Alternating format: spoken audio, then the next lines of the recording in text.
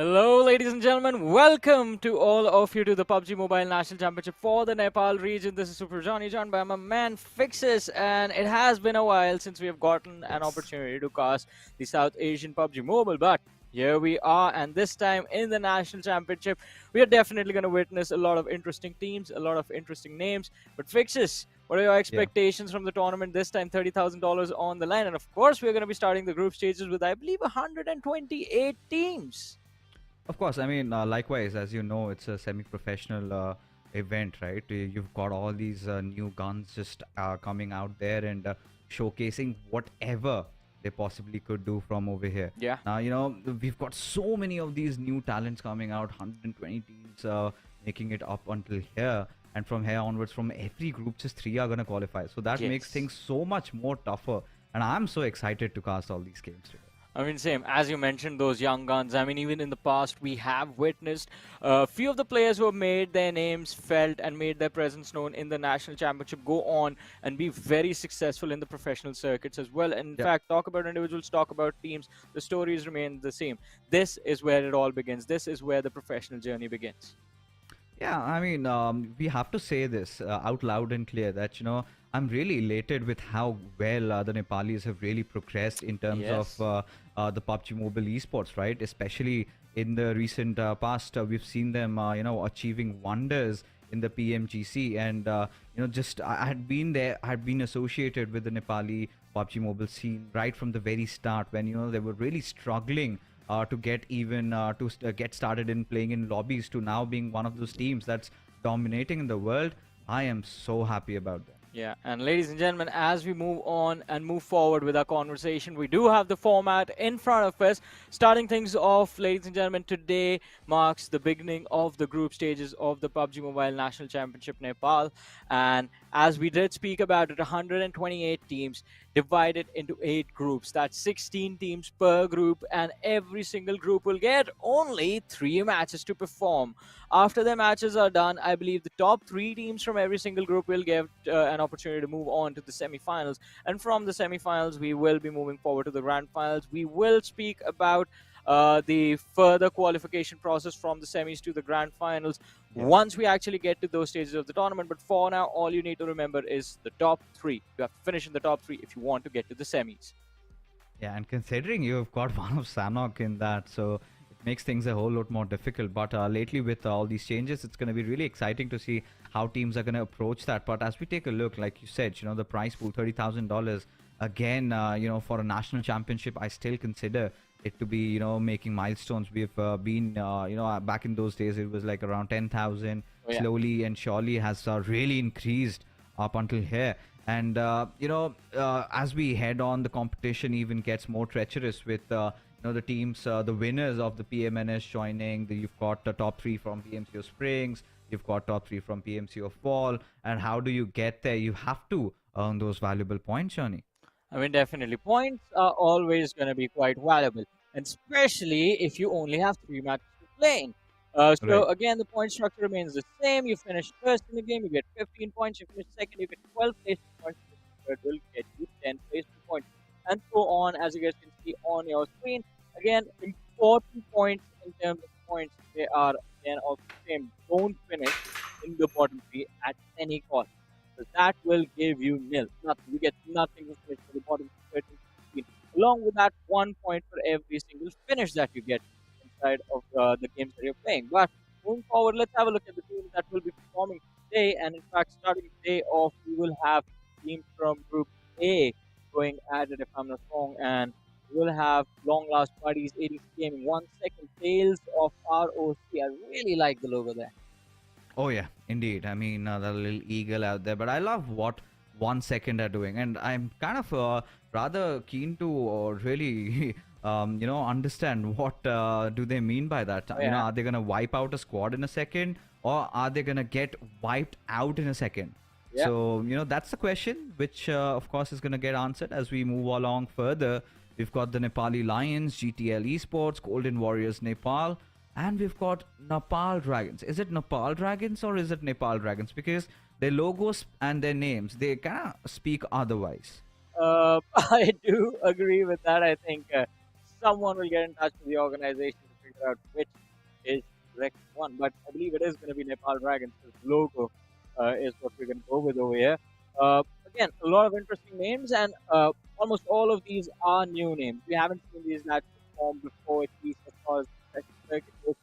Amateur leagues, I mean, these lads might have made a name for themselves, but today it could be the beginning of the next step on the ladder to success for them. I mean, we all know where the roads from here can lead towards the global championship, of course, is what I'm talking about. Where, in fact, the teams of Nepal are doing pretty well for themselves this time. More about that later. But moving forward, we have Best Hand Esports. We have, I believe, ENMAGOH is the name of the team. Then there's Team O, which is going to be quite interesting to see how they are going to, well, basically get their opponents to say, oh, Team O is coming their way. And it is going to be quite exciting to see. In fact, wow, Backbenchers Esports, and that is a name that I find myself, well, I like that quite a lot. Yeah. Kind of sort of resonates, Yep. everybody, I think at least who are kind of connected with the esports fraternity have had their fair share of esports gossips in those backbenches, just trying to plot out all your strategies. Because I mean, heading back to the college days when we used to play this game a lot, we used to sit in those benches behind and have our games going on. Of course, we would not recommend you doing that, and yeah, we would hope that you attend your classes and be very diligent with that. But again, moving forward, we've got a Nova esport, I think, have taken certain inspiration, but their logo is something else. It's SC, so kind of really confusing for me. You've got Raise the Flag, like you said, and Team VTA, who has a different logo. Yeah. They're known as Team KTM over there, and so kind of really confusing. I'm already just boggled with what the teams have come up with. Now we've already given you the disclaimer that they have those semi-pros out there trying to make a name. Fix it, but I'm confused. Did you have the glasses on before we went to the graphics? No. Or did you just No, put them on right now? I really now? felt with this outfit, the glasses would just give me that little bit of a professor nerdy look, and it's winters, of course, and why not? Yeah. Just try. Just trying to look smart on camera. Yeah. I mean, it is always going to work. You do look good in those glasses, but I was wondering how good our teams are going to look today. We did have a look at the first 16 teams, ladies and gentlemen, just now, and all these teams are part of Group A. They're going to get 3 matches, as we spoke about earlier. So the first 3 games, that is the matches they are going to play, and after that, their matches for the group stages are going to be done. It's just these 3.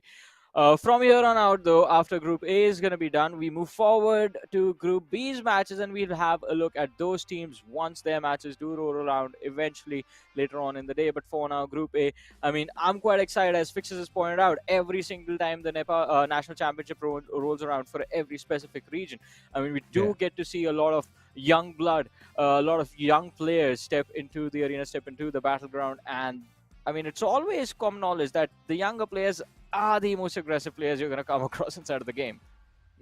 This is where the dilemma really arises, right? Do you actually play aggressive when you know your fate depends on just 3 games, right? 1 Erangel, Sanhok, and then Miramar, and that's all it is that you have to prove yourself to qualify for the semi-finals, right? Now this is where I really have myself, just thinking what could be the Nepali approach. And that being said, Johnny, we do have the schedule for us in front of us, and like we've already discussed, it's going to be the matches of Group A and B. So Group A does comprise of 16 teams, and Group B does comprise of 16 teams as well. So it's going to be Erangel, Sanhok, and Miramar, and would also repeat in that very same order. But coming back to our very discussion, 3 games, you have to put your best foot forward. There's no scope of error, and it's going to be really challenging for all these new guns out there. I mean, it is definitely going to be a big challenge for these lads, and it's going to be quite interesting to see what they bring to the team. Hey, man, I can't just let you be the only man sitting there with the glasses. I mean, if I'm a nerd, then you're that cool kid in the class, just flirting with all the ladies. I'm the backbencher. Yeah, you literally are the epitome of backbencher right now. But in the evening, kind of reduces your visibility. But with all these lights glaring at us, maybe you could find a way around, Johnny. Regardless, I think it's really does come down to us. Just we can't really make any predictions over here, right? So you cannot put me on the spot anymore. But in terms of actions, in terms of gameplay, Johnny, what are you hoping for to see from these teams. I mean, especially, you and I, we go way back when it comes to the national championship for the Nepal Right. region, and watched quite a lot of scrims over there as well. And the region has, as I've always talked about, evolved quite a lot from back in the days. Survival instincts for majority of the teams I've seen come from Nepal are always strong. I mean, that is the default setting. These lads, they know how to survive even in the toughest possible situation. You throw 10 teams. In a team fight and put them in the middle of it and tell them, all right, you have to be in the top three coming out of this entire fiasco. They will make it happen. The problem arises in the fact when it comes to those late game moments when you have to transition between multiple fights at the same time and prioritize which opposition you need to take down first. That sort of chaotic situation is where we see the younger teams and the younger players sort of struggle with, because you only learn those things with experience. But that is, I guess, what we're here for. These are good experience to take to achieve with the best success. Because, ladies and gentlemen, once we move on to the semi-finals, these lads, the teams that eventually, in fact, qualify, will be joined by the teams from the PMCOs, the two splits that have happened, and also in the finals, there will be a few names from the PMPL. Joining them as well, so it's going to be quite interesting. But for now, the group stage is beginning. The trajectory of the plane just starting off a little bit north of Lipovka and going all the way towards the Georgopol area. So this flight path leans heavily towards the northern part of the map. It's going to be quite a big struggle for the teams that land, or in fact do like to land towards the southern edges. Oh, indeed. I mean, especially if the zone goes a little bit down south, then they're in a whole world of trouble. You've got an LLB Cherry out there, and just wondering if he chose the same path as me, and could potentially also become a commentator if things don't work out in the esports scene. Of course, we have our friends could pull off a few strings Oh here yeah, and there with our king of Nepal, get Mr. in Ranch touch with Rashi, Anj. who apparently is on the Nepali desk, and he's pretty elated. An event coming up in Nepal, and so excited. I could see him thumping his chest, just on the video call. But right now, we do have the zone forming in front of us. It's gonna be a standard Eastern Circle, or it's just centered around Mansion Shelter. Yeah, I just want to warn you before you talk about Anj that he is not too far away from your house and he knows exactly where you live.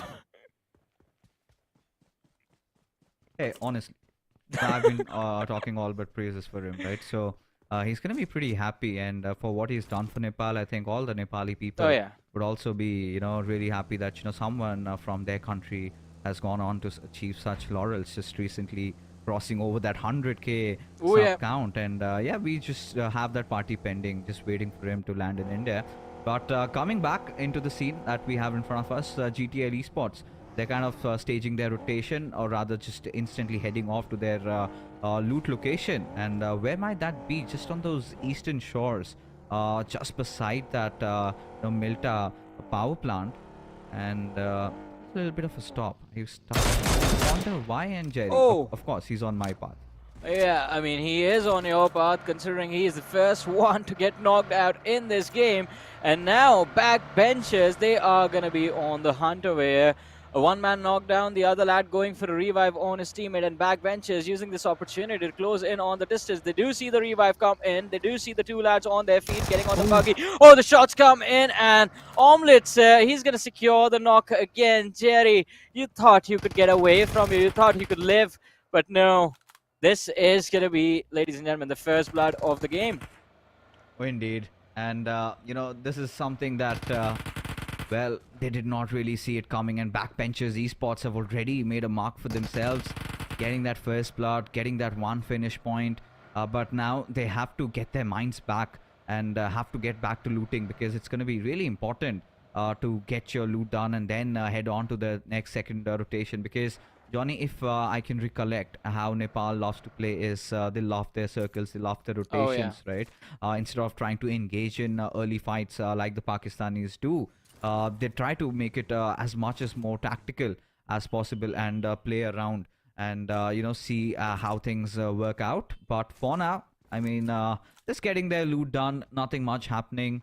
I just really hope to see some more action coming in. I mean, same. I would love to see a little bit more action in the early stages, and especially considering I believe these teams haven't played against each other on a regular basis for leagues that go on for months and months and months and months on end.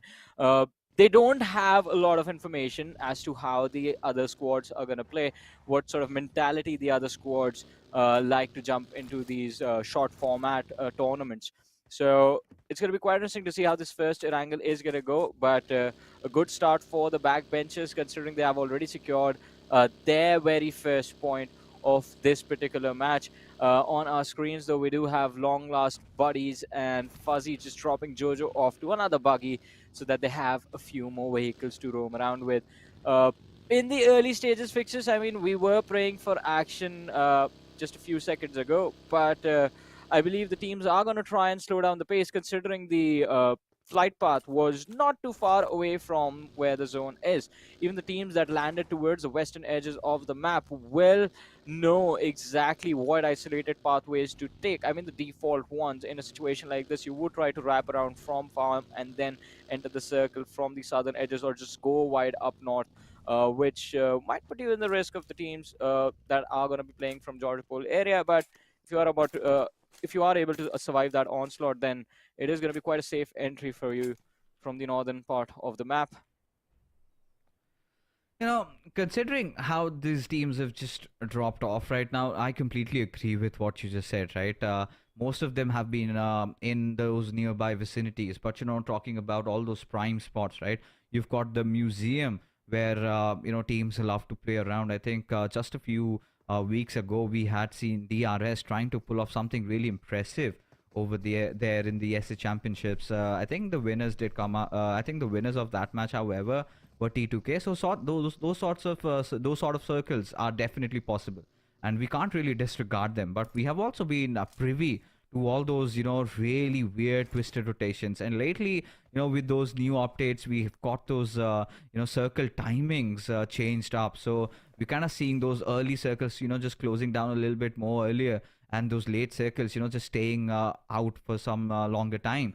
So it's going to be really interesting to see how these teams are going to be playing around. And all these small little changes, adding certain new areas of hiding around Yasnaya Polyana. We did not have this earlier, right?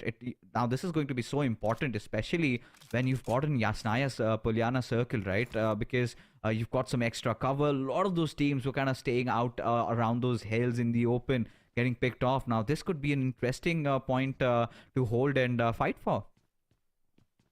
I mean, it is going to be quite interesting, considering, at least for the next few moments, these lads are the only ones present in this entire city, and they have all the high priority locations under their control. The northern part, the area right behind on the hills, as you mentioned.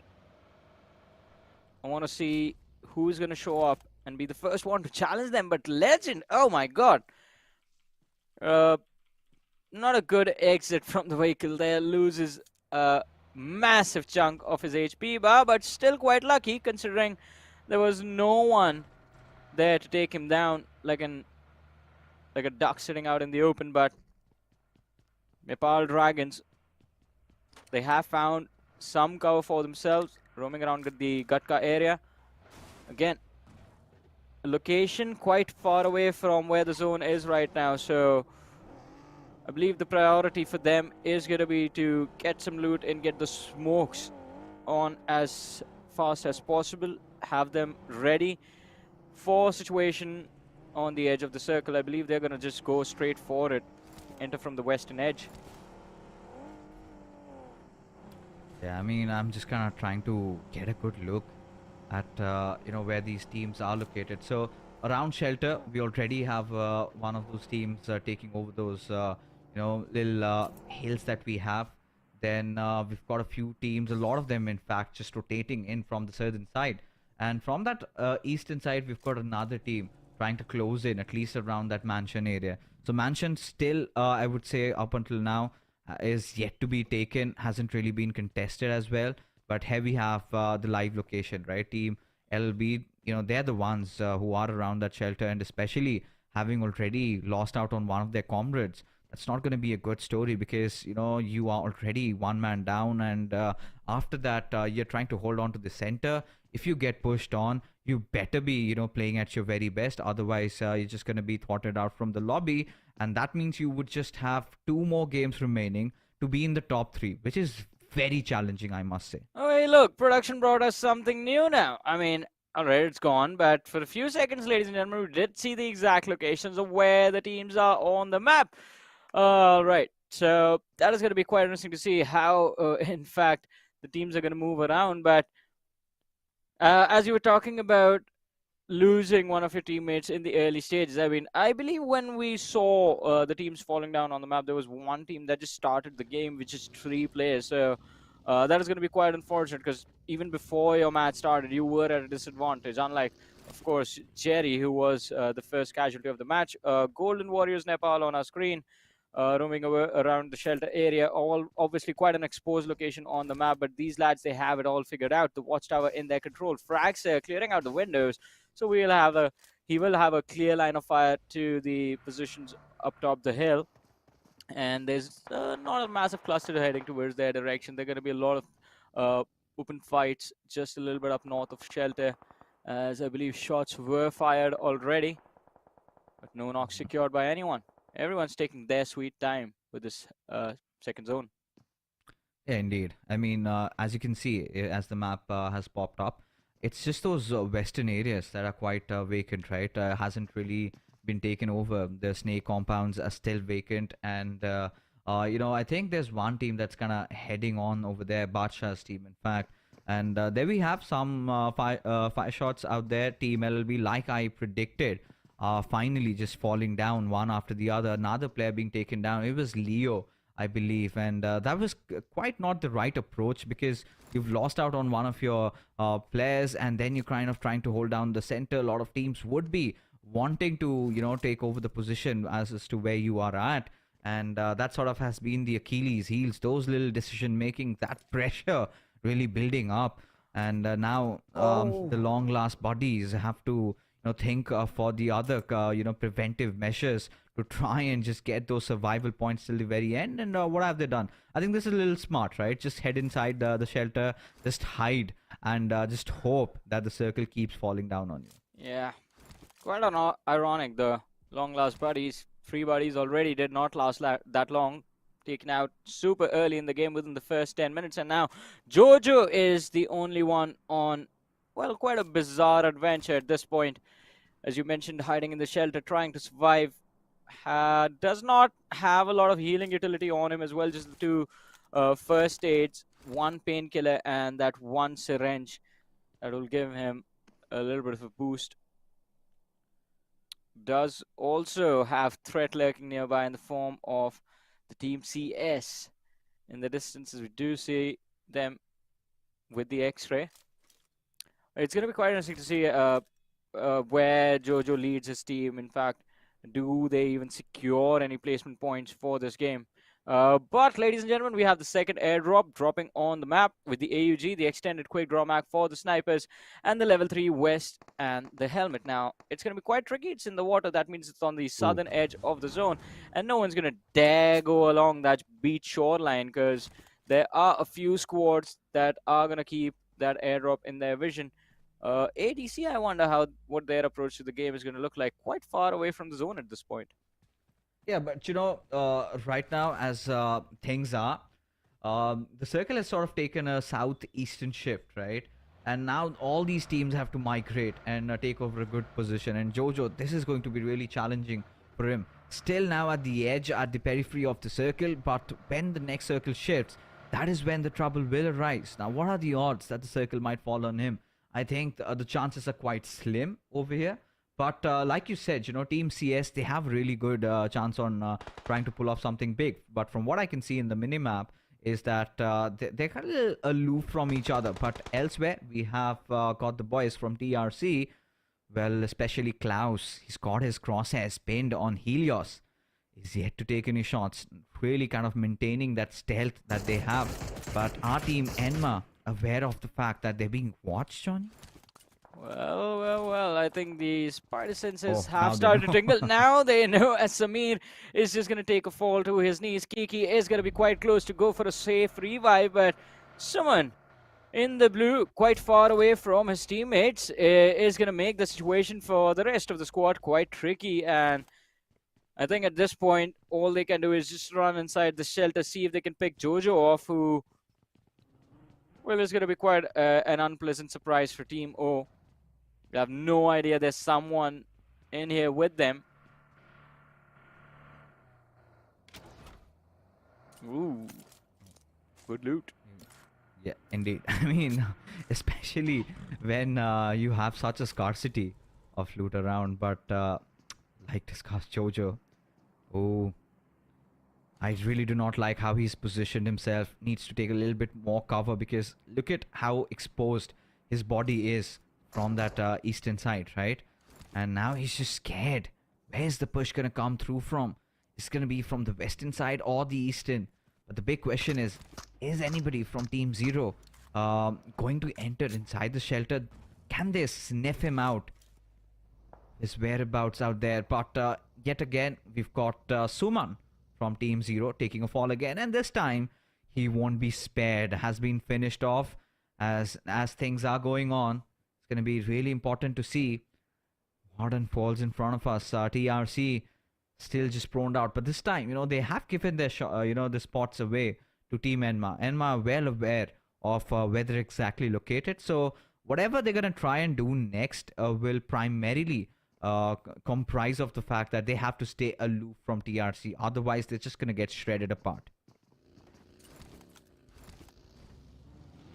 Ooh, that shift between Shelter and Milta is going to cause a lot of troubles to the team that were planning to stick towards the farm positions. Now, we do see ENMA moving towards the western edge of the zone, but they aren't going to be the only ones. They have ADC right up on top. The Nepal Dragons are going to close in a little while. The backbenchers moving in from the southwestern edge, but over here, ladies and gentlemen, ADC Doraemon firing a few shots up the hill on the players of CS, who just reveal themselves ever so slightly on the edge of the hill. But as soon as the first shot came their way, they completely turned around 180 and ran in the opposite direction. Priority is quite straight. Find a position, find a safe position inside of the zone, and then try and take a fight if possible. Yeah, I think that is exactly what these lads are up to, and this is something that I would really encourage. But NLN, Kronos, has managed to get the better of one of those players, has knocked him out, as Doraemon could spot out one more over here, could get a knock possibly, but Team VTA, they've got their eyes set on Team Zero as the grenades are being cooked on. Dumpsy has managed to thwart one, but hasn't succeeded in finding any connections so far. A little bit of distance over there, and I do not really know if this is the wisest of those decisions, but if he connects, this could be something huge. But Samir has been taken down by his teammate Decod as the fight has begun. Well, oh, massive nade. Purple Rain making it rain. Finds the opening knock. TMZ. The trade did come in, but Team O, they're going to try and push for this. Purple Rain leading the charge over here. Climbs up on top of the rock, but he has to be extremely careful. Warhead in the distance has a good flank available to provide cover for his teammates. Raz on the other side did go for a revive on Osumi, and a trade nade coming in from KTM. Purple Rain, he's going to find himself on his knees and in a very tricky position. This was an example of a third party. Of course, in the flow of things, Purple Rain, he was kind of complacent about NLN's position. Yeah. And eventually just got picked off from that Mini 14. Now Team Zero is well aware of the threat looming around their eastern side. They have to, keep a watch at that particular direction, but cannot really potentially disregard the fact that Team VTA are right at their doorsteps. And one more grenade might just make things a whole lot more interesting as Warhead decides to peek. And this time, Samir was well prepared. In all of this chaos fixes, I have some upsetting news for you. What is that? All your LLB brothers are gone. The squad has been wiped out. Jojo, the last player surviving, did get finished off just a couple of seconds ago. So that was the first squad elimination of the game. And that comes after 18 plus minutes, right? Yeah. Now, this is what we were talking about when we, were discussing about how intense these games are going to be. I mean, you can imagine what's going to happen in that final circle. But Purple Rain is looking unfazed. He wants to pick up a fight. And they have to do that if they have to make sure that they get inside the circle, right? Otherwise, they're basically done for. because Team VTA, they're just being the gate watchers. But instead, what they should also be possibly thinking is what their next step is going to be. As we do speak, one of those players of Team CS has been dealt with by the players of BH. Now ASAP getting that final blow over there. But right now, look at Warhead just proning, trying to form a different angle. Can he spot somebody out? He needs to find a knock and then make a move, because now you can see that shift coming in, and Team Enma are in such a prime position right at where they have dreamt to ever be. Especially when you have a good start, you can have that momentum rolling, and it leads to bigger and better things. I mean, moving on to bigger and better things, we have a massive three-team fight over here on our screens. We do have the Nepal Dragons against the players of TRC and GTL in the distance right behind them. The Dragons stuck on the low ground apart from Legend, who is, I believe, quite a bit in the distance on the other side of the hill. But over here, TRC, been on the feed, we do see them in a little bit of a pickle, as they are, I believe, being charged upon from the rear. So kind of a sandwich situation they find themselves in. Backbenchers, the omelets, looking for omelets, just looking to pop some heads instead of eggs, I believe, with his guns. And here we have, as I said, TRC in a backstab situation. Two players extremely low. In fact, one of them was knocked down. Sensei is going to go for a revive, but Gojo and Doraemon, they're going to look to push. They have smokes laid out to provide a little bit of soft cover, making the aggressive move a little bit easier upon them. Oh, look at this. Mr. Ravi, he is playing with fire. Just goes ham with that MK14. But just when he goes for a reload, gets picked off. Team SC has taken good control over this. Mr. Ravi getting knocked out. Now, that's going to be a huge denture for the Nepali Lions. What are they going to do? What's going to be their next measure? Because Mr. Zox, he's being sprayed on from the other sides, from the edges, and outside from the other teams. Just has that little shroud, but eventually would just get wiped off as NLN bite the dust and get eliminated at the 14th position. Just 3 eliminations for the lads, and not a lot of placement points to go along with that. But let's see. I mean, we are still looking for the winners of this first game. Raise the flag, Rasta on our screens. Calais in the distance, just lying down, prone out on this hill behind the buggy, hoping no one sees him. Has decent cover to protect him as well. The vehicle being blown up to create a little bit of a solid cover out in the open. The Dragons, they refuse to give up in this situation, and the situation being made a whole lot easier for them by the players of ADC in the distance, who are not letting TRC escape. But look at that, Borokazi knocked out with the nade. Legend is quite close to his teammate. He's going to try and go for a revive, but before that, he's going to try and look at the opposition. What is happening over here? Bacha, he might have to deal with the entire squad of GTL all alone, and it is kind of, well, it is a massive panic situation. Let me correct myself. A massive panic situation on the southwestern edge of the zone right now, as 4 teams are fighting for survival. Indeed, and GTL, I mean, they really have to think of what they're going to do next, as Shy Boy opens it up on Innocent, as the Nepali Dragons decide to charge in. They certainly have found a trade, but can he get another one? Yes, he does indeed. Shy Boy ensuring the fact that he gets the finish, now goes in for that push, or maybe decides against it, because the more time he's delaying, you've got Bacha trying to get that res up, and will of course have the grenade cooked, but that is not going to make any substantial amount of damage over here, as Shy Boy just making sure has himself injected, has all those boosters coming in inside of him, as Innocent could just be in a collision course with him. But at this point, Shy Boy just making sure he's got that shrouded smoke, try and get inside the circle. But with Nepali Dragons in for vengeance, how long can he survive over here, as he gets another fight out in front of him? But Innocent getting those heads popped, gets that final finish, and with that, Team GTL, they've been eliminated. Oh my goodness, did I skip through time, or all of a sudden there are just 5 teams remaining in this game, 17 players still surviving, and the Dragons, they are still here, still stuck on the southwestern edge. I mean, a few minutes ago, I believe, not even a few minutes ago. 14, I guess. Yeah, there were 14, 13 teams there, and all of a sudden we're down to the top 5. Well, moving forward, Legend is just going to be kicked out of the lobby as well. Badsha, along with his teammate, one more teammate just remaining along with him, right next to him, in fact, and it was Innocent, and he's not going to be surviving for long. Bacha is going to run forward. Oh, beautiful. Oh! Runs right into the nade! And Fraxer, well, Frag Grenade is what we're going to call him from now on. 'Cause that was just beautiful. Just living up to his name, right? Just blowing the opposition apart into smithereens. And for now, the four remain. Golden Warriors Nepal, they had been very good with their rotations, but have lost out on two of their players in the process. But as considering how far they have come with all those finish points, it's going to be an interesting one. But your favorite team, Johnny, backbenchers. Oh, Omelets, he is on fire today. Has managed to pick off yet another one. And Rage Whitey just hiding inside that little smoke out there. The moment it sort of dissipates. But look at backbenchers. They are picking up multiple fights. Now, Fragger, he has to peek through that smoke. Otherwise, he is also donezo. But indeed, Prones at the right nick of time.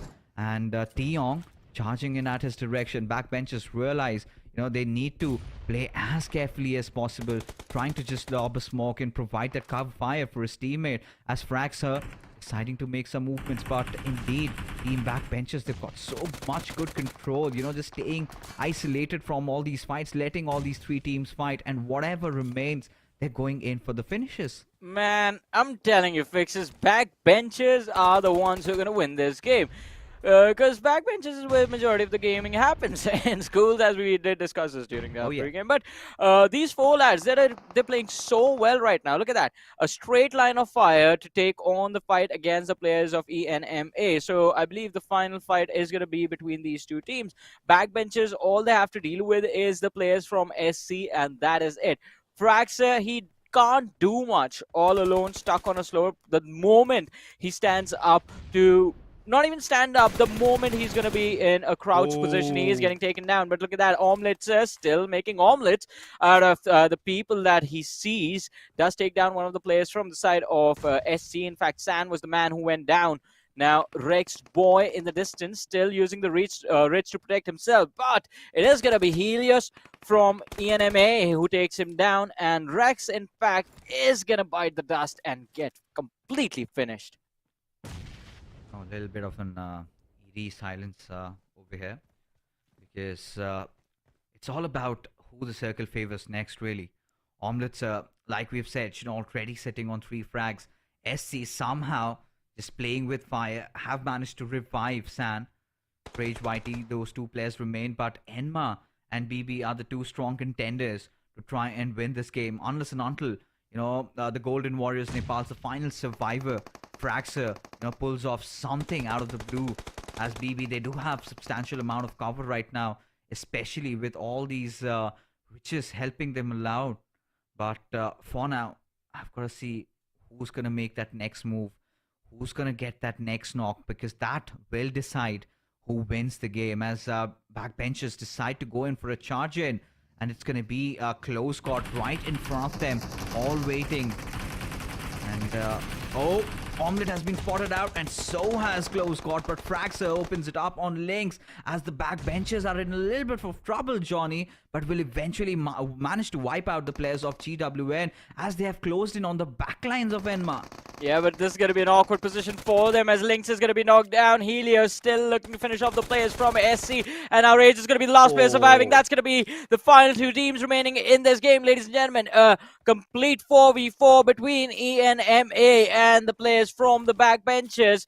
Linox, the revive has come in. Helios is going to be down to around 50 HP, but goes for a nade lob towards this opposition.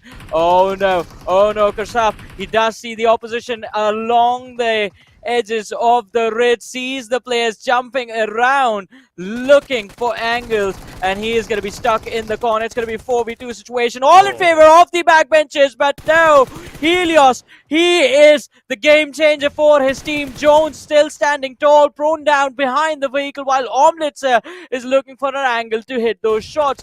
Helios and Jones, two brothers remaining in this final engagement. As I said, a 4v2 situation it is. And well, before they move for these lads, he knows what are they doing, sees them, goes for the shots and misses a few. And that, ladies and gentlemen, is going to be the final nail in the coffin. The backbenchers, the numbers All four of them. 2v1. Jones behind the buggy. Omelette is looking in the wrong direction. It's going to be brought down Oh. to a 1v1. It seems like. Oh no! Jones brings it down to a 1v1. Omelette is there with barely any HP. A few shots from the UNB, but no! What did I just witness? What was this win? And this is just the first game of the day.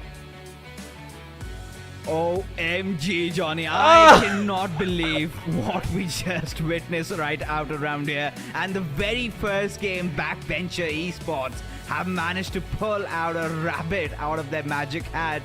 And, it was a game where we were kind of sure that they're going to win. But Jones did manage to turn the tides in his favor. But little did he know that Omelette, he is a differently built man. The way he handled that situation in those moments, just with a sliver of HP, making sure he utilized that cover coming in from that trade box out there. And then what he did over here was something really magical and something really special. 10 eliminations is what they get, and 25 points out of which. What a beautiful game. What a beautiful start to this event. Oh man. Oh, I think I need a moment You to need to catch catch my your breath breath right after now. that. I mean, look at me. I'm just completely shook after that game. But oh, he was there, I believe, with like 5 or 6 HP on that bar. It was barely a few Yeah. pixels, and Just one bullet and he was done, right? one bullet But on the leg. Hit him on the leg. Hit him anywhere on his body. You can hit him on his finger and he would die. But we've got to give credits to where it's due, to Jones, right? The way he Yeah. handled himself in that situation, players were charging at him and managing to take down 2 of them over there.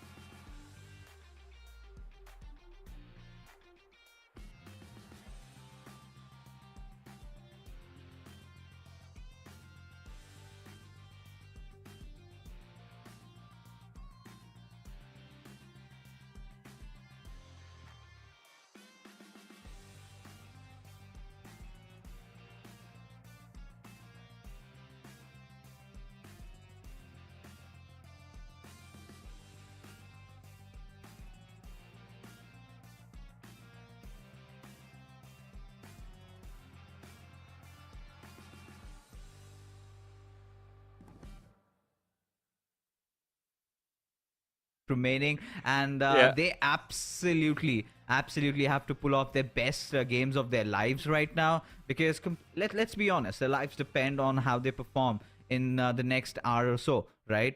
If they're actually qualifying to the semis, because all these new teams, they've been grinding, and not just for the past couple of Yeah. months, but for years. And it takes it's such a task to be here at where you are at right now in that broadcasting phase, where you're playing in the group of 128, and you're the best, right? The 128 best teams of Nepal, trying to inch in a little bit closer, trying to take that extra little step further. But sort of summing up the entire match, Johnny, game number one was all about rotations, right? Teams Oh yeah. being very careful about how they wanted to rotate. And you also remember how we were sort of baffled by the fact that we just witnessed 14 teams, and suddenly just 5 remained.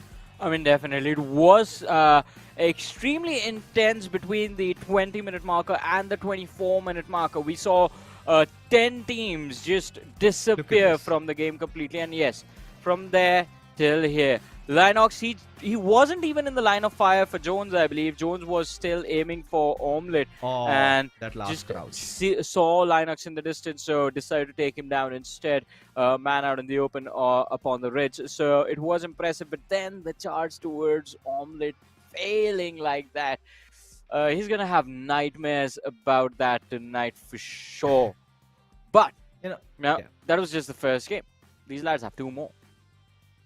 Yeah, they do. And, kind of trying to understand what really happened in those final moments. I think it all came down to that little last crouch toggling from Omelette, where he just crouched down, and Jones could not reposition. But like we said, right, he did manage to take down 2 of those players. But that being said, ladies and gentlemen, we are finally done with game number 1. We're going to be heading for a short little break. We will be right back in a jiffy.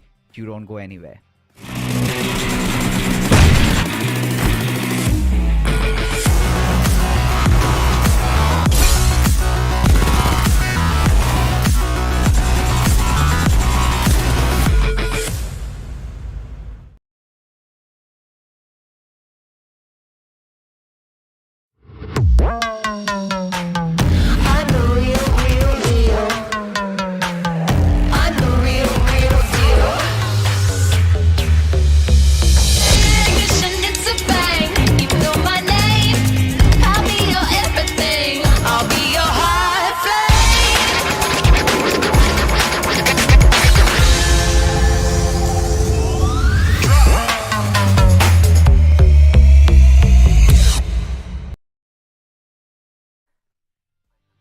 Welcome back after the break, ladies and gentlemen, to the PUBG Mobile National Championship for the Nepal region, brought to you by the Oppo F21 Pro. This is Super Johnny, joined by Fixes alongside with me.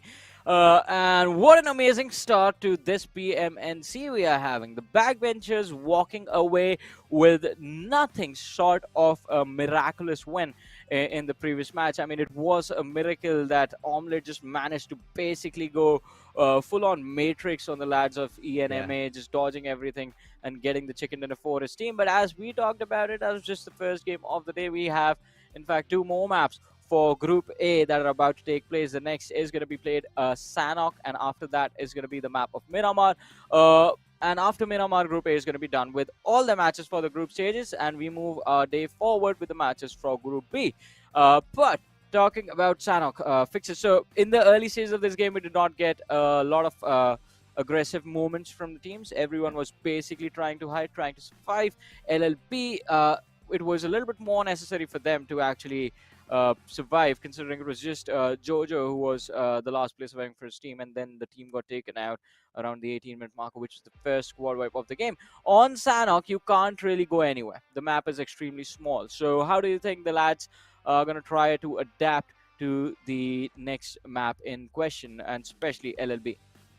With the recent changes being made to all these maps, especially with the zone timings, the possibilities of engaging in a heal battle has come close to nil, right? You can't do that anymore. And this is where the real confusion arises. You're in 2 roads, so you've got to choose one. You have to pick up fights. You have to, judging by how the Nepali teams have been playing, right? It's all about, trying to head on and get over that central spot. And to do that, you have to take that one important fight. Of course, it does come down to luck, whoever the circle favors. But you know what, Johnny? I really want to see a Western Circle right from the start. Just shake things up a little bit, just rattle these teams, and want to see something really out of the ordinary. Because honestly, I've had that one winner coming out from backbenches. Yeah. Enma was really good. Even Golden Warriors Nepal, they were also playing really amazing. Even Team SC, as a matter of fact, they were really good. But at this point, you would want somebody, else to win a chicken dinner and stir things up in the Yeah. top of the table. I really wanted to see it to be a very close battle between these teams. And for all the viewers out there, only the top three qualify. You've got 3 games. You have to be in those top three. And trust me, I'm telling this from my own personal experience. It is annoying because honestly, you know that your future depends on how you Yeah. play in those next 3 games, but can't really help. So many teams have to get those matches done. And Sanhok, I'm really excited. Do you expect, Johnny, to see sort of a bloodbath in boot camp? Uh, I mean, not towards boot camp, but maybe in some other sports. I believe Camp Alpha can be quite tricky for teams that are strangers to each other to figure out how, in fact, they want to fight. Boot camp is something that I believe the players are just going to rely on their individual gun skills to take those duels, which at this stage of a competitive level, I mean, all these players are pretty good in terms of firepower and individual skill level. So that situation becomes a complete 50-50 for individuals to deal with. But over in the Camp Alpha Hill, especially close to the temple and the ruins area, is where team fights are going to be of utmost priority. And one thing I do agree with you on, I would also love to see a Western Circle, especially towards the southwestern Yeah. positions of the map. I mean, ruins is something where we haven't seen a game come to an end in years at this point. Okay, now ruins, right? You've all right. So it's gonna be interesting, rather tricky, because yeah, there are few Nepali teams that head over towards ruins, and history has sort of been a testament. If my memory serves me right, going back to the OG days, the chat can definitely clear that one out for us. I think I remember Elementrix Elementrix, having yeah. a lot of rivalries around those ruins area, and then that was the golden boys from Elementrix, that brought all those laurels to those teams. And a lot of things have happened, and recently, I think in the SA Championship, we did witness Elementrix. Now, Yeah. they have really worked out on their rotations. Even I think Johnny, Necro, and I were also discussing about how good they were in the map of Sanhok. So Nepali teams do have a certain idea of how to approach. But again, Sanhok being one of those really tricky maps to play in, I'm really keen to see what these teams have to offer. I mean, definitely, it's going to be quite interesting to see as to how these lads are going to decide to play this map of Sanhok. And Right. again, what they have to offer, I think my eyes are again going to be on the top 2 teams from the previous game that are going to be Enma and the backbenchers, because they displayed a good display. They put on a good display of firepower. And rotation tactics in the entire game, especially considering up until the 4th zone, the backbenchers were basically on the beach shoreline of the main island, and from there they climbed up north to secure the win inside the game. But hey, I guess we are a little bit late to the party. The trajectory of the plane is already there, starting all the way from the eastern edge right up above of Lakavi and going through Camp Alpha towards the western edge of the Camp Alpha island. Now just watching all these teams drop off and a certain circle to begin with. So Team ADC, for sure, they're going to be happy. The same can be said for GTL and RTF also. Even Team Enma might find themselves really lucky. Can take over Kampong. They've got that entire southeastern belt to themselves. But Golden Warriors Nepal, I mean, dropping over at Quarry, I think all you've got to do is get your loot done. But look at that cluster around that western side. Ruins is where you were talking about. I think a lot of graves are going to be dug over there. Ooh, there's a massive cluster over there. In fact, the players of TRC are still in the air, quite far away from the rest of the team. And you do see Epic and Sensei dropping towards the Camp Alpha Island, while 2 of their players have decided to go towards Tambong area. And look at that, Sensei is going to be the first casualty of the game. 1 second getting that finish, as Kirat is going to be the man in question who has secured the first blood for his team. So TRC, even before the game begins, they find themselves in a world of hurt. Oh yeah, definitely. Not denying that because we were talking about this happening, right? Yeah, there are gonna be graves being dug, and it has already begun. And for 1 second, I really do not know. I haven't seen them for 1 second in the previous game of Erangel. What happened to them? I have no clue. But in game number two, they certainly have had a good start, of course, but it's the path is going to be arduous for them, especially considering the fact, Johnny, that you have to make a long rotation. Now, this brings to my second question to you: is that are we going to see any of those infamous rotations tonight? I don't think so. I don't think so. I think, as you have been making it quite clear, fixes that the future of these lads' professional careers is going to be decided in the next three matches that they play, at least for a year, until the next year or until the next national championship once again rolls around. They might be improving their Oh, skills, but look at that. Nova Esports also securing a pick for themselves. Scarface is going to be the casualty as San finds him out in the open and takes him down without breaking a sweat. yeah, and I think Nova Esport, they're really feeling themselves. If you remember, even in the previous game of Erangel, I think they made it to the top four. And, San was one of those players that was surviving till the very end with Rage YT. So I think getting that extra point certainly helps. If not, it's something that you can really look onto. But for now, as things are, oh, being a little complacent about his surroundings, and just while he was enjoying the spoils of war, just getting that one knock and finish, he's got picked off. And 1 sec, they've also been traded.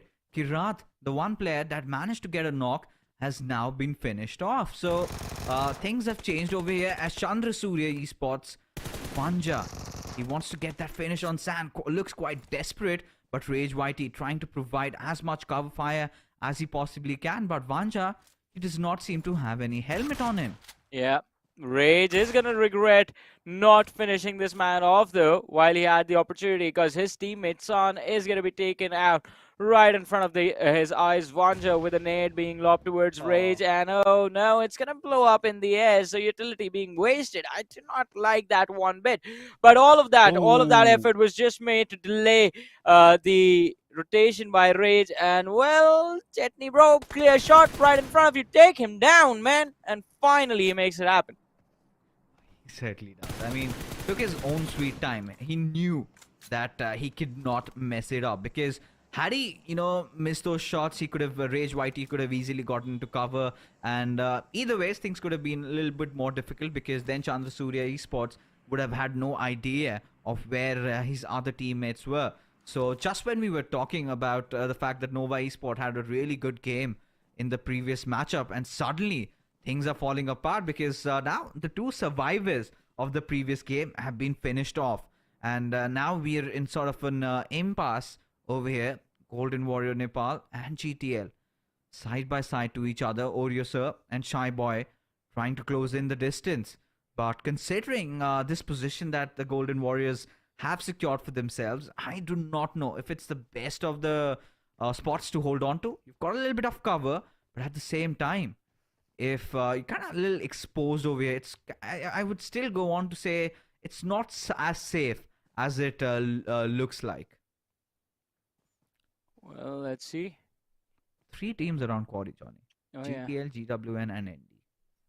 I mean, things are definitely getting more and more interesting by the minute in first two matches itself. But let's see. I mean, Sanhok is one of those matches where it becomes difficult to predict as to what a team's position in a certain situation will lead to.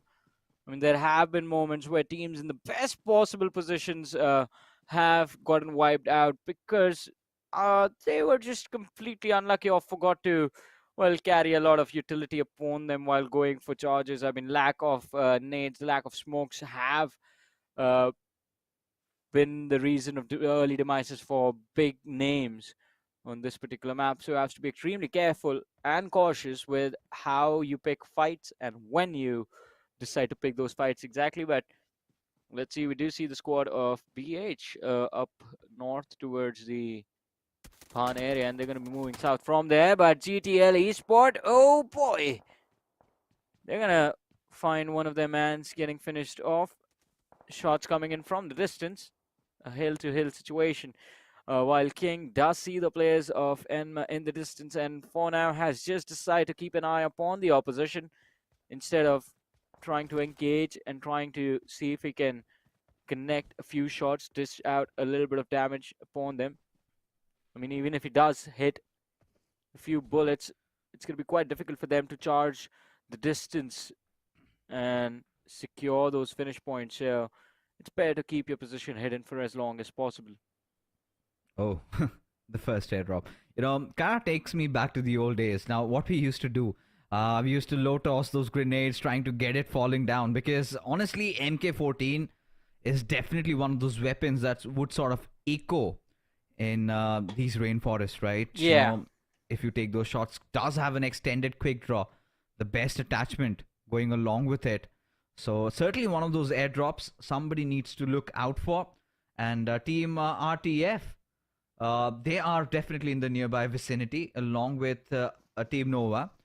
So could be the favorites, but Omlitzer, the star of the previous matchup, is being pushed on by the players of Chandrasuri Esports. Now the question is, are they aware of his presence? We'll finally find out now as one of them gets knocked out. Will certainly would want to go for the other one. Does try to juke Bob and Weave. Still alive though, but for how long, as he's managed to get yet another?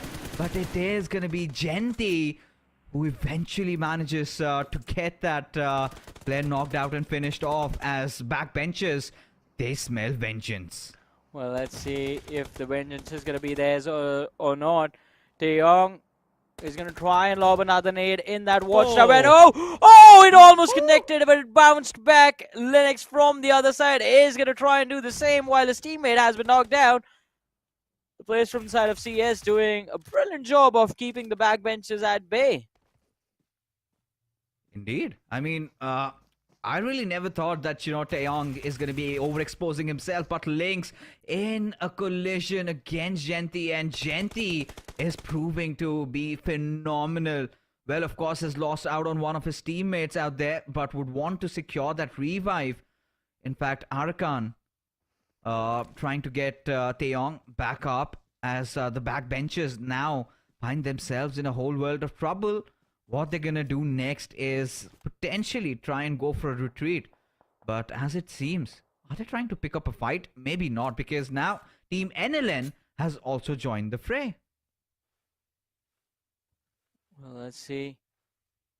It's going to be a surprise for everyone witnessing which one of these rosters will eventually walk away from this massive team fight. And I guess backbenchers, they have had enough over here. They've lost 2 players, and the remaining 2 have decided to just fall back. Golden Warriors Nepal on the other side against the players of Team O, I believe, Purple Rain. A Molotov lobbed right in his face. He has managed to avoid taking any damage from it. The nade might do the trick, and it's going to be quite close as well now. Close up too early. Really love his, presence of mind out there. He knew that he was sort of getting clobbered down, and eventually just lobbed a smoke and escaped. But Lothbrok just, snuffing him out, knew exactly where he was hiding. Just lobbed that Molotov at his direction. But Purple Rain really needs to watch out for Fraxer, because he's trying to get a little impatient. Has himself spotted out. It's just about taking those shots. And Purple Rain is being fired upon. But Fraxer, this time, however, just misses those bullets. We sort of remember his heroics, if you recollect, just around that guard post beside Milta, where he just, kind of bombarded and took down 2 players out there just with his grenades.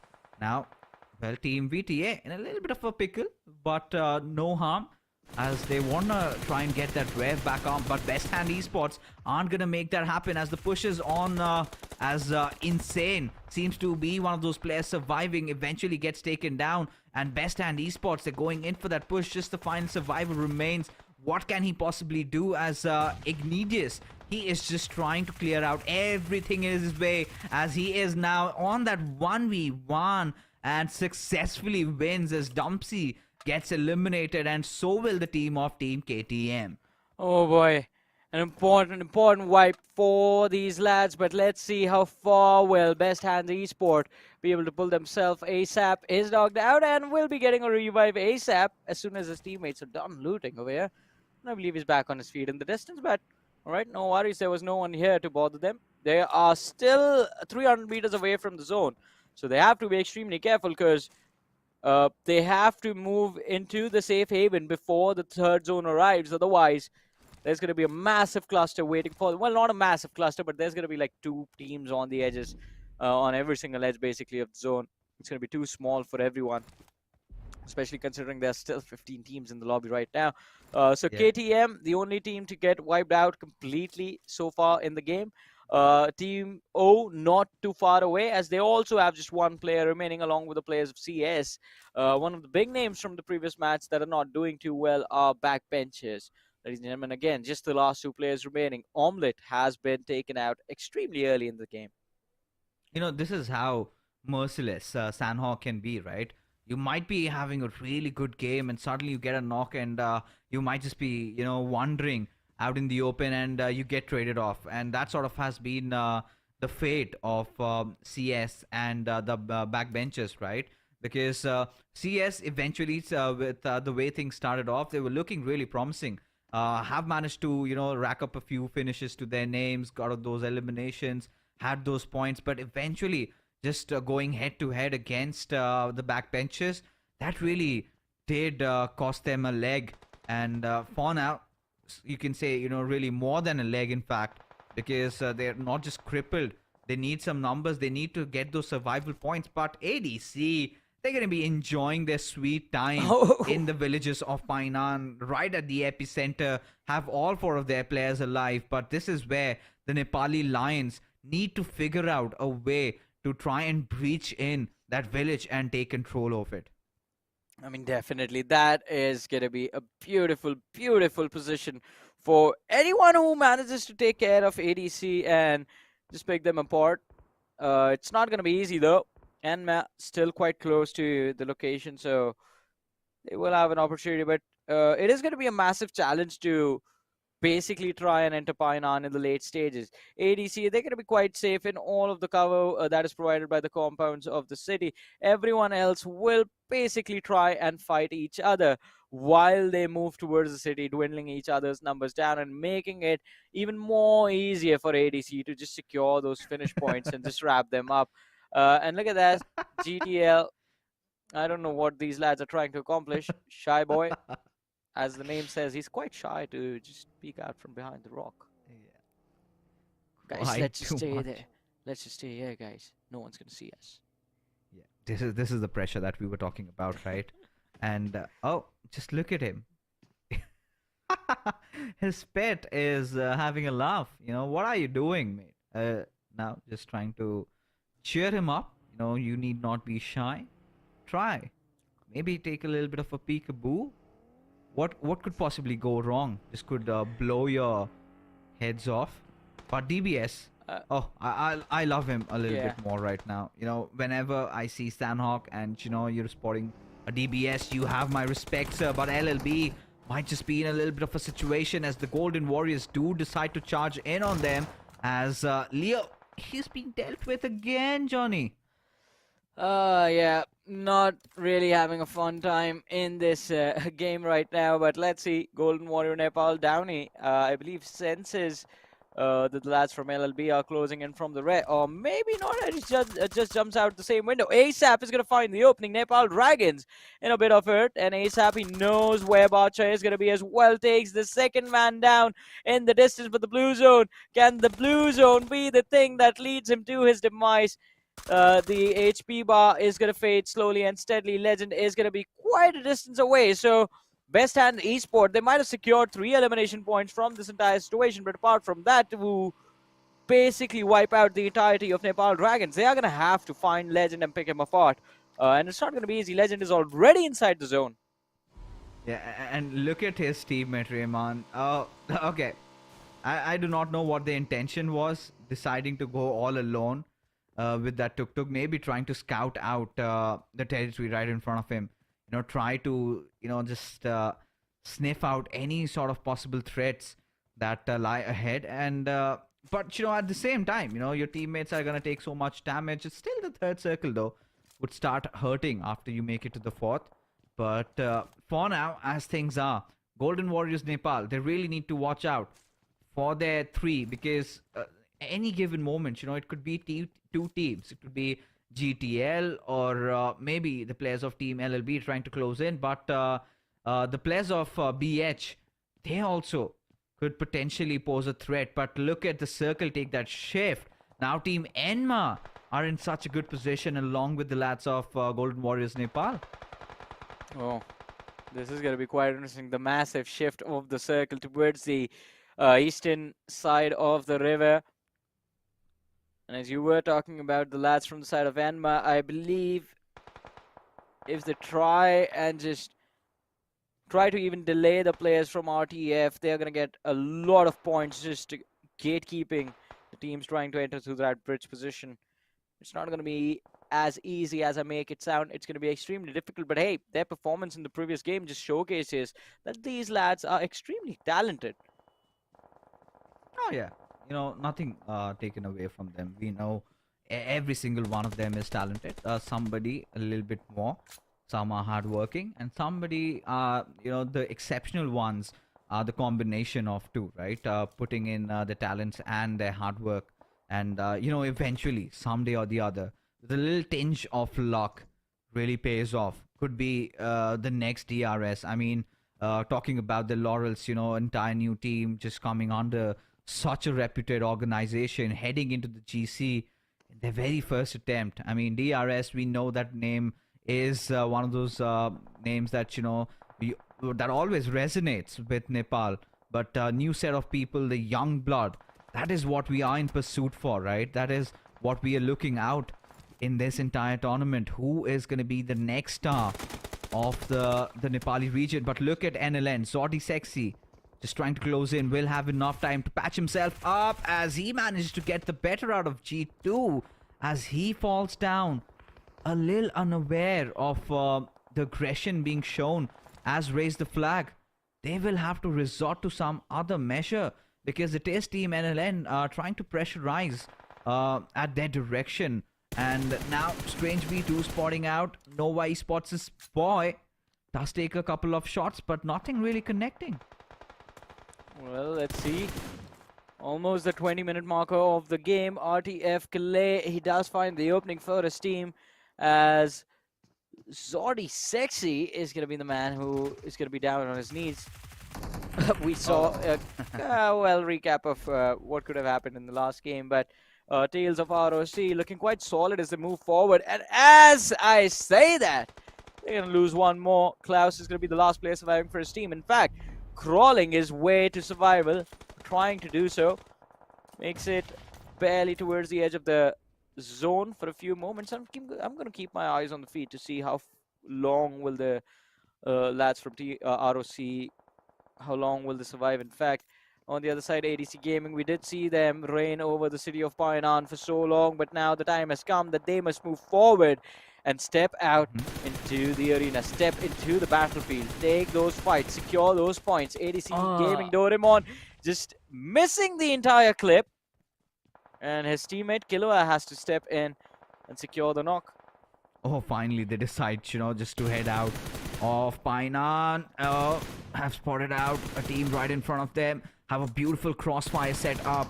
Quite unaware of Decode right in front of them. Maybe Gojo making sure just distracts his enemies while Decode might lob a few grins at their direction.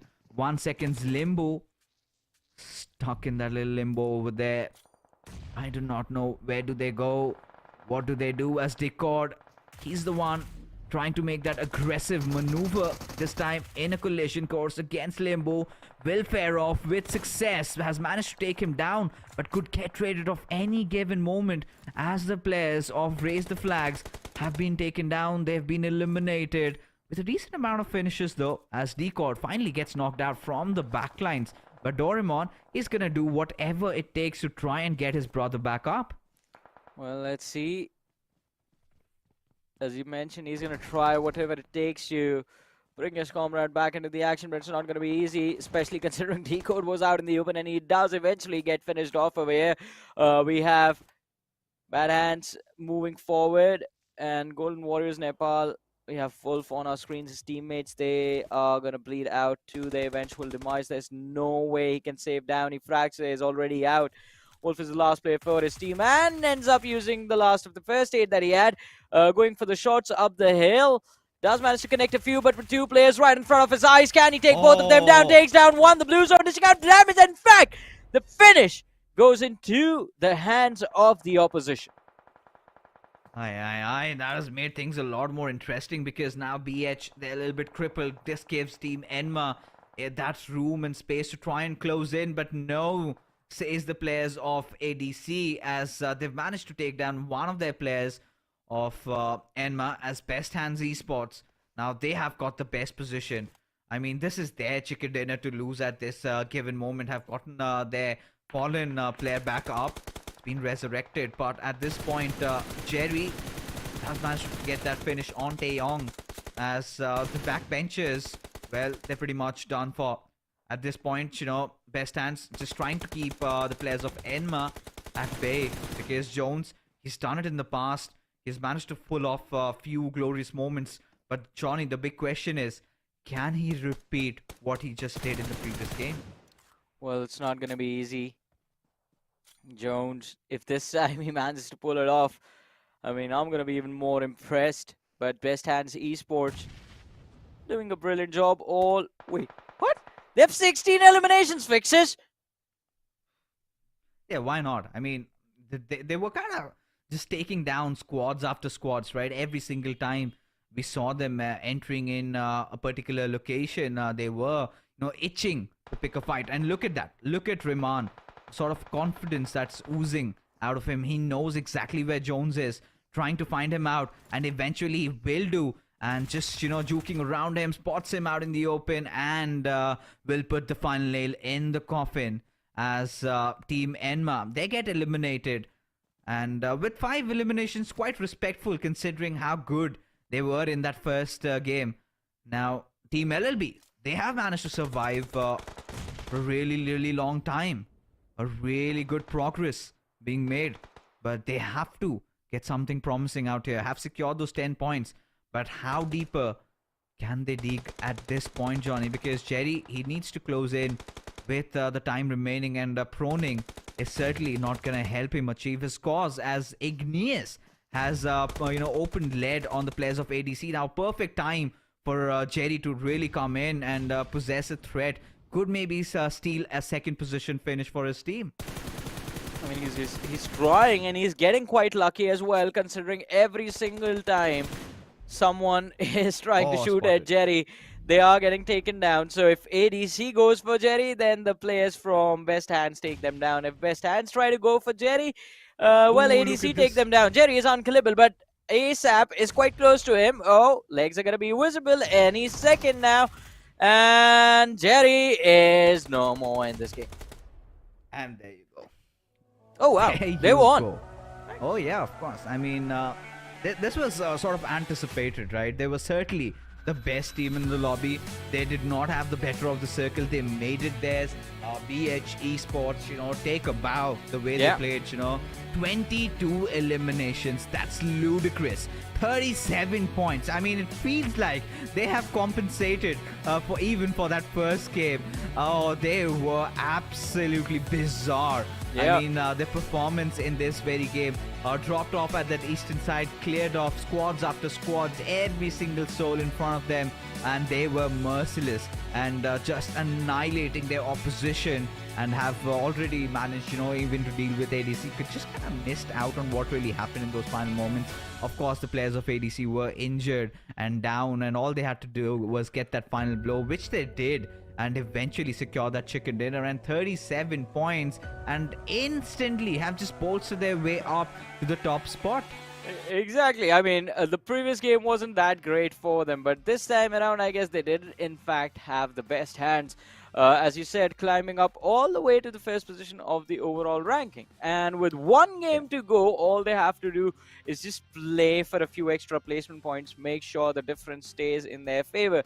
Because, again, a reminder, ladies and gentlemen, only the top 3 teams will get to move to the semi-finals. But before we move on and have a look at the rankings for this game, let's have a look at the MVP of this game, and it's going to be Riemann, who had 9 eliminations, 1074 damage. And look at that, even after jumping into so much action, he only required 207 healing. Oh, yeah. And shows how good this player is. Goes by the name of IGL Rahman. Yeah. So could be the potential leader. I mean, leading his team to victory and firing on all cylinders, being the one who takes charge of situations. 9 eliminations, like we've discussed, 1,000+ points of damage. I mean, he was just a beast inside the lobby, getting 8 of those knocks, everything. This is kind of like the dream graph that you sort of hope to have as a PUBG Mobile player. Well. I mean, it is an impressive day that we are getting to witness all of these impressive players. Especially, I mean, as you do talk about Riemann, ASAP as well looked quite solid over there. Ingenious 5 eliminations for him. And then we have Gente Bro, 5 eliminations secured for his team. Fragster again popping up in the list of top players. So he is also being quite consistent. But Golden Warriors Nepal, I mean, yeah, I'm going to have to make a few calculations to figure out what their total tally is going to be like. I mean, it's just one player outperforming and playing really well. In fact, I want to see what the rest of the team is going to be capable of. And to do that, they just have the map of Miramar remaining now. Oh, yeah. And this has made things a lot more interesting, right? We were talking about the overall standings to shake up after the second game. And indeed, a stir and a shake that makes a really good martini. But the match summary in front of us, Johnny, I mean, quite evident, right? It has to be Raymond's game, and the best hands, they literally put the best hands on deck and managed to secure this, rejuvenating victory, especially after that little fall in that first game, compensating.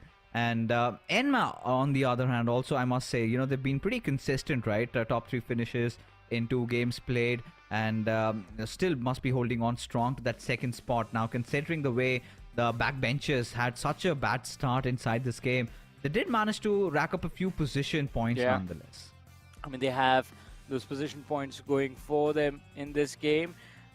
Just 2 eliminations, though, 8 placement points from this particular game. I believe that is going to keep them in a fighting position for the top 3 finish and the slot for the semi-finals. But looking at the match rankings for this game, it is quite clear. Best hand in esports. I mean, they have the best hands in the game right now. ADC managed to make it to the top 2 with 14 points in total as their tally.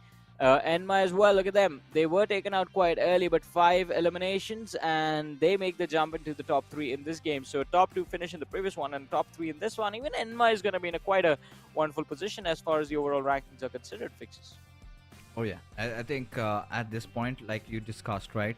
Enma, they are going to be in a really good spot. I think from my guesses, at the second spot, but who's going to be at number 3? Because that is what I'm rather interested in knowing. And more than that, what's the difference between teams 3, 4, and 5? That's going to be even more competitive as we venture into and take a look at the Oppo moments, the highlights of what really happened in the match number 2. And it all begun with, of course, this beautiful fight where Omelette really tried to hold on to his horses, trying to get just not 1 but 2 of those knocks. Now, this was really impressive. did that again. But the entire limelight was stolen by the players of Best Hands, right? They literally, you can say, by all means, stole the show. I mean, definitely, especially towards the end, with the way the team took care of the teams that were trying to move in their direction. And especially, I mean, you and I both saw this coming the moment the zone moved towards the eastern side of the river, and Best Hands was the team that was closest to the center of the zone.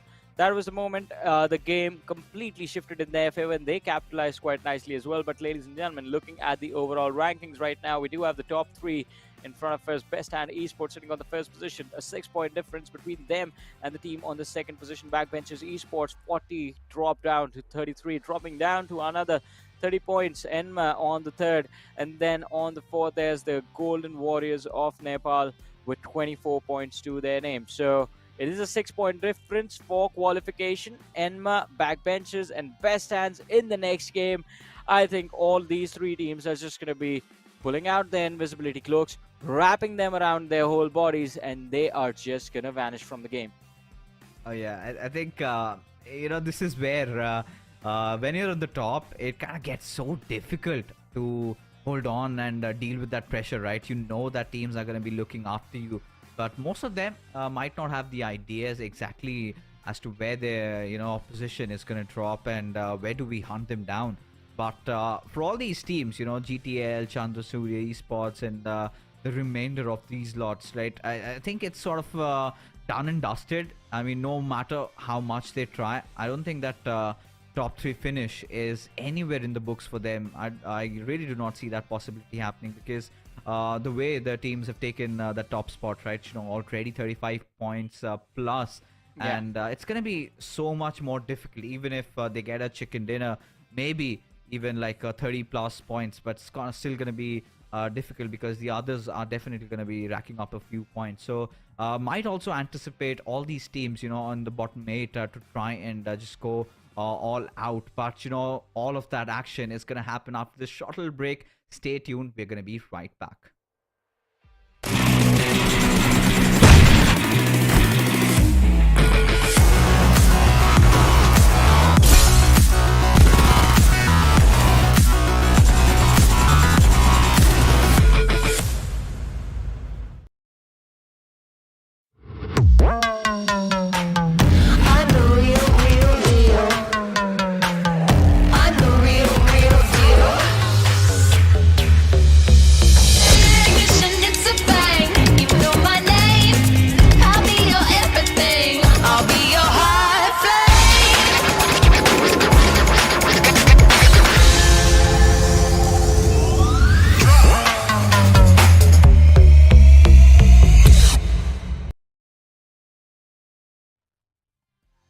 Well, welcome back once again, ladies and gentlemen, to the PUBG Mobile National Championship for the Nepal region.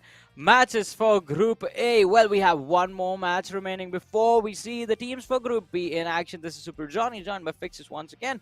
This event is brought to you by the Oppo F21 Pro. Fixes, we talked Yes. about Erangel, we saw Erangel. We talked about Sanhok, we saw what happened on Sanhok. Coming up next is going to be Miramar. The most tactical map, I must say, in PUBG Mobile, right? Yes.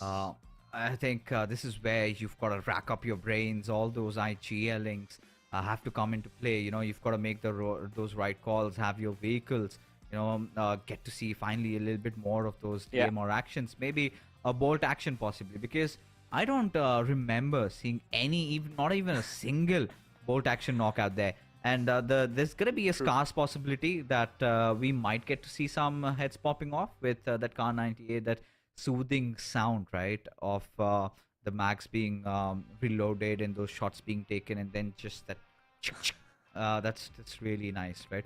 But again, coming back into the discussion, right? This is gonna be. I'm gonna keep a close eye on the players of Golden Warriors Nepal because they're on the chase, right? Because we've got the top three teams, and 6 points is what differentiate them. So if the top three teams, that is gonna be Enma, big backbenchers, or even maybe Best Hands, one of them slips up. This gives them an avenue for going in and securing those extra 6 and plus other points, and maybe potentially secure their way and a spot in the semis. I mean, definitely agree with that. I mean, Golden Warriors, everyone is going to be watching out for them. But I want to see what Enma is going to do to stop them in their tracks. Maybe just try and go for a drop clash. If they know where Golden Warriors like to start off on Miramar, Right. that is going to be the prerequisite for that entire early game action to take place. But other than that, I guess the sort of play style that backbenchers or Enma, in fact, for that matter, are going to stick to is just going to go for survival or get early pickings, get like 5-6 points in early of the game. If you get those many finishes within the first 10 minutes of the match starting, then I believe it is going to be quite easy for you to secure placement points later in the game for two reasons. One, you have pretty much dwindled down the other team's numbers, so there are going to be a few teams that will automatically get eliminated, and you are going to get at least one or two placement points because of that. Uh, Other, your momentum is going to start to steamroll. You're going to feel a little bit more confident. You're going to feel a little bit more comfortable and warmed up when you run to the team fights later on in the game. Especially Miramar, the mid stages are brutal.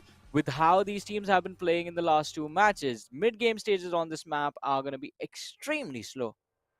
I think, as discussed earlier, right, we also need to keep take into consideration those other bottom eight teams, Yeah. right, who've not had a really good day, and so far they kind of have this impression that maybe the journey is gonna get over. So, in those ending phases, you would want to walk off with your heads held high and eventually just try and engage in as much fights as possible and making things a lot more spicy. I mean, it's winter. My body can digest it, and so can yours, and all our viewers also, right? So a Yeah. little bit of extra spice, we would not mind that at all. So I think I really would want to see that happening, right? Those early engagements, maybe around the Picado area, or maybe somewhere around San Martin, or maybe even around the Hacienda del Patron. So Yeah. those three areas definitely would be ones to look out for. But other than that, we've also seen a few of those teams also sharing drops at Los Leones, such a huge city, and can't really blame them, right? Both of them sort of go unchecked. They don't really engage against each other. But yeah, I'm really looking forward to those extra action coming in from all these other teams. I mean, it is going to be quite intense. I mean, Los Leones clashes you talked about. We have, these days we have started seeing a lot of teams head towards the southwestern part of the map as well. I mean, Right. the last tournament we were casting for Nepal, we saw teams starting from the prison areas out of all places. I mean, those islands, for as long as time itself has existed, those islands have been completely isolated, and no one likes to start from those positions. But teams are changing their habits. The meta is changing. It's always ever evolving. But looking at the schedule, ladies and gentlemen, and we have talked about this numerous number of times at this point, the next map in row is going to be Miramar. And after that, Group B is going to play all three maps in the same rotation: Erangel, Sanhok, and Miramar. And you're going to see a few new faces on this desk as well along with that, but that's going to be a surprise for you. For now, fixes, Yeah. backbenchers, best hands. I believe the team to win the next game, is also going to have, well, the first letter B in their name. Who is remaining? I think we've got to check this out. If Yeah. there is another team with a B in the initials, I don't see anything. I don't see anyone else, Yeah, no one to be else is honest, there. because yeah, no one else is there. One thing for sure, Enma has been consistent in all their games so far. So we would be expecting a little bit of consistency. I think exactly how I would define a very sound squad, right? You do not have to get those chicken, get those top two, get those top threes, and you're good to go. But again, this comes at a cost, especially in those games where you have to be in those top threes with those three matches remaining, right? Yeah. That you have to be just have that constant threat looming over your heads. One team taking chicken dinner, extra 6 points, maybe you're just done for. So that's something really they need to watch out for, because Enma, despite having such good outings in the first two games, they're still at the third spot, just 6 points shy of Yeah. Golden Warriors Nepal. Right now, that is an interesting storyline that we have had for us as we venture into the deserts of Miramar, as the flight path trajectory all the way from Impala heading towards El Post, I think our players are going to be pretty happy with Uh, how the plane is moved. yeah, and I think they're also going to be happy about the fact that someone decided to quit the game before it even began. We Rage are going to be quit. starting the game with just 15 points. Uh, Players. yeah, I'm a little upset with that. I mean, even if you Oh, are yeah. dead last in a situation like this, might as well just drop and ruin someone else's chances of making it through. Uh, Not promoting this behavior, by the way, but we do I enjoy love it. that. Yeah, we enjoy it when it happens. Oh, I love that. Because honestly, whichever team decided to back off, I'm kind of really unhappy with their decision because hey, a lot of these lads, have been just waiting for this moment in their life, getting on that broadcast stage, having their names being heard, trying to showcase whatever they've got. Now this was the best time for them to come in. Of course, the morale that would have been definitely low, maybe raging against each other. You did this wrong. Now the blame games are going to be going on. A lot of teams just breaking apart, and that has been a part and parcel of esports. But now, considering how the circle has formed around, we could see two teams just heading over towards that Chumasera region. And I'm starting to ponder if any one of them would decide to head off towards Valademar. But right now, a little bit of cluster on those northern sides. But the boys from backbenchers have ensured that they have the entire town of Picado to their name. Well, they might have the entire city of Picado to their name, but it is not going to be easy for them to be the only one standing in this map at the end of the match. Golden Warriors right now, as Fix has just mentioned, I mean, he is going to have his eyes set on the team, have decided to start the game from Puerto Palacio, which is going to be on the southeastern edge of the zone for a while. And that is going to mean that they're going to have a pretty fun time in the early stages. No one around them to give them a lot of trouble. It is a pretty big city, has enough loot for the 4 players to start with and feel comfortable, feel that they can play and take fights to the best of their abilities. I mean, enough for the early stages, at least. In the later stages, they might run into a little bit of a pickle, but for now, at least, they're going to be doing their level best. Raise the flag on our screen, and we have Rashta, who has managed to find out a UMP. Along with a level 3, West has, 3 nades now. One smoke on him, one energy drink, one painkiller, 10 bandages. So quite a decent start for him as well. Needs a helmet, and then he should be able to, well, take on those 1v1s or 1v2s in the early stage, especially from the distance. If anyone gets close, he might be in a world of hurt, but from the distance, he should be okay. And he has his entire team to look out for him as well. And as we were talking about, ladies and gentlemen, teams just adapting to the new ways of playing Miramar. We have the players from the side of GTL starting all the way from Valadolma, which personally for me has been quite decent preferred drop spot on this particular map, all the way towards the southwestern edge of the map, close to Minas del Valle. You have these massive mountains in front of you, so no one's going to bother you from there. It is going to be an uphill battle in case someone arrives, but you have a lot of pathways to escape from. And especially considering Miramar, it's always going to be a slow game. Valadolma Mm-hmm. usually tends to be quite far away from the uh, usual zones that tend to form on this particular map, which are going to be towards the eastern, the northeastern, and the central parts of the zone. From Valadolma, you can take your time to breathe in the early stages and then move out from there. But there again, as we did talk about it, a massive cluster towards Hacienda del Patron, water treatment, Picado. Although no fights have broken out yet. Are you surprised, Johnny? Because Well, not at uh, all.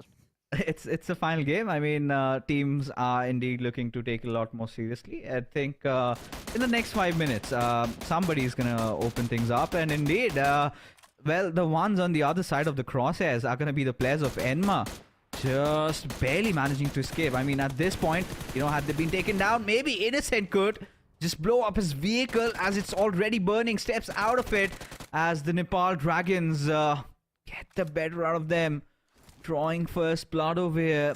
And that is going to be a disappointing news for Enma, who are actually striving to protect that third spot.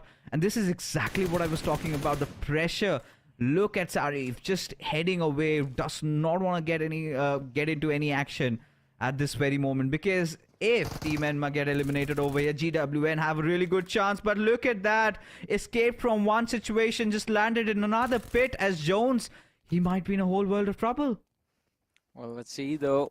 He is in a world of trouble, but we have seen him pull himself out of this situation like this before as well. Fuzzy is just waiting for him, popping up a nade, but Jones is going to make a run for it. Just a threat running towards Fuzzy, and Fuzzy, well, his name is Fuzzy, but he's not a cuddly bear for sure.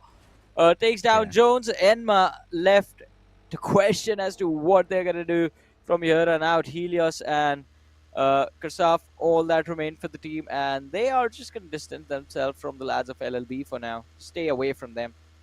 Yeah, I mean, you can see this grizzly bear, right? And Yeah. Fuzzy does, in fact, did have his claws out. But now, Jerry, going after Saf. Did try to trace those bullets, though, but did not quite connect. Maybe trying to damage his vehicles.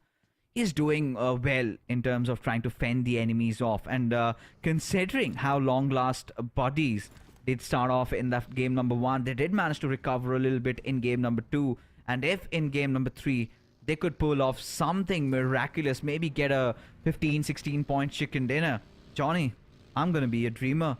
They might just make it. Oh boy, I mean, it is going to be quite interesting to see if they actually end up making it, though. I mean, you don't have to. You can. Jinx it. You feel free to hope. Hope. That's all I want to say. Feel free to have as much hope as you want, and root for your favorite team. This I'm saying for the audience that are watching us. Root for your friends that are playing in this lobby. Root for your favorite teams that you would love to see move forward as well. Fixes is doing that. I'm doing that. I mean, Fixes, Fixes, are you rooting for your law buddies as well? I mean, they are the long last buddies, and Yeah. but had it been the other way around, also, I mean, I could have said the same. But I really liked Yeah. few of those teams. I think I really loved what Enma have done. I really loved how the boys from Best Hands have played, and even the likes of backbenchers, especially Omelette. I think they were the standouts for me today. And I think from Chandra Surya, I really liked how Gente also played, especially against backbenchers. I mean, he showed real good composure out there in that particular fight, where he just kind of approached that outpost and did manage to get those 2 frags out there. But coming back and into the game, see, it's just now the players of backbenchers enjoying their sweet time at Picado, because more often than not, we've seen the circle kind of head over towards that southern Picado hills. So they need to make that fast rotation, because KTM, if the players of BB do not have a little bit more of those area control, then maybe KTM could take over those hills, and then it's going to be a little bit more troublesome for them to try and find a good area to defend and fight from in the later iterations of the zone. Well, let's see though how this is gonna go for these lads in this particular game, which, again, a reminder for all the viewers that are watching us right now, is the last game for Group A. Oh, Sensi forcing Krat back behind the ridge. The shots connecting upon him, upon the opposition. The Mini 14 can be quite deadly in situations like this. Sensi is gonna look to see if he can secure the knock as well. But no. ROC, they're a massive threat. And even the opposition, they realize this. Mm-hmm.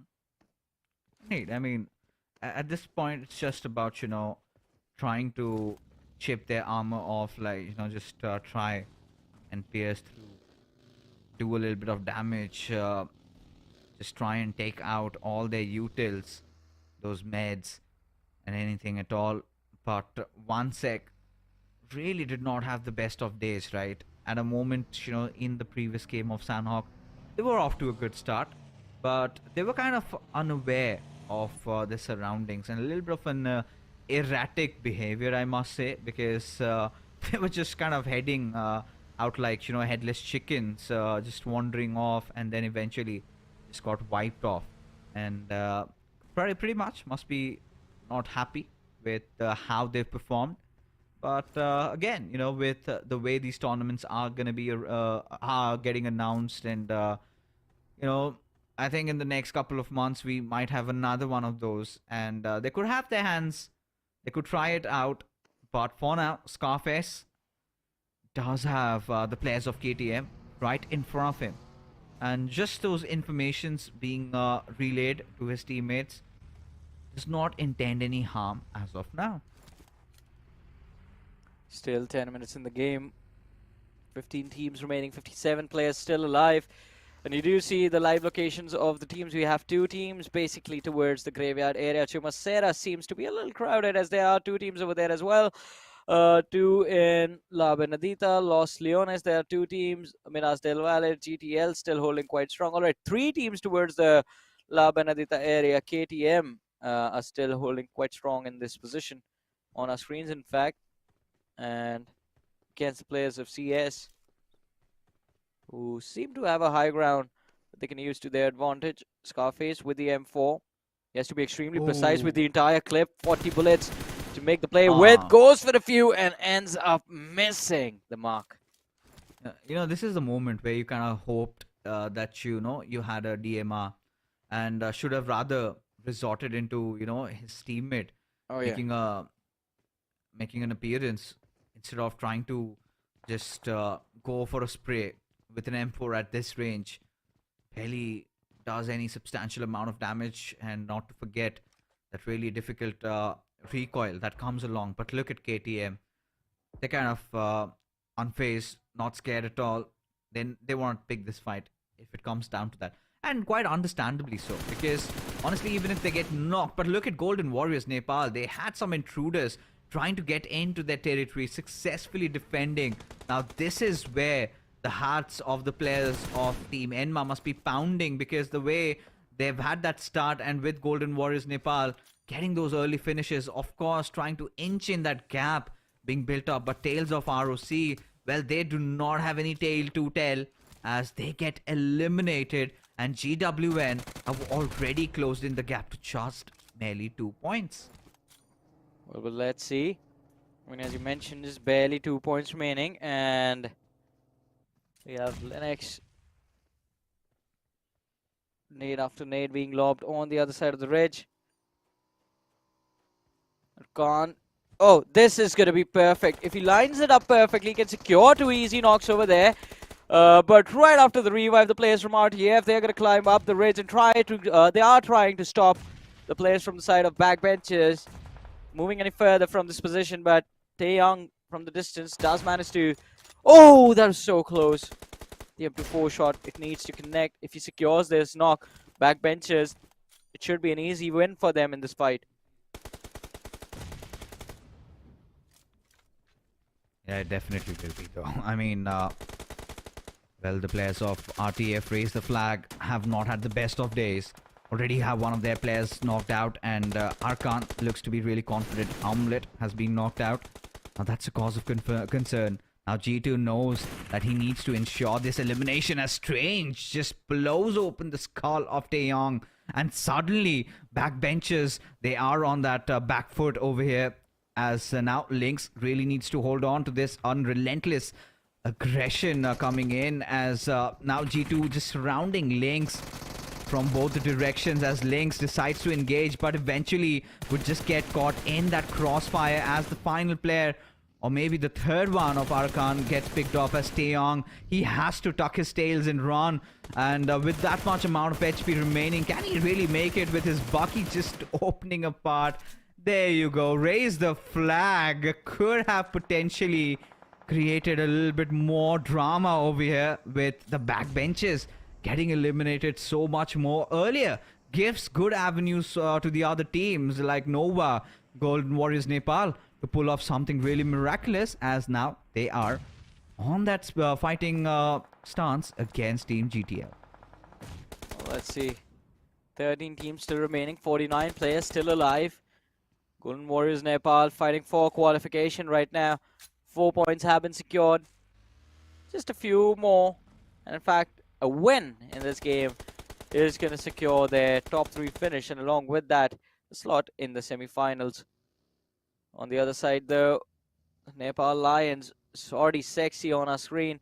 As here, the team of IS in front of him, Karat, was in fact visible, and he had a line of fire available as well, but he decided to hold the trigger. Now the opposition is too close for comfort, and they are going to climb this ridge all together, try and see if they can drop Zordi down from the distance. Nade being lobbed, though, forcing the players of ISC in an awkward position on the side of the hill, and they end up losing one player instantly as soon as the fight begins. Smokes being lobbed, Molotovs being lobbed towards the opposition as well. If the revive comes in, then it's going to be a reset. But Zordi going for the charge, does see the opposition behind the buggy, rains down the clip from the UMP, switches over to the Scar, but instead he's going to be the man on his knees. 1 second doing a brilliant job, just controlling the situation, denying the advantage to the players of the Nepal Lions. But now, leader, he's going to have to be the leader in this situation. Sees the opposition, goes down instantly. He's the last player remaining for the side of 1 second. Karat, runs out of bullets, switches the weapon, and then he gets finished.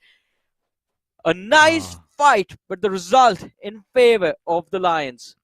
Yeah, I mean, just at the cost of Zordi Sexy, they've managed to get those important 4 points, and the revivals are going to be really difficult over here. It's already the fourth zone kicking in, and this is where this was inevitable to happen, right? This is where Kronos needs to understand that this might be a lost cause. All you need to do is patch up a few bandages. But look at ADC just pushing at Chandrasurya Esports as Lewis not OP. He needs to watch out. Did lob that frag grenade though, but did not do any sort of damage as now the push comes in by Doraemon, but really holds on to his anchors as he manages to get one as Genti just charges in, gets the better of the rest, and ADC, they decided to try and pull something off, but eventually were well dealt with by the players of Chandrasurya Esports as they are missing out on their fourth. I could not understand what could be more important at this very moment as Genti gets picked off, and the hopes and dreams of CS Esports of making into the semi-finals, well, are thrown out of the window. Quite an unfortunate ending for the lads. But a few of them are still left standing. Talking about the other teams, one of which is going to be the players from Best Hands. Quite heated up after their run in the previous map of Sanhok, and now they find themselves against the players of ADC. Ramon, he's trying to check the backlines, knows the players of KTM are headed in his direction. Well, Decode, he's going to be an easy pick for Ingenious. An easy point secured as well. 10 teams remain, 32 players still alive. That's from LLB also working on their rotations. They have managed to sneak in through the southeastern edge of the map, and with just a few remaining players of Enma standing in their way, I think if they take control of this factory, this should be the safe haven from which they can make plays from for about the next 5 more minutes. I mean, for now, KTM seems to have the best spot available, but Insane, he really needs to watch his 6 because the next moment we might have possibly 3 or 4 teams charging in that warehouse where he seek cover. And the Nepali Dragons really have that good hill control as the circle makes that shift towards that southwestern side, and seems like the stars have aligned for Golden Warriors Nepal. They have a little bit of cover though, but more likely they would want to take control over the hills. And if they're successful in doing that, then that could potentially, make a lot of difference over here as long last bodies. They do want to pick up a fight against Nova Esports, another one of those contenders for making it to the top 3 if they sort of pull off something really great. Maybe a 15-20 points, because we know backbenchers, they've been eliminated. Enma somehow still wounded but struggling, still just gasping for breath, still alive inside this lobby at this point as Lothbrok opens it up, and Enwolf will make sure that Oriuser gets eliminated. Still a lot of bodies left in the game, 20 minutes in. Rage, where are you lying down like that? His teammates, they are going to try and go for a push, but long last buddies, Jojo does manage to find the opening, and Shy Boy is going to be dropped to his knees. Quite an easy finish for the lads from LLB to secure. Now all they have to do is just pick off the players, the rest of the players from the side of SC, who will not have a fun time in this game, because if you look towards that southern edge, it is pretty cluttered up. I believe 2 to 3 teams remaining. Stress in a stressful situation as he sees Helios run up the ridge. Like, he does not care that the players from Best Hands are right next to him. And well, he should have, because now Enma is out of the game. Again, the shooters, cooters, and a lot of other things. But look at that. Golden Warriors Nepal again holding on to their turf as they've managed to successfully deal with Badsha, who decided to become a warrior suddenly as Fraxer gets yet another one. As Golden Warriors Nepal, they're really doing it. 8 finishes already, have at least secured that third spot for themselves at this moment, as Downey has realized that someone who's already infiltrated their compound. All they want to make sure is that they do not bear any casualties in the process. As now the push comes in, there you go, all pushing in tandem with each other, and will also get that final finish. And with that being said, they have increased their elimination tallies to 10 and have also successfully eliminated Nova Esport at this point. Now this is where Best Hands, they also have their hands full on the deck, as they are in a little bit of a kerfuffle against the players of NLN. And maybe they have also been eliminated. And now this makes things a lot more interesting, as Long Last Buddies, they are definitely doing it. Igneous still alive though. Gotta see what can he pull off. Best Hands, all the players still alive and kicking. But now they have to do something. They have to get inside the zone. And Jojo trying to get that revive on towards Leo. He also needs to push in, with especially Kronos looking out for him. It's gonna be a tough task. Well, talk about tough task, and look at that fixtures. Enma, they were eliminated on the 10th position in this game. And the Golden Warriors are still here. They have 10 points already secured. I mean, that should be it for the top 3, I believe. I mean, unless someone else is just going to try and climb, in fact, outclimb players of the Golden Warriors. LLB doing, looking pretty solid. In fact, in this game, 3 eliminations secured. All 4 players still surviving. And all of a sudden, again, in the map of Miramar as well, we are down to the top 6 teams, 19 players left. Raz is going to be taken down by the players of LLB, and they are just going to go for the finishes as well on both the teams, KTM and Best Hands. At this time, I believe LLB, I have no idea fixes what they were waiting for. If they are playing like this in this match, they should have done this in the previous game, because at this point, their qualification is up for a coin toss. Oh, indeed. I mean, look at the boys from LLBs, right? What a comeback have they staged, especially after having such a rough start and picking up on the pieces and that mental reset and then making it up so far. Might have jinxed it though, because now they seem to be in a whole world of trouble. Fuzzy already being picked off, Leo also down on his knees, as Jojo seems to be the final player surviving. If they can potentially make it to the top 3, then maybe the chances of qualification looks really strong. But look at Igneous, has all 4 of the players of KTM right in front of him. Has managed to pick off Warhead though.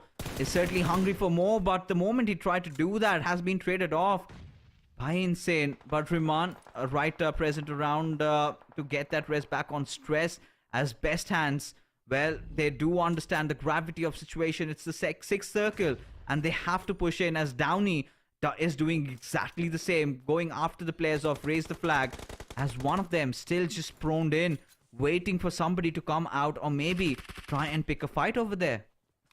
Well, let's see. I mean, they're definitely going to try and pick a fight. This is the final few moments of this particular game. And the zone is going to start to move in yet again, ladies and gentlemen. KTM, they don't have a lot of area to work with, considering they are right on the edge of the blue. But LLB, they're going to go down to the lads of the Golden Warriors, who have 13 eliminations to their name. KTM also right in front of them on the other side of the ridge. Downey is going to look for opportunities to down the opposition. Rasta is going to try and hide in the shack for as long as possible. It has come down, this game, between the 5 teams of this lobby, and I believe Best Hands, they're not going to be here for long, as the Molotovs are being lobbed upon them one after the other. Luckily for them, Raz's aim today is a little bit off, so Rahman and Stress do manage to survive. Oh, I was wrong. Stress gets finished. Oh, things have become so much more heated up over here at this moment. Strange, the final player surviving. What can he pull off? Raz trying to push in at his direction. Still ensuring has got some safe covers to play around. And Insane and Raz. Let's see what are these lads going to try and pull off over here as Rahman still surviving for his team. He's got to pull something off. 5 teams still remaining, Johnny. Rahman trying to head in with the buggy will instantly get decimated by Insane as Best Hands have been eliminated with 5 eliminations to their name though. But look at Strange just being pounded with all those bullets, all that lead, and still somehow surviving and breathing. Well, let's see though. It is going to be quite interesting now. Downey is stuck in a very awkward position. Insane is going to be there as well, running around the smoke. He's going to try and go for the finish on to Downey. And Downey is going to go for the fight. The smoke is going to protect him for a few more seconds, but finally he gets finished off. And KTM, they find themselves in a winning position. All they have to do is finish off the last player from the side of the Nepal Lions. And Kronos, in fact, is going to try and wish that he was actually Kronos. Rewind the clocks of time, go back, bring back his teammates, and then have the numbers in his favor. But for now, we all know what's going to happen. It's a 1v3 situation, and this man behind the haystack is about to get finished. Oh yeah, and now it's just due time where KTM go on and win this game. But the big question over here is that going to be enough? Have they accrued enough points to ensure that they've made it to the next stage? That's going to be the semis. And for all the viewers out there, only the top 3 shall make it over there. Such a tough day for all these lads, and a few of them have really held on to the pressure. A few of them, we've seen them crumbling, and certainly has been going up and down. But Kronos, Nepali Lions, with the kind of a start they had, this is one of their dream games. Already have had 5 finishes, but can he get a little more? Can he have his claw set in a little bit more deeper? Can he try and at least maybe, just get a few LM points as he's slowly but surely just trying to creep in? But Warhead, Insane, and Dumsy just seem unconcerned, right? They're all holding out on, watching out for the flanks, ensuring they've got at least that 270 degrees vision as Insane decides to come out in the open. So is Warhead and Dumsy. Kronos is just waiting for that one moment of glory. Why does it not see going him? after, gets that one knock. Will certainly try to get the second, but will have nothing at all as KTM get that final laugh, get that final winner chicken dinner. But where do they stand? I think production has, spilled the beans. And there you have it. At the 5th position, 22 points. Not enough, Johnny, to ensure the qualification into the semis, though. I mean, they haven't told us everything fixes. I mean, we know KTM does not make it for sure, but still, who's in the top 3? Backbenchers are going to be there. Golden Warriors are going to be there. And apart from that, Best Hands. That's going to be my top 3. What about you? I think I kind of agree with you because for what just happened with Enma, that's really hurting, right? Especially when you're being consistent for 2 games, and in the 3rd game, one small little mistake and the world comes falling down, and that is how ruthless these 3 games lobby can be, and you have to be on your toes every single time. And this is a lesson hard learned for the players of Enma, but you never know. I mean, still that little bit of a suspense. I really want to see at how many points did they miss out on, because Enma for sure did have some position points, but Golden Warrior Nepal, they had been phenomenal in this particular game with every single fight that they engaged in. And that being said, Johnny, it was such an amazing Group A matchup. It did not really feel like it was one-sided at all. But as we venture into the MVP, has to be Downey from Golden Warriors Nepal, 1,000+ points of damage and 5 eliminations. Yeah, I mean, definitely. It was quite an intense couple of matches from the side of Group A, first of all, as you said. And Golden Warriors, I have to say, I mean, I'm impressed. The one match where they needed to perform, they played out of their minds. A brilliant run coming in. Quite the opposite for the lads for Enma, considering how consistent they were in the first two matches. But still, Downey was absolutely, again, brilliant in bringing those points for his team. 5 eliminations, 5 knocks, dished out 1,050 damage. So, again, but was part of the a lot of action inside of the game. Only 66 healing done. I believe, again, due to the fact as to how aggressive the players of Golden Warriors Nepal were in this particular match, because we have a look at the top players from the previous game. Look at that. Out of the 5 players present here, 4 belong to the same team, and that is Golden Warriors Nepal.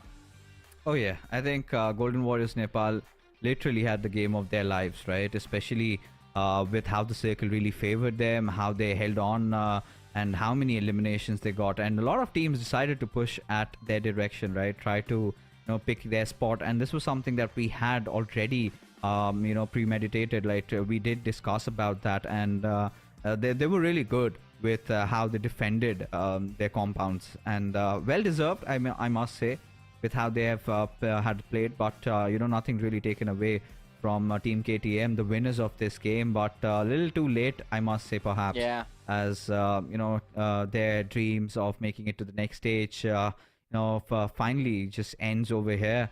And this is a match summary, as you can see. I mean, Downey has just been all over the place, Johnny. I mean, Downey, as you mentioned, was all over the place, and in fact, yeah, highest eliminations, highest damage, highest assist, it was all going to be Downey. There are people like him in other places. Well, Fraxer, look at him. All 4 games, Fraxer has made sure that his presence is going to be felt. We see him in terms of highest assist. We see him in the list of highest damage. Misses out on the highest elimination list, but still, the man deserves recognition, I believe, for his run in the 3 games that he has played today. Warhead was one of the impressive players from the side of KTM in this particular match, so you shout out to him as well. But again, what is important is how many points did the teams get, and which teams made it through to the semis from Group A. Oh yeah, that is something that we really have to look out for, because that's going to be an interesting one as to who makes it and who doesn't. But for now, I mean, as you can see, the match rankings in front of us, and is going to be Golden Warriors Nepal. I mean, right at the top, 24 points. And it all comes down to those 14 eliminations that they had. Did end up at the 3rd spot, but did not matter. Those elim points were enough. Nepali Lions also played their hearts out, and Kronos was just that final player surviving, could not do much towards the end, and clearly was out of options. I mean, I do not see a world where he could have just taken cover and tried to fight it out, because the zone was eventually shrinking in. Yeah. And the players of KTM were quite vigilant in how they decided to approach this entire final fight. But that being said, in the next couple of moments, we will, of course, have the overall standing, which I'm pretty sure is very much ready, and we get to see who are the top 3 going into to the next rounds. And I think we've made our predictions, we've made our calculations, but what about you? Who do you think? I mean, before we move to the overall rankings, we have... Oh, the viewers. I mean, I believe the viewers are going to be much quicker than us and much more precise, because they have the ability to go back in the stream, see the points that the teams get, and then, well, it's just 3 games, so I don't think you need your calculators out to make the calculations. But we do have the Oppo F21 Pro moments, ladies and gentlemen, in front of us. And again, quite a lot of brilliant moves being made. I just have one complaint from the players of LLB. Their run in this map of Miramar was very good. They played brilliantly. I just want to know, like, what happened in the first 2 matches? Did they get unlucky? I mean, because the first game, they were the first one losing players. That sort of over-aggression needs to be turned down. This game, they paced themselves quite nicely in the early stages, allowed themselves breathing room in the early stages, and because of that, they were able to survive and secure a decent number of points from this game. So I believe this should be the play style that they need to stick with in the future, the next time probably the PMNC rolls around. But other than that, huge kudos to all the 16 teams from Group A. Impressive run. If you did not make it through to the semis, as I said, there are going to be more national championship, more PMCOs happening for you guys in the future. Just don't give up. We'll see you in the definitely. next. Do not give up. But I think for the boys from the LLBs, right? It was just that first game. Second, they did manage to get some decent position points, and the third, they Yeah. pretty much played similar. But those little mistakes kind of coming down to haunt them at the end. But I think right now is the time for us to call it a night, because we have another amazing duo waiting for you guys on the other side. Well, hello everyone. Welcome to PUBG Mobile Esports National Championship Nepal. I'm Shadow, and alongside me is Shivansh. And Shivansh, how are you feeling? 3 games already over from Yeah. Group A. So basically, 50% of the work has already been done. Right now, it all comes Yeah. down to the final 3 games of the day. I'm really excited because, again, if you talk about the Nepali regions, they are like one of the most experienced, and they have that firepower. Plus, there's going to be the national championship, so every single team is from there's only one region that's going to be the Nepal region. So yeah, I'm really excited. Well, certainly it is going to from Nepal region. This is one of the most dominating region, if I'm not wrong. Yeah. They are known for their firepower and their skills that were showcased from some of the teams like Team Emna over there, Team Nepal Warriors also. So many other teams were there. They were going all in, especially in the map of Sanhok. What do you have to say? What are you expecting from the other group? Because now Group B will come Yeah. into the picture. So it's going to be a different group, right? Like they're going to play their Yeah. 3 games, and then we're going to see who are going to be the other 3 teams who are just going to qualify for, the next group, for the next stage, basically. But one thing I just want to suggest in that is just play your natural game, because again, it's going to be your first game of the day. You should play like naturally what you really like. If you're a passive player, just go for that, or if you just play aggressive, just go for that.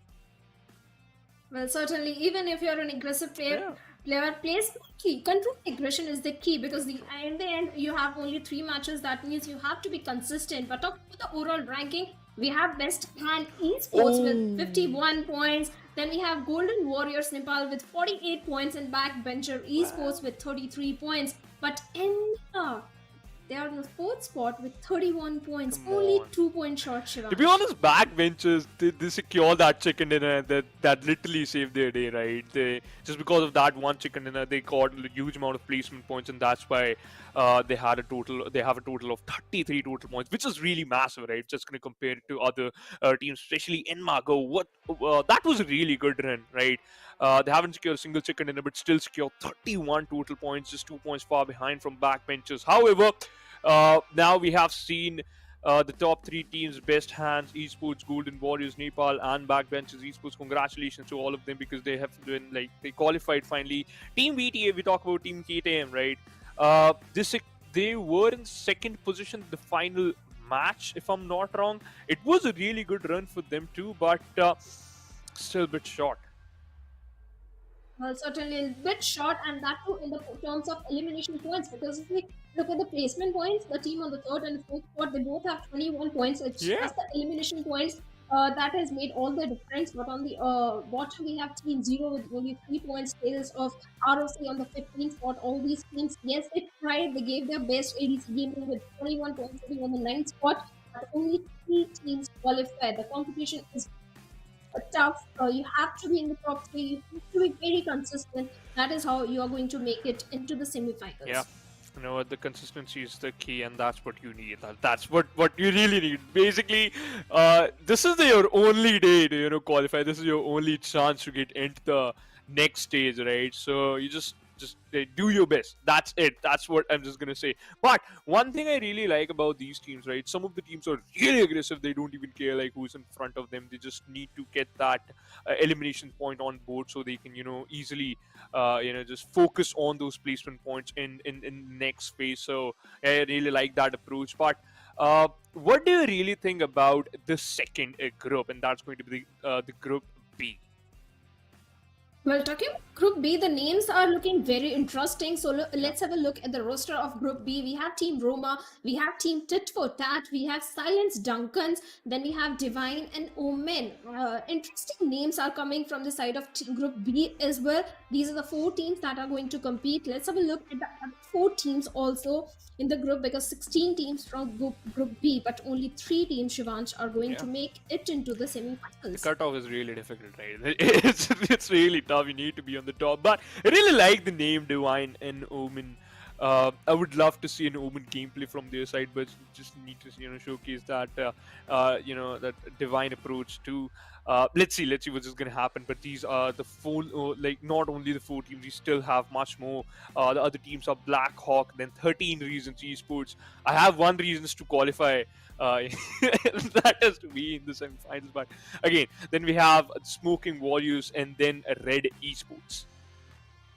Well, certainly, Red Esports is there. Smoking Warriors, like you said, 13 Yeah. reason esports. They better have the 13 reasons to qualify for the True. semi-finals, because if they are not qualifying, well, they better give the 13 reasons for not making it into the semi-finals. We can ask that. Yeah. I actually, on a serious note, I actually want to know what's the reason behind this name. What are 13 reasons that they have made this name? I'm very sure there is going to be a certain story behind that. But Yeah. moving on, we have Power Brilliance, 4 Lethals, Delta M4, and Vikings Esports. Yeah, pretty, like really aggressive names to be honest. Like Viking Esports has showcased that. Yeah, they're aggressive. Look at that logo with 2 axes and a Viking head. On the other side, 4 lethal. To be honest, like in the second page, I saw 2 teams are just playing with only 4 players. So you have no substitute. You just have to stick to those 4 players. So you know what? One thing, and that is your coordination has to be perfect. If it didn't work out, nothing will work out other than that perfect approach. But the other 4 teams are Never Before. Then we have Team Echo X Enemy of God. Seems like 2 teams have just collaborated and then they formed one team, which is a really good option. Then we have Came to Destroy and NEPX Esports. Well, certainly, it doesn't matter if you were the enemies in the past, Yeah. as long as you are playing in the same team. Right now, you are friends. You are our friends. You have to have that synergy and the confidence onto each other that you qualify for the semi-finals and later on qualify for the finals, because that is where the main money, the moolah, is there. And in the end, it's all about money. You have to grab that money. True, You yeah. have to put food on the table. Otherwise, things are not working for you. But talking about the schedule, again, Group B will play into Erangel. Then we have Sanhok Yeah. and the deserty fields of Miramar. I personally love Sanhok because I am, I love wildlife. Plus, I like that rainforest too. Plus, I am, kind of a venomous snake, especially on a map like Sanhok. So let's see what's just gonna happen on Sanhok. But we're gonna start off things with an Erangel, which is your like basic map. And you know what? If you have a good game on Erangel, it doesn't mean you're gonna have a good day, because Sanhok and Miramar plays an important role. Especially how is your approach basically, and Fixes also just mentioned that one thing, and that is Miramar is a really tactical map. If you're good with your tactic, if your approach is decent, and if you know what to do next, then you're good to go. But if you're confused and you don't know what to do, what's going to be your next step, then sometimes you might get stuck in a situation which is really bad. But for now, let's start things with a good note, and that is first map. What are your expectations? I really wanted to see teams like Vikings, 4 Lethals. They seems good, the name seems good, but I would love to see some good gameplay from their side too. Well, certainly we are hoping for good gameplays from all the 16 teams out there. But yes, Divine and Omen is also very interesting Yeah. name. 13 reasons. We have a team. I'll be watching this team particularly because the name has already grabbed the attention. I'm very sure the performance is also going to grab the attention of so many viewers out there. But talking about the OG map, the Erangel, we are starting with. So I think the teams should definitely go for the basic approach in the very first game. Just squatters, know your enemy, because you're playing first time against each other. So just know your enemy, know your mistakes and work on it, and then move forward on the Sanhok and be confident that you can go all YOLO in the last match. That is going to be Miramar. But now is the time for Erangel, and the flight path is already going to be up on our screens in a matter of few seconds. It looks And like there it is. an interesting flight path, right? Started off with the shooting range and heading towards a certain side of Feripir, or we could say western side of military base. It's a western side plane path, you can say that. However, I would love to see where the circles is going to form. I would love to see a southern side circle, because I love chaos. Trust me, I love chaos. And military circle is also very weird circle for for you sometimes, because there are 3 ways to rotate towards that military base. You have the bridges and thirds going to the water area. You can just roam around near Novo Ripnoi bridge, or maybe you can just route up to a different route. But for now, if we talk about NEPX, drop out towards Siverny, SMG, Iman Sir and his teammates just heading towards the Georgepur area. And it seems like they're quite happy with this playing path because every single team is looking strong right now. Well, every single team is looking comfortable Yeah. except for two teams that are in Siverny. That means drop location clash is already in front of us. Green Shivansh, early fights, early casualties, we all love, but I'm very sure these teams don't love. They want to go for a safe gameplay, maybe. That's why they went towards the side of Siverny. And look, this first circle also, it's towards a southern, it's not Yeah. main island, towards favoring the western side. It's a Gatka circle, if I'm not wrong. So that means things Maybe. are going to be very To interesting. be honest, it's a very good circle, respecting the plane path. Yeah. Kind of a good circle. Also covering 50% of that military base island. Then Zero has a really good angle. Oh! Dished out a lot of damage onto Foxy. Has a DBS and a Vector. Backing off, spots out another player, and now he goes down. Oh my goodness! That VSS was the reason of his demise, and Santu goes down to NEPX Esports in a bit of trouble. Already lost 3 players. Sasuke is the only player surviving with an M16 and a VSS. This is just the start of the game. Meanwhile, Suin X ran over Destro and finished him off. Sasuke couldn't able to do nothing, and that's the end. We just saw one team got eliminated. 2 minutes. That's it. 2 minutes, Shadow. That's enough for tit for tat to eliminate one team. You Certainly. know what? They are good. Well, they are done. Not a good start. Not Yeah. something they were hoping for. But TFT, tit for tat, well, they got 4 defeat points already. That means a very good hit start for this particular team.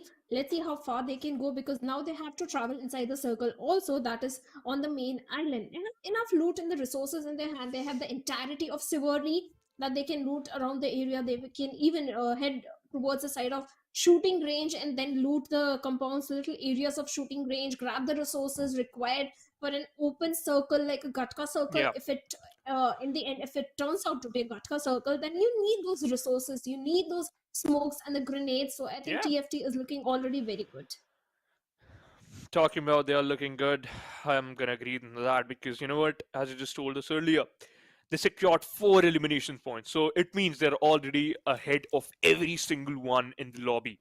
Except one team also secured 1 elimination point. We can say that, like 59 players out there. So yeah, there's another team who is also looking good. But for now, tit for tat.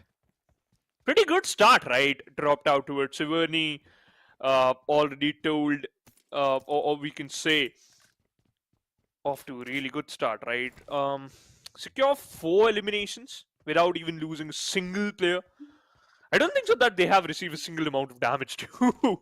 Every single player was intact, so a really good approach from their side. But I would love to see the same thing from other teams too, right? Go for like just go for that aggressive approach. It might work out in your favor. Seems like for that it did. But how about you? For now, 2 of the players are just rotating away. Tanjiro marked an AK and a level 2 back 2, which is a really good option. Collecting a coup so that it can just help them to, rotate more comfortably. And there's an UAZ, an open UAZ, so yeah, it's a good vehicle, right? You can go for that better than a bike. So yeah, for now, tit for tat. Just looking forward to collect some loot. Just gonna convert it into an advanced loot because now the basic loot's already been done, right? Also has 2 vehicles. They also have 2 vehicles. So for now, every single checkpoint. Yep. Certainly, they have all the 4 vehicles required in these kind of circles because in the end you have to make a cover for your own self because hard covers are not present in the Gatka area.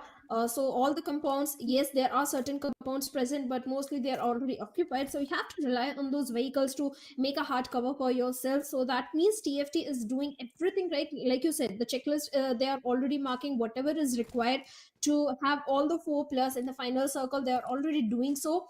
But on the other side, talking about the team that Yeah. is having my eyes, Divine and Omen. Yeah. They are somewhere already in the centrish position of the circle. What Okay, that's some other team. They are in the Yeah. military base. I thought Yeah. one of the players is still in the Gatka. That is other team. True. But yes, they are in the military base, but they need to be careful because we have other team also in the close proximity. You know what?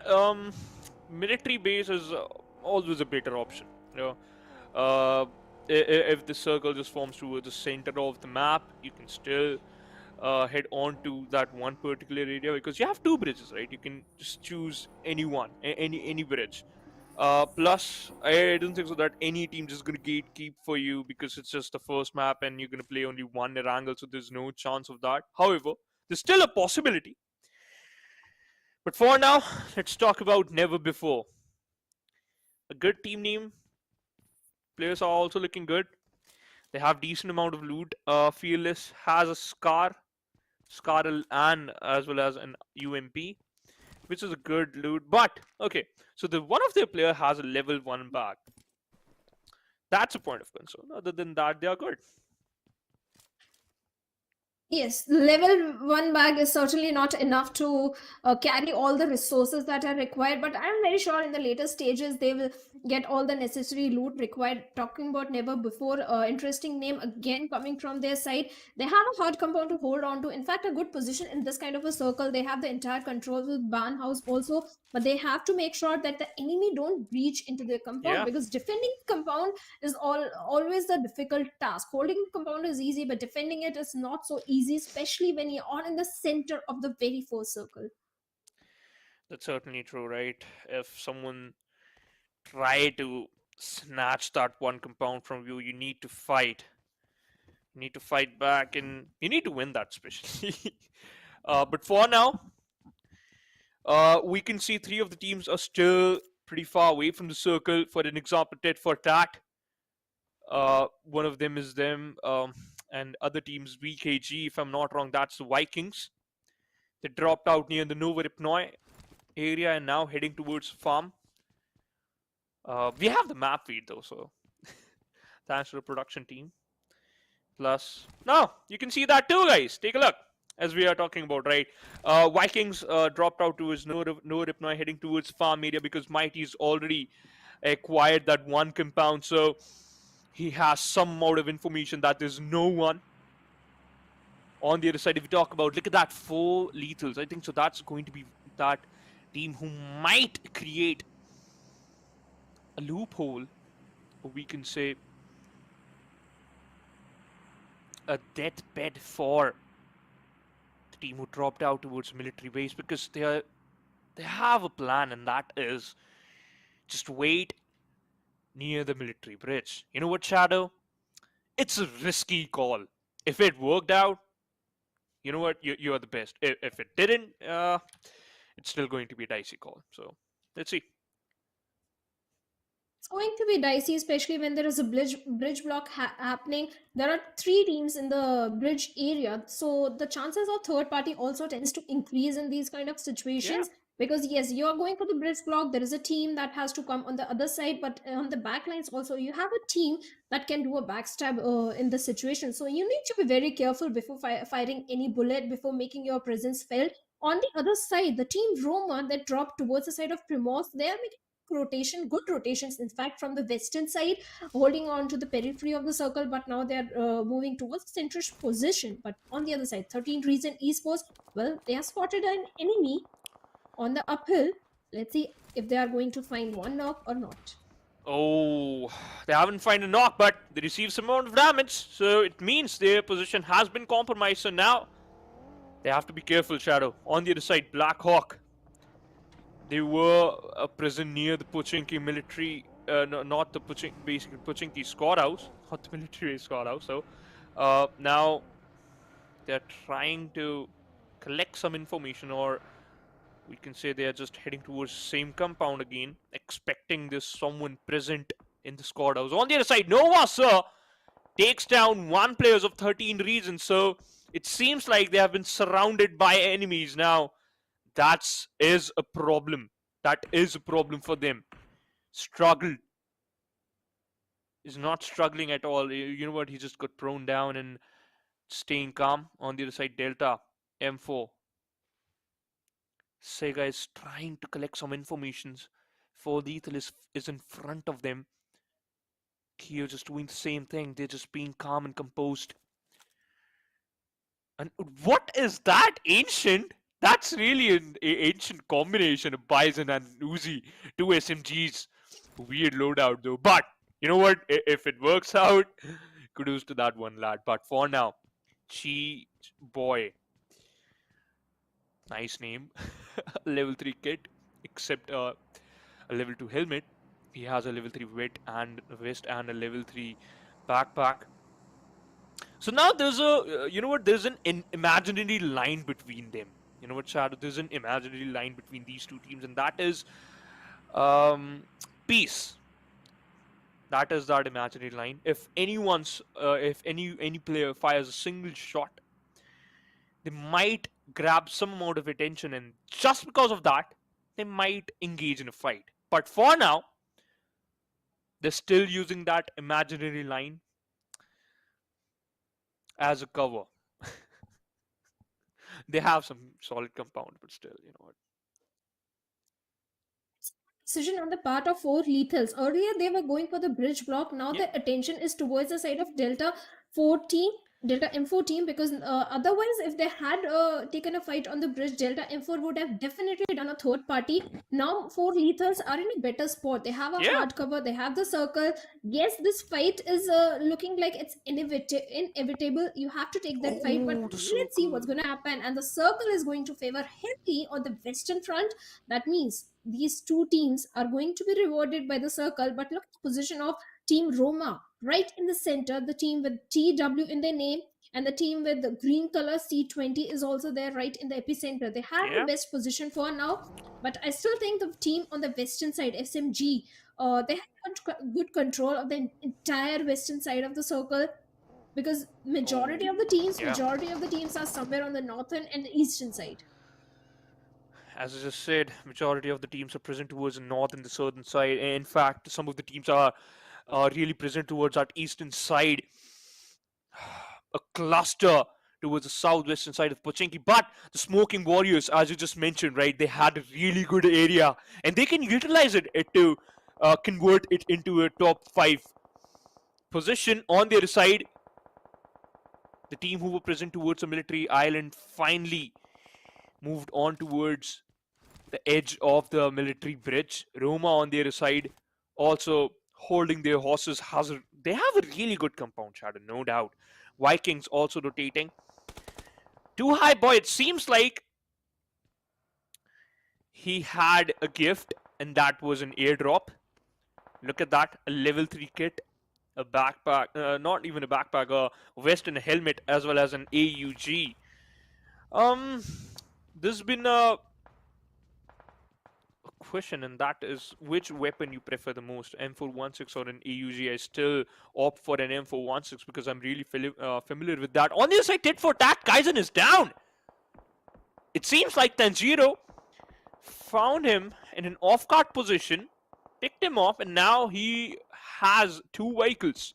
One is going to be a buggy, and another one is an UAZ. However, the UAZ receives some amount of damage, so this is going to be a good option to go for the buggy.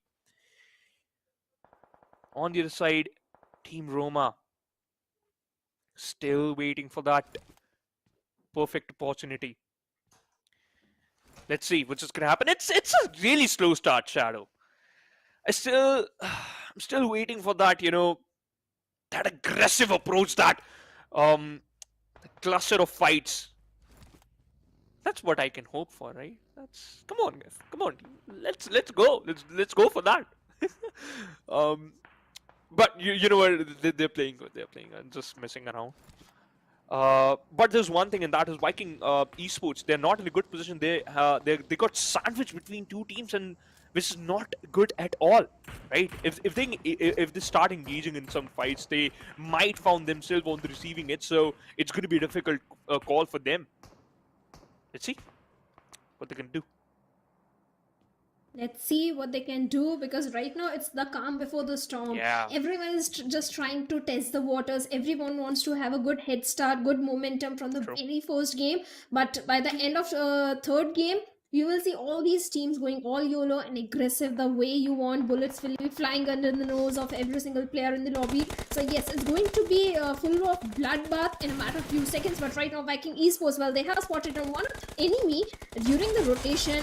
They're trying to shoot players from the moving vehicle, but not significant damage has been dished out from the side of Viking Esports. But no, they managed to take down one player from the moving vehicle.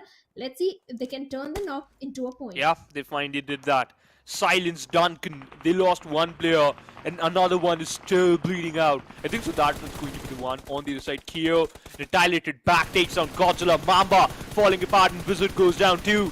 This is not looking good for them. 4 lethals using this opportunity, using the situation as an opportunity, especially to take down their opponents. On the other side, Wizard got blown up and got killed instantly. Beans, his position has been his position has been compromised now. He has a really good compound, and that is going to be a warehouse to play around with. But Sega, look at that, on barely surviving on just 5% HP. Use that first aid kit. Back on to 75. On the other side, a lot of fights has been panning out. Shadow, a lot of teams are struggling, and that's what just happened. If a cluster of teams are surviving and they are pretty close to each other, that's what just happens. Well, certainly, right now, soft cover has been made through the smokes from the side of Blackhawk 12 because they are out there in the open. And on the other side, SMG Nayan finds a beautiful knock and a confirmation as well. That means SMG, they are trying to grab as many defeat points as they can. But Nova Sir needs to be a bit careful as he's out there in the open. There is a chance of a third party happening from the side of Power Brilliance. But Power Brilliance, their attention right now is onto the players of Blackhawk 12. Yeah. 2 of the players already down.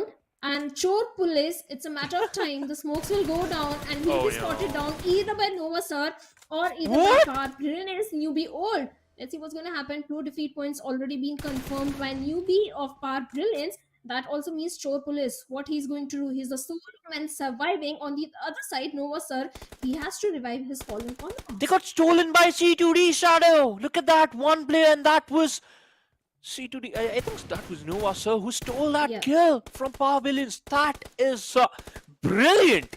But Newbie still trying his level best, and he was like, oh no. That was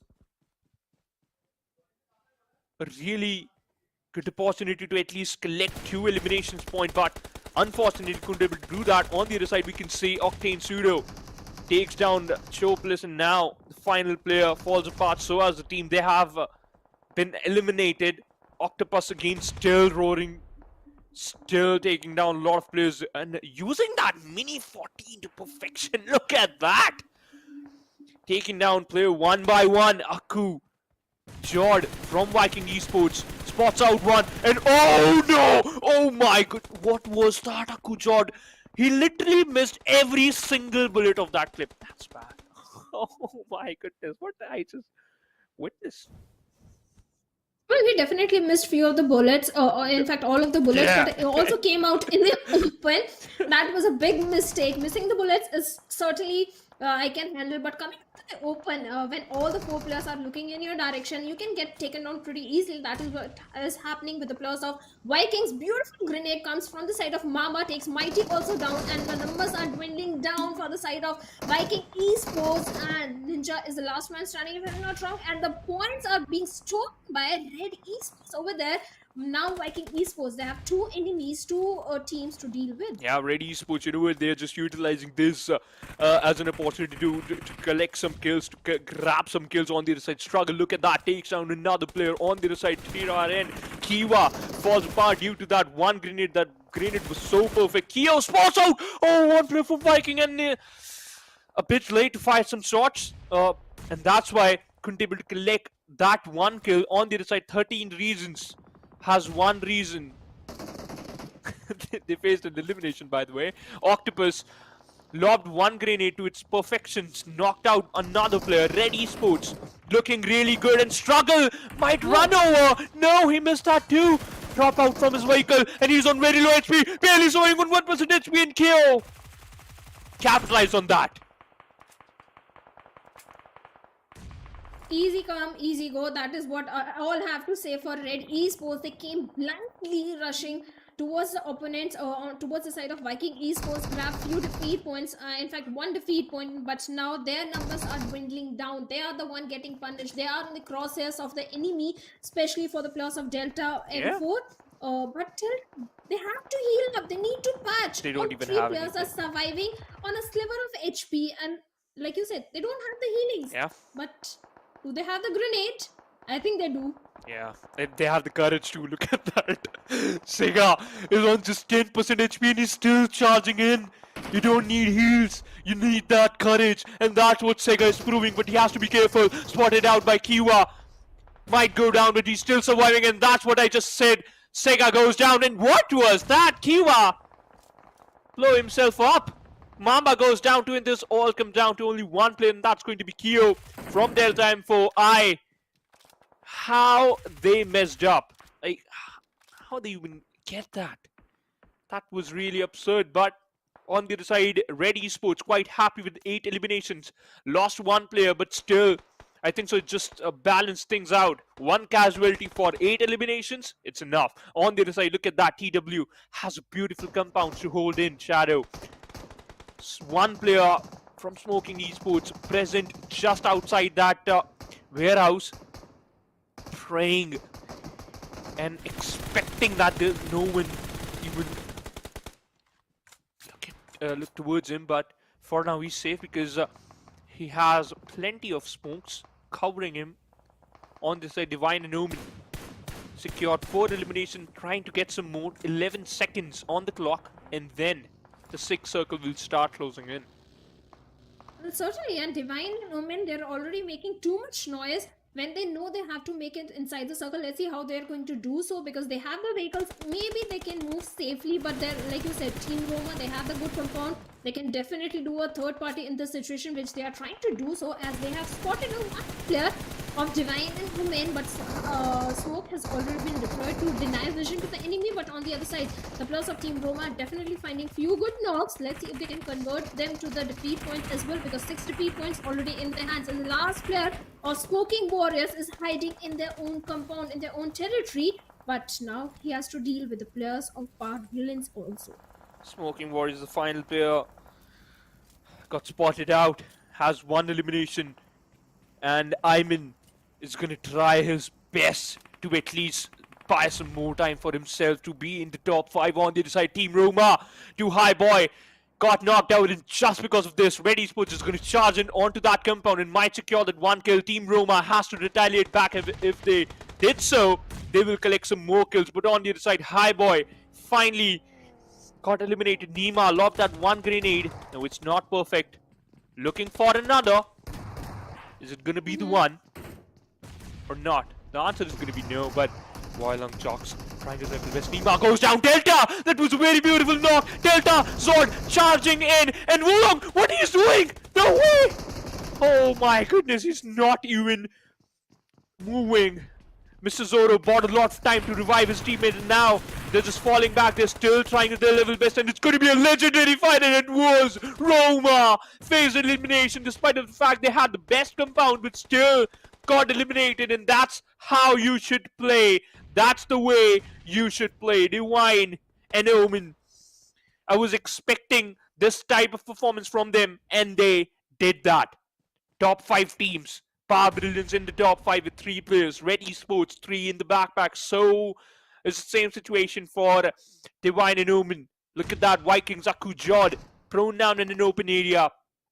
No one even looking at him. But there's one thing I just want to mention. That is this might be the final call for Ayman. And yep, it was. Smoking Warriors got eliminated at the 5th position with total 5 eliminations. 4 teams, 10 players. Shadow, it seems like it's going to be Divine's and Omen's game, but you know what? It's still a gamble. It's a close call, Shivansh. It's a very close call, because Power Brilliance, they also have 3 players inside the game. They have 7 defeat points, and the flank angle which Newbie is trying to create, that can prove a little helpful in the situation. But the circle is, like you said, it's in the favor of teams are somewhere on the edge, but still Brilliance, they are in a good spot. And right now, Divine and Men, they're rushing towards the side of Red Esports, but grenade comes from the side of TRN, takes Delta's Jot down. That means the situation, the advantage with Divine and Men had in their hands has now been gone. This is the moment when Red Esports should just directly charge in and eliminate the entirety of Divine and Omen. Looks like the last player is still hiding in the big house. Yeah, he's still hiding. Oh, look at that, Akujod! Ho, ho, ho! Crawling in. And I think that this is the best approach. He's just waiting, and he might be the cheekiest player. Will get into the top 3. But I have to wait for that on the other side. Red Esports, 13 eliminations. That's ridiculous. And they're still going on. 3 players surviving. I, with 4 elimination, looking out for some more. Might spot out the players of Power Brilliance. 1 player behind the tractor and 2 players inside that small little shack. Akujot pretty close to Octopus. And spots him out, takes him down, and secures his kills. And now Red Esports just dropped out to only 2 players. Kiwa, he knows that where is the final player. Akujot spots him out, just going to lob a grenade, and this is going to be the final one. And yep, he's done. Top 3 teams. Red Esports looking good. I received a lot of damage, I think so, due to that one throwable. Popping that heal, and this Molotov might secure another knock. But no is going to be the answer because look at that. Look at that. Mr. Zoro is just beside that compound. Still surviving. No way. Come on, you need to look out for that one player. Oh, he did it! And now he suffered.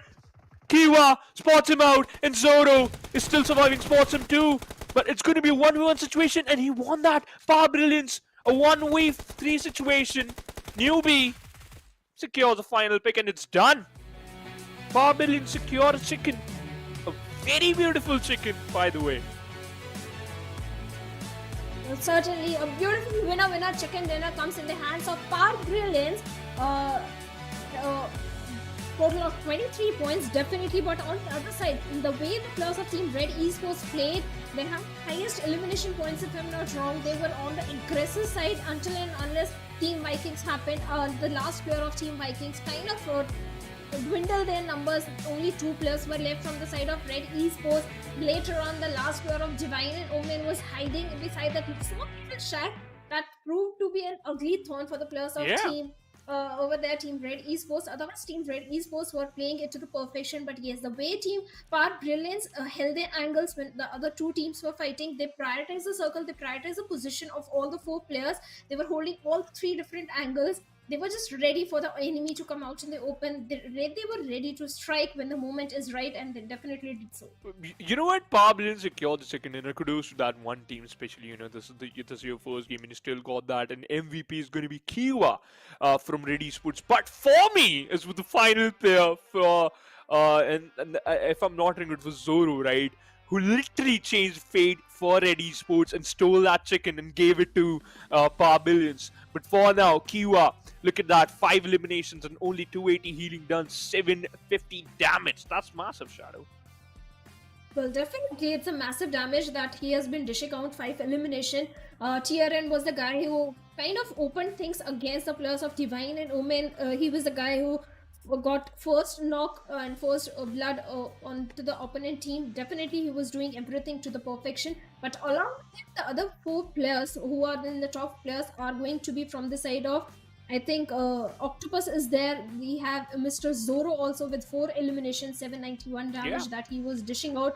And we have Octopus also from the side of Red Esports. Again, 3 elimination, 821 damage. Yeah, look at that. That's massive, right? And he secured the highest amount of damage amongst top players, and that was 821. If we talk about match summary, and yes, that is going to be the case. Octopus with 821. Mr. Zoro, congratulations to him and to his team, because just because of his final approach, they secured the top 2 position, right? They end up at the 2nd position, and I think so just because of this, they have secured a lot of points to be in the top 3, right? To just start off things really good into the next map. But for now, Red Eye with the highest healing done, and that is 368, and he was in a lot of fights, right? he also secured 4 eliminations. So if he has done 360 out of 8 healing, yeah, it's really really a good approach. Definitely, but let's have a look at the match ranking. And Red Esports didn't get the winner chicken dinner, but still they are on the top courtesy to the elimination points. 14 eliminations already they have, total 24 points. But Power Brilliance, they are also not far behind. 1 point short, they are sitting on the second spot with 23 points. Then we have Denox on the third spot with 21 points. That means all the top 3 teams, the point difference is not so much. It's 1 and 2 points. But look at Vikings, they have 12 points. They are sitting in the 4th spot. So from 4th till 16, Yeah, it's a tough job. It's tough to come on the top. you know what? It's gonna be really tough for every single one. Look at that TFT, right? Yeah. Tit for tat. This was the first team who just eliminated one team, and after that they just secured only 1 point. That was 1 placement point. Total points they have secured it's only 5. If you have a good start, you need to carry that forward till the end, and that is your key point to the success. But for now, it was a really close call, by the way. But let's take a look at the highlights in which we saw Red Esports annihilated every single one. If Struggle could have survived in this situation, they would have secured the chicken, right? They would have the man advantage in the final circle, so it could have held them. But for now, Power Brilliance is the one who secured the chicken. But Octopus, this man was using an S686 in the final circle. Can you believe that? Like, really? Can you Well, believe if that? you're Yeah. accurate, shotgun is the best weapon to have in a close range fight. In the final circles, all the fights are in the close range. So I think he was already prepared that there is going to be an enemy that is going to breach into the compound, and he was ready with Yeah. that shotgun. But Red Esports, they were verge of elimination. For a second, I thought the way they rushed over the side of Delta M4 when they were picking fight with the Vikings over there in the open, that move I questioned. But the way they handled the situation, yes, they lost one of the players, Yeah. but still they had the calm and the composure. They eliminated Delta M4. Yes, Delta M4, they didn't have enough healings also on their hands. But still, Red Esports, well played. The aggressive stance they had, I questioned it, but they gave an answer with the performance, with the elimination they have already in their hands. So good performance from the side of Red Esports. Yeah, they have been they have been consistent throughout the match, and that's why they got the highest amount of points from the previous match. But they need to showcase similar amount of performance from the next match. But for now, let's take a look at the damage graph. Red Esports, look at that, 2,448 total damage by these 4 players. That's massive.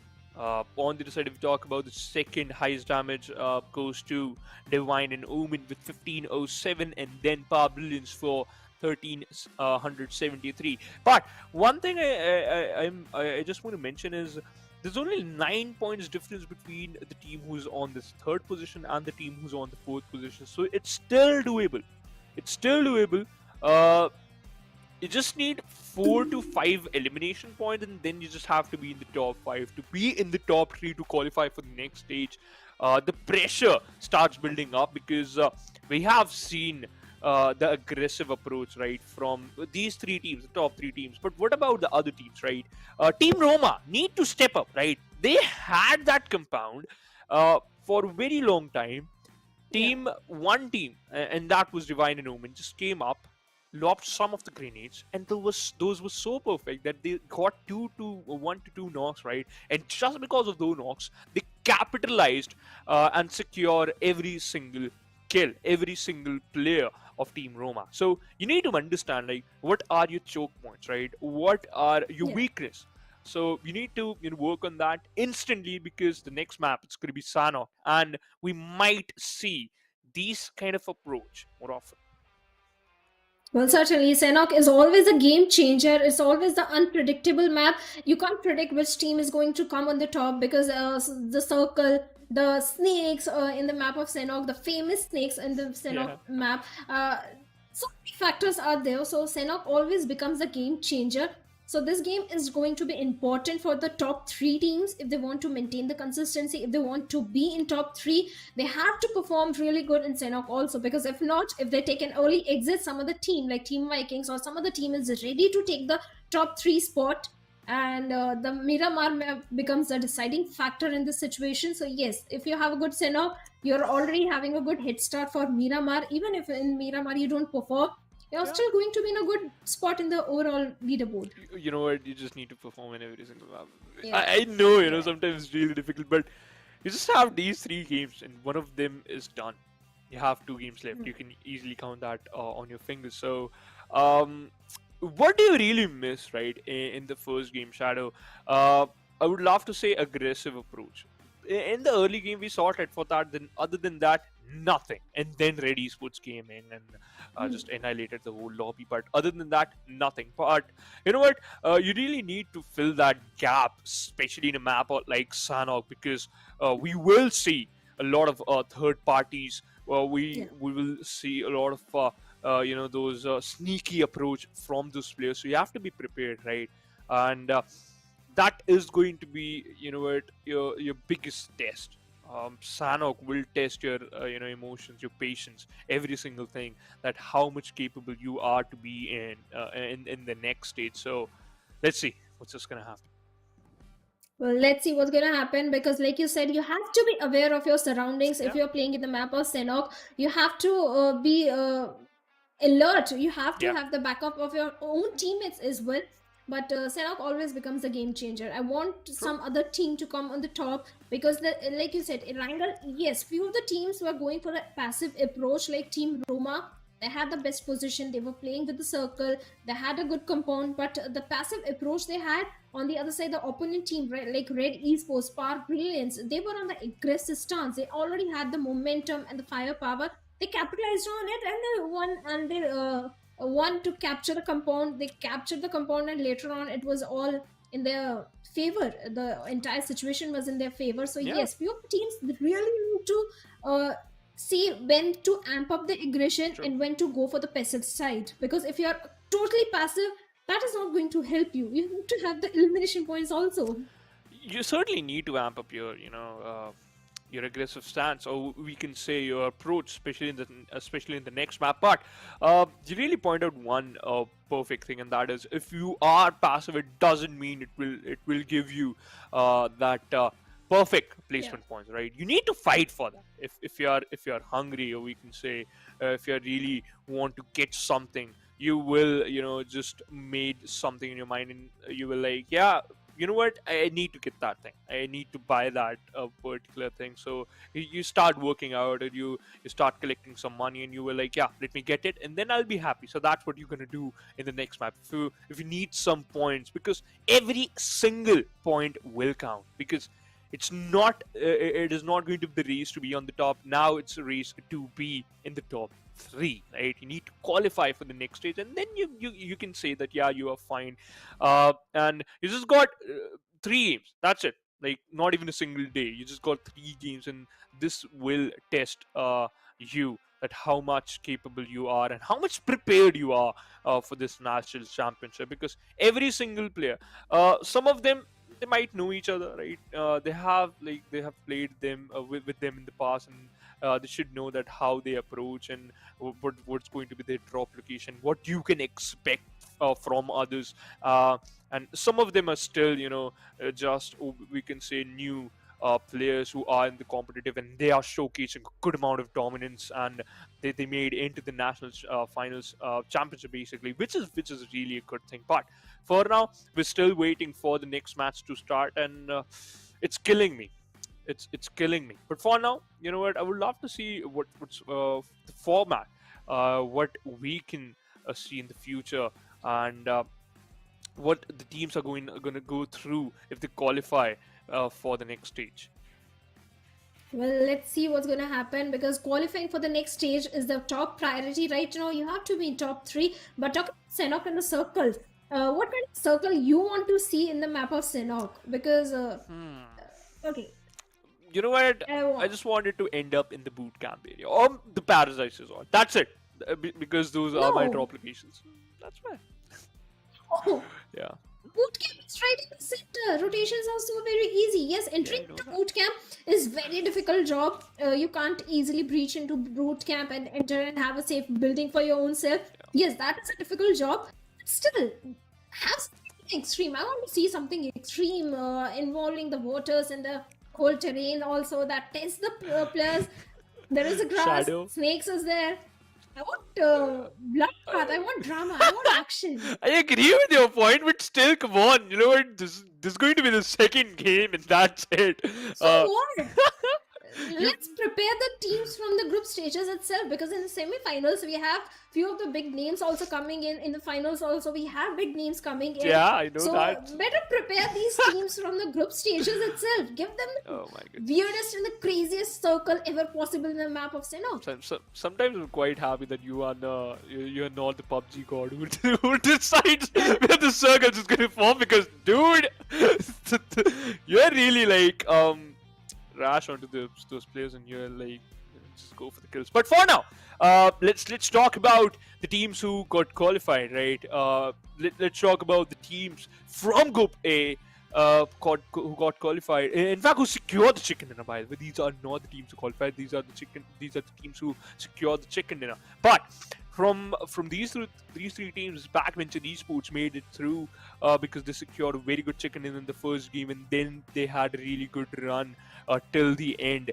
After that, we have second group started off, and the team who secured the first chicken dinner is going to be Power Brilliance. Now we're waiting for the second map, and that is going to be Sanhok. And as Shadow was really trying to say, that is, she really need a deadly circle. She Yeah. she loves that deadly circle.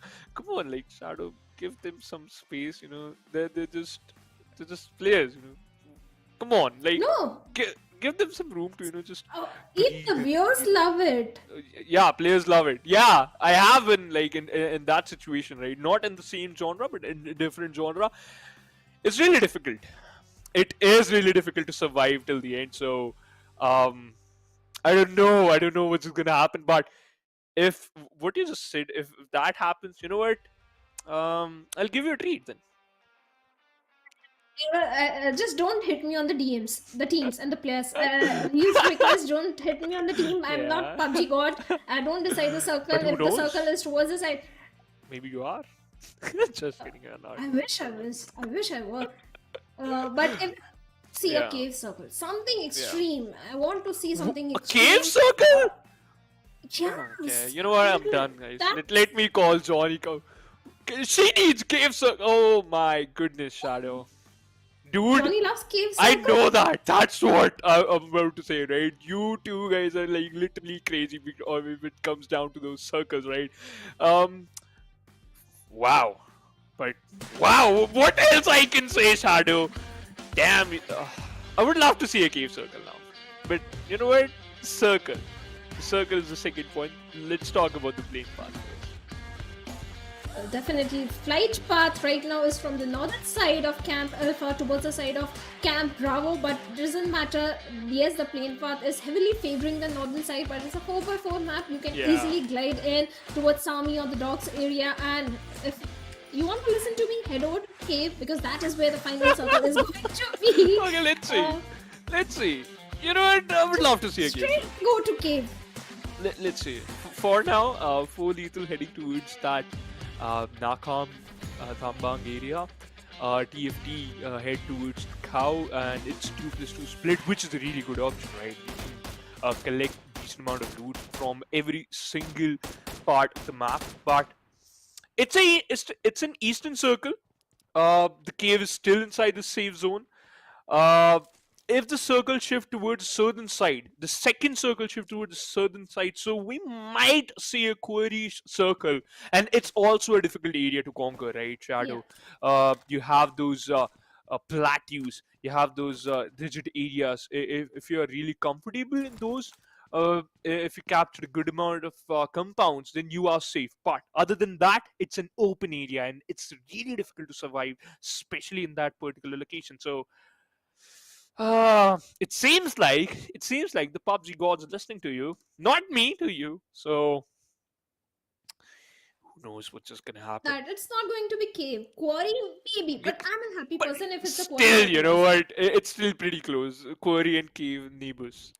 They are like very close locations. But Divine and Omen It seems like that one player is fed up. He don't want to go for the Omen approach. He's looking for an divine approach and swimming, basically, or we can say hiding from his enemies.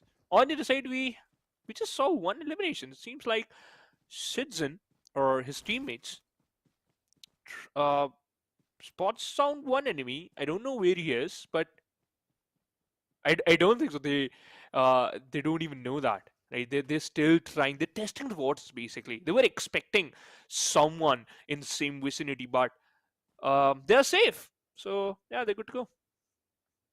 They're safe now in the map of Sanhok. No one is safe because there's always a team in the nearby vicinity or in the adjacent compound. That is exactly what is happening with the players of came to destroy. Yes, they might have come to destroy right now, but they need to realize it's Sanhok. You have to stick together. You have to have the back cover fire required in any kind of a situation. You have to have all your football players with you. But right now they are scattered.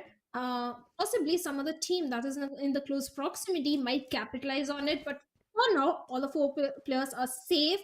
They are going for the resources, the loot that is required in the map of Sanhok. Yes, smokes, you don't need too much, but grenade is something you definitely need, and looks like Delta M4 is one of the team that have heard my prayers because they are already in worry. But what is happening? Why kiddings? They have spotted over there when only one player on to battle.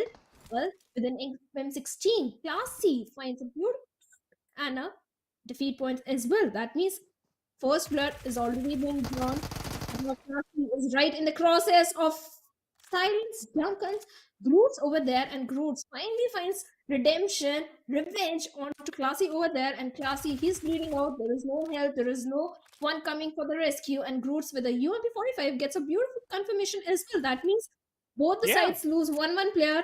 Both the teams have 1 defeat point. 2 players already lost, but still we have 16 teams, 60 players remaining. it was good trade, right? It was good trade for both of them. However, losing out a crucial player in the early stage is not a good thing. On the other side, Red Esports, they're getting angry. Secured one knock. Try to convert that one knock into a kill, but still so far. But they secured another. Okay, Red Esports. Oh my goodness, they are deadly. 13 reasons. Destro just got knocked out. 13 reasons. If I'm not wrong, Shadow, they end up in 10th or maybe 8th position, something around there, which was not good, especially. That was the case in an Erangel match, but it seems like that is going to be the same thing in the Sanhok map because they almost lost 2 of their players. So, yeah, uh, to this is barely surviving with only 2 players. So that's not a good start for them. And I would love to see what Booty and Rolex can do, what they have to offer. Definitely. With that, the first airdrop is right in front of us. It has a Groza and a suppressor, level 3 armor, and a level 3 backpack. Level 3 is definitely going to help you in this situation.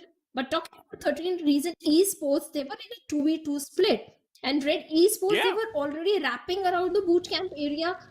They spotted on the player.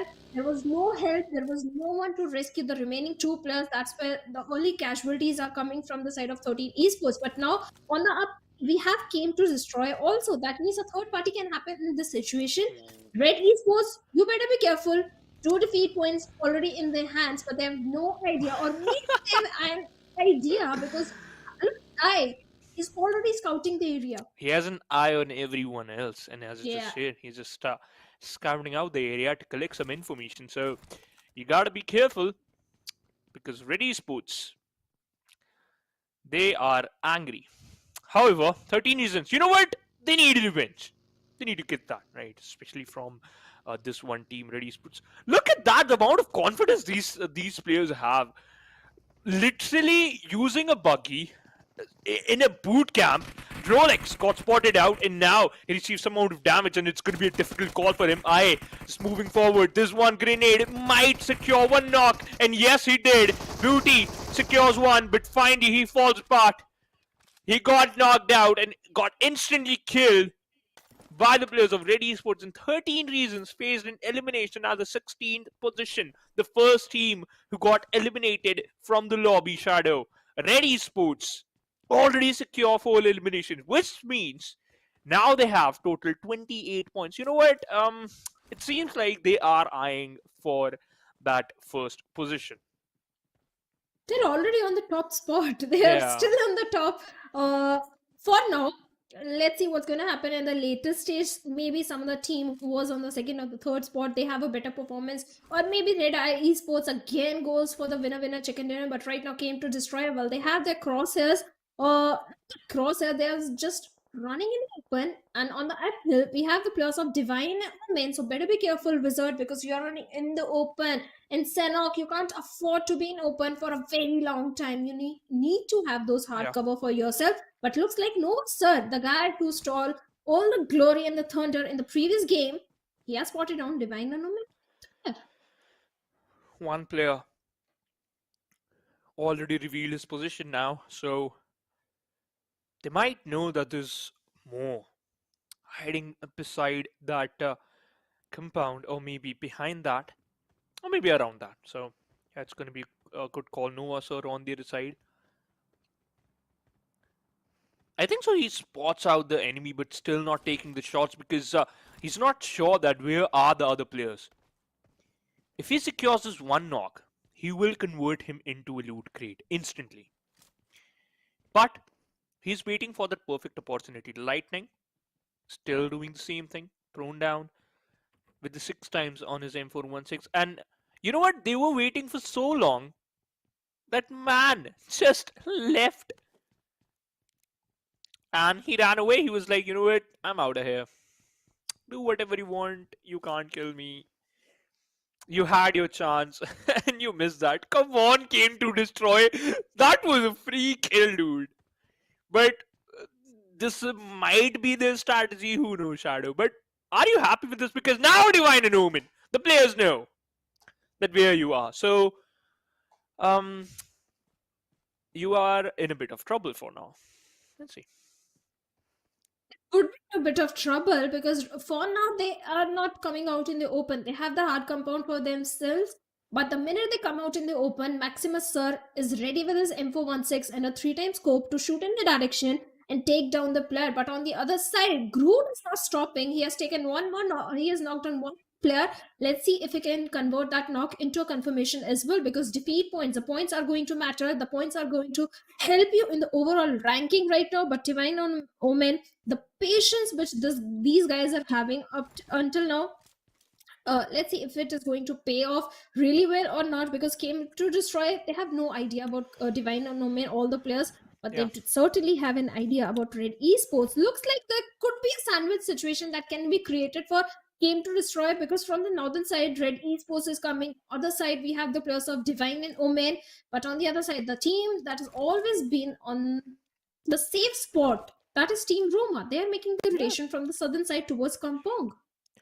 Just look at that. The Smoking Warriors, right?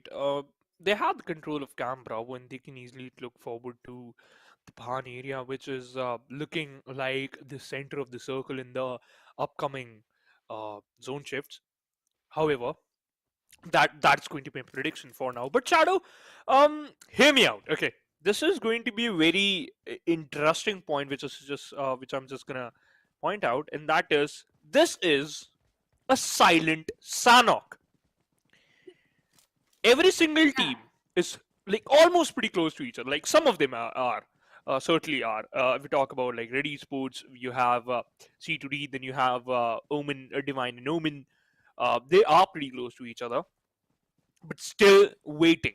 Right?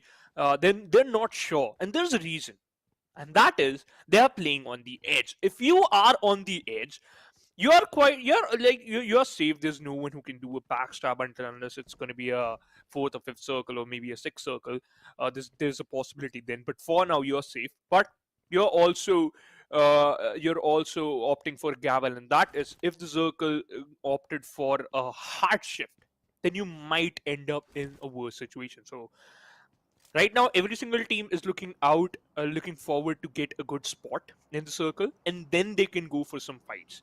And that's what Team Roma is focusing on. This is their game plan from like the past two games. So we are witnessing the same thing. But are they good with it? Yeah, they are. But is this the best? No. For now, Power Brilliance, Hurst with one of the best spray I saw today, spots out Godzilla from 4 lethals, kicks him out from the lobby, secures the kills, and now moving forward. Power Brilliance, the team who secured chicken in the previous match, suffering the wrath of the blue. Oh, Alu, no way. Wrath, it's still the second circle. I think they can take the damage. Yeah, they of the can, blue. but it's still Yeah. like constant amount of damage. So sometimes it's a pain Hmm. in the head, for a lot of players. But 4 lethals, now they have to be careful, right? There's one team who secured a chicken is just right behind him in Delta from Divine and Omen. Holy moly, he secured knock, and he in fact secures the kill. And one of the kill got stolen. Now Delta, look at that. He's just barely serving on 1% HP. And Beast just moving forward. He spots him out and he's waiting Shadow. He's waiting, but he is also having the cover fire of his own teammate from the back lines, who is providing the necessary cover fire required in the situation as he's closing the distance toward the side of Delta.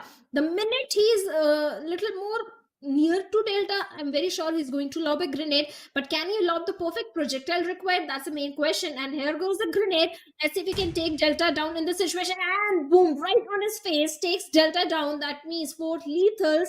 Well, they are right now grabbing as many elimination points as much possible. Look, 2 remaining players of Divine and Omen. The 2v2 split which they were having is not working in their favor right now. But still, there is hope. There is a chance as Fatman is trying to keep the enemy at bay as his teammate goes for the revival. I think so that 2+2 split was not perfect, but it's decent, right? It worked out. You almost secured 2 kills, but you got one in the backpack. And uh, if there is someone who can revive you, who can give you a resurrection, especially in a place which is almost a difficult. So yeah, you are doing good, right? Divine and Omen, the player got a revival, and now he's back on his feet. On the other side, 4 lethals. Beast is still fighting against the blue zone. Drop out to 40% of his HP. He has 2 painkillers and 1 energy drink to work with. 2 first aid kit and 10 bandages. Divine and Omen, Delta using that buggy to get away, and Beast he's just watching. That's it. You had a chance and you missed that. Now just got away. They just ran away. And what do you have? Does they have any vehicle? I would love to see that. If don't, then you know what? You have to run. And the circle is really far away. Looks like PUBG gods are listening to your prayers more than mine because the circle. Look, Paradise Resort. It's still inside the circle. If it favors heavily on the northern side, maybe we can see a Paradise final circle. But right now, majority of the teams are going for the rotation. A cluster is forming right at the side of Quarry, eastern side of Quarry, where 3 teams are present. Let's see if a third party is going to happen. But the team right in the epicenter, TFT, they have a very good spot. Tit for tat. In the previous Erangel, they started off on a very good note. They became the first team to get a complete squad wipe, to get a first blood. Now also they have the center position. They need those points if they want to see themselves in the top 3. But Red Esports, what just happened? Came to destroy Wizard, came and eliminated one of the player. I think so. He was alone. Uh, he went inside that compound to collect some information, but he got converted into a loot crate, which was not good. But yeah, I think so. That was the case. Right? Look at the position. Look at the players of Red Esports. In a really good split, it was a 2+1+1 split in which they lost 1 player. Which is still good because you have 5 eliminations in the backpack. You can still work around with 3 players, and the same thing happened in the previous match in which we saw Struggle was the one who faced an elimination despite of the fact Red Esports secured 24 eliminations.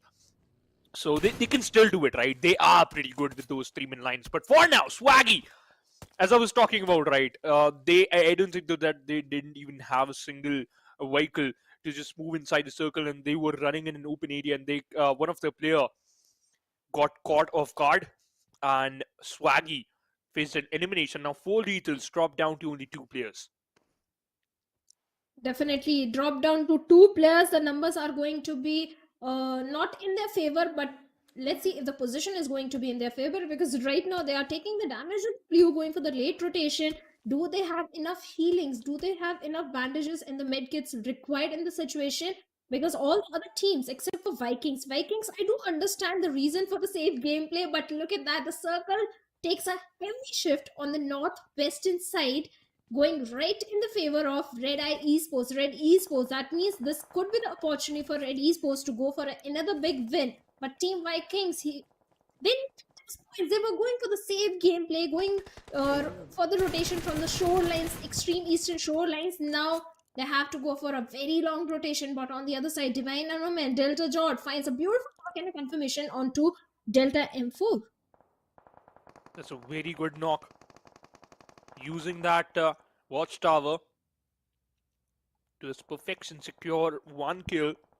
And Divine Omen, in total, they have 2 eliminations, and every single elimination been secured by Delta Zord. So yeah, he's doing his job perfectly. But Shadow, do you remember one thing? Before the pre-game, I was talking about the area where I love to see a circle, the final circle, and that was the Paradise Resort and Boot Camp. It seems like the circle is going to form between these two compounds, between these two areas. So it seems like PUBG gods are really listening to us. However, Blackhawk, now they have been tested by the players of Divine and Omen. Noob Whitey cooking up a grenade, might throw up to its perfection. It's going to be rebound 1. Not perfect. Oh, look at that. Test out almost 80% of the damage, and Fatafat, in fact, Fatman is barely surviving on 20% is on his HP.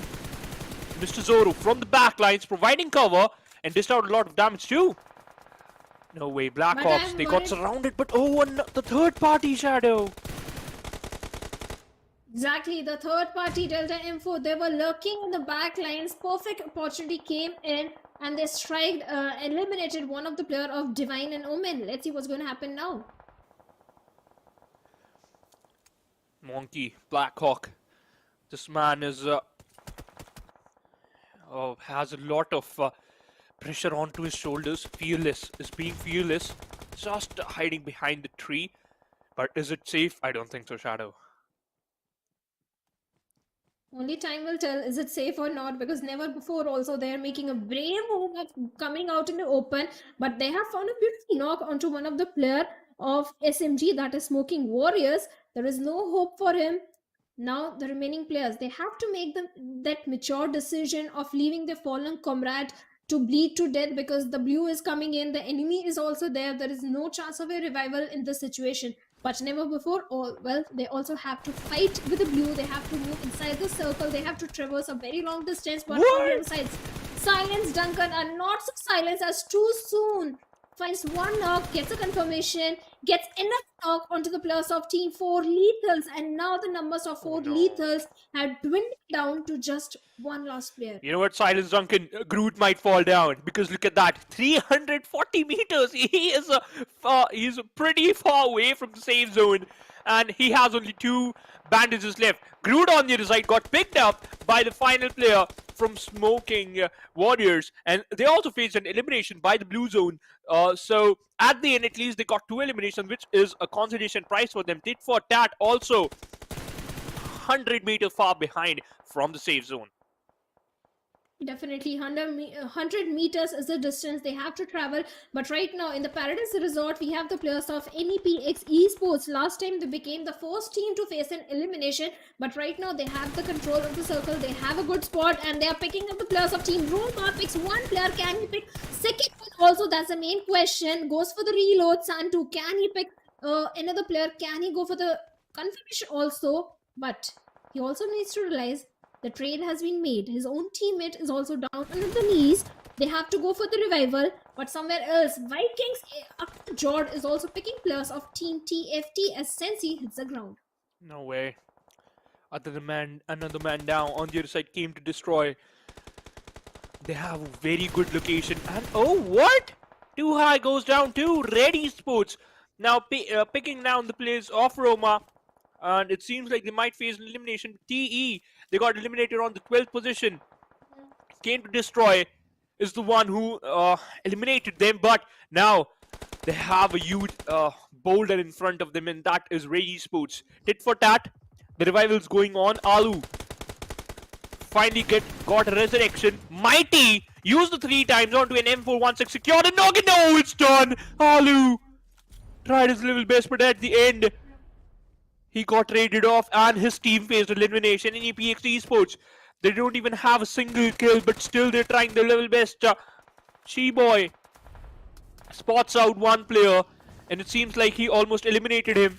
Octopus moving forward, and in fact he was running inside the blue, but the Molotov is enough, and there's a run over Shadow. Octopus, it seems like he's using his every single tentacle to secure a kill. Red Esports, they are running death and destruction everywhere. The way they are playing in the last Erangel also, this time also, they're going for the elimination point. But on the other side, NEPX Santu has been put out of his misery as he was bleeding, and Fearless gets a confirmation point as well from the side of Never. But on the other side, came to destroy. Lighting finds a beautiful knock onto I. He eliminates him. Now Team Red Esports have been reduced to 3-man squad, and Viking Esports, they do realize the gravity of the situation, that they need these points if they want to come in top 3, and they're picking the players of Never Before. Finds Brutal now going for Fearless. Grenades are being lobbed. Oh no. But from the backlines, was APX Sasuke? That was him. No, it was Vikings only that they eliminated Never Before. Now, Vikings, they have good defeat points, 8 defeat points, but they need to be careful because in front of them, they have Came to Destroy. Yeah, Came to Destroy, they really are doing the same thing right now. Octopus spots out Lightning. He's hiding behind the tree, and for now it's enough.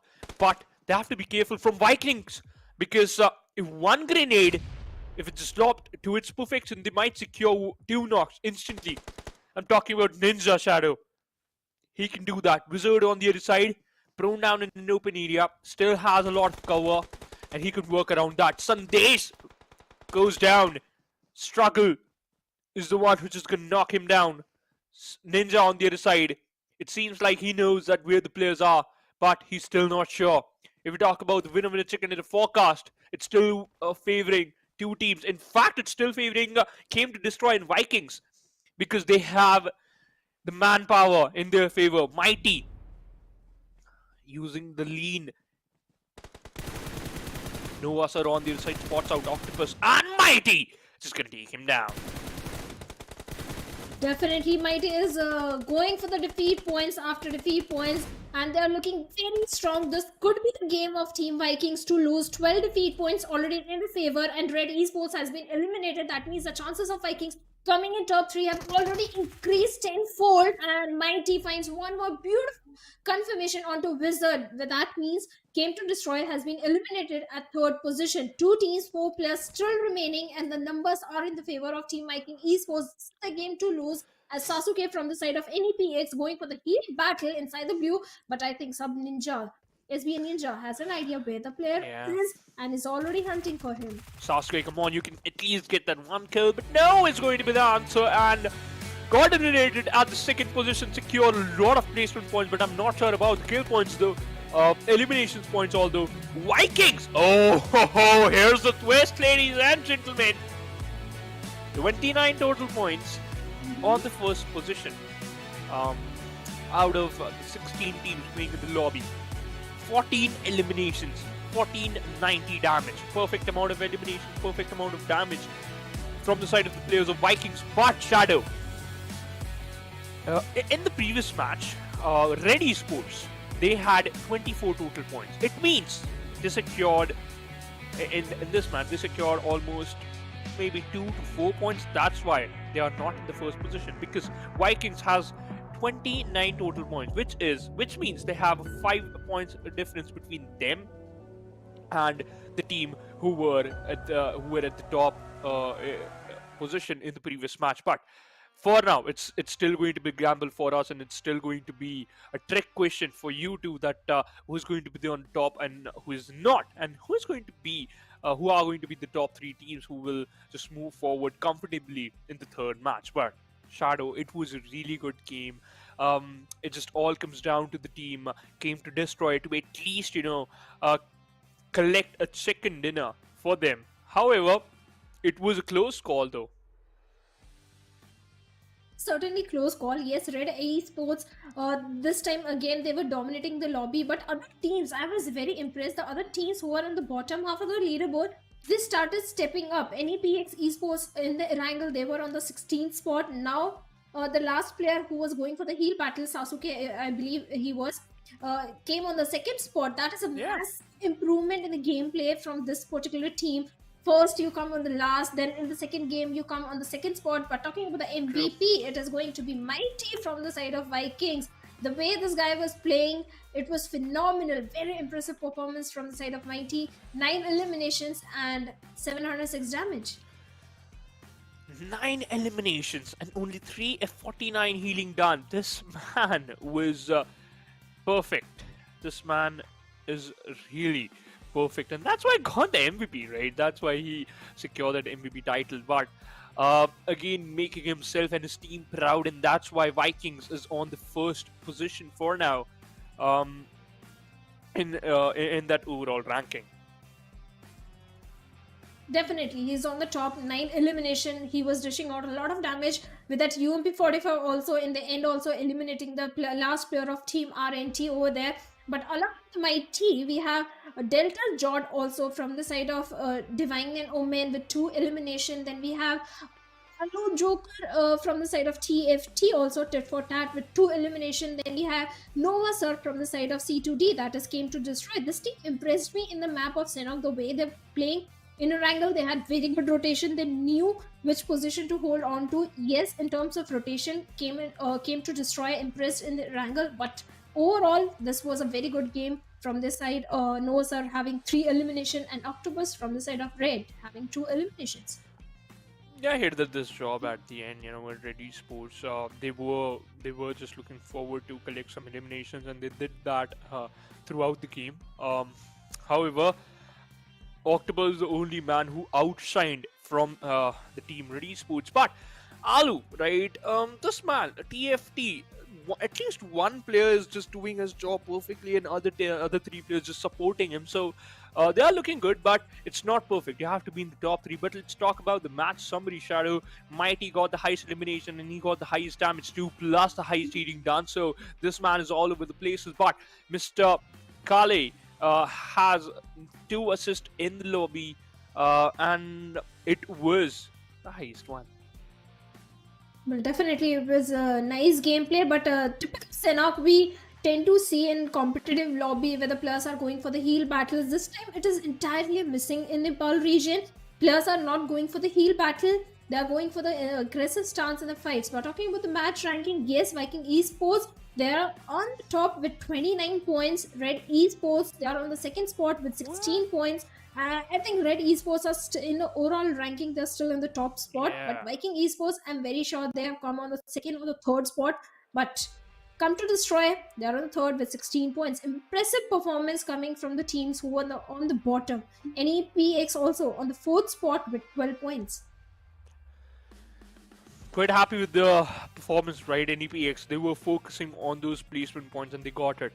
12 placement point, but they need to work on those elimination, right? If they get it, they might be in the top 3, otherwise they couldn't be able to qualify. However, 13 reasons on the 15th position, then we can see V12 on the 16th position, but it wasn't a good game for the team Divine and Omen, right? They were in the 12th position in the match ranking, so they also need to work on their game plan a bit, because the next map is going to be one of the most tactical one, as Fixers used to say, right?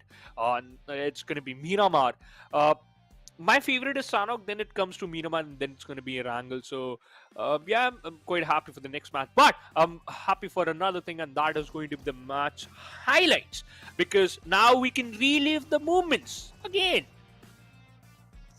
where Red Esports were dominating and Vikings also. Vikings had started on a very slow note, going for a very late rotation, taking the damage of the blue. They were coming from the southern shorelines, southern eastern shorelines in the map of Sanhok. Yes, initially they were passive, but once they started being the aggressive ones, they didn't stop for anyone. Squad after squad, they eliminated. Mighty definitely did a very good job, having 9 eliminations out of 12 or 13 eliminations, which this team is having. So, very good performance in terms of the damage graph. Also, it is Team Red Esports.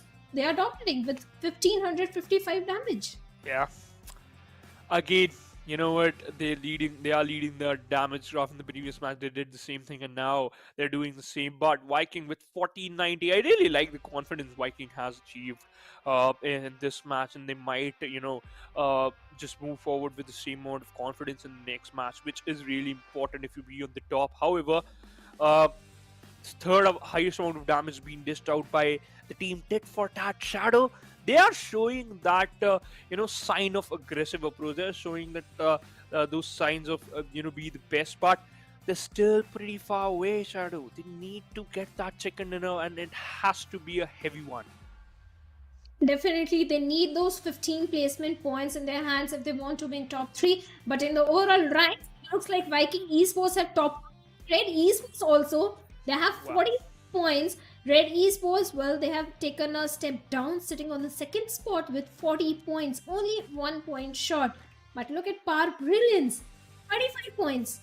On the third spot, there is a major buffer between Red Esports and Power Brilliance.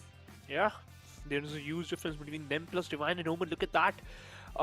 Similar point, two power balloons, but they are on the third position just because of that one chicken dinner. Roma on the other side on the 10th position. 4 lethal just moving forward one by one. But you know what? You have only one game to prove your mettle. And it will decide, are you going to be the one who's just going to be on the top, or you're going to face an elimination today itself. But for now, Shadow, it's not the end, and it's still just comes down to the final game, because it's a draw between two teams on the third and the fourth position. And I would love to see for how long they can carry this pressure, and which team is going to be the one who can be in the top 3. But for now, it seems like Vikings, they are good to go, right? Vikings and Red Esports, they are in a really good spot, and they might qualify for the second stage. I don't want to jinx it, but it seems like they did, because the difference between them and the team who's on the third position, it's massive. It's almost 14 points difference, or maybe 24 points difference. My maths is really bad. That's why we prefer Ocean. But at this moment, you know what? It all comes down to who is going to be on the third position. That's where I has to be, right? So let's see which team is going to be, and how they're going to manage to be in the top 3. Well, for the first and second spot, we might have to do the maths, but for the third spot, we don't have to do any maths, because Park Brilliance, they're sitting on the third spot. The team on the fourth spot also having 25 points. So the competition for the third spot is still open for all the teams out there. If they manage to grab 29 points in a single game, they can topple over any team and come on the third spot. So Park Brilliance, they need to put up a very good performance if they want to qualify, maintain the third spot. The other team also, who are on the bottom, they still have the opportunity, they still have the chance to qualify for the semi-finals. So the third spot is still open. I'm not saying first and second are closed, they are reserved. They are also open, but third's open to everyone in the lobby. Yeah, you know what? You can just hop onto the train and you can easily get the third position, but you can't get the top 2 easily. You need to fight for that, and the fight is going to be a legend. Wait for it, daily, a legendary fight. So you need to prepare for the final battle, because, ladies and gentlemen, it all comes down to this final map, and it's going to be Miramar. And this map will decide who are going to be the top 3 teams, which will move forward to the next stage.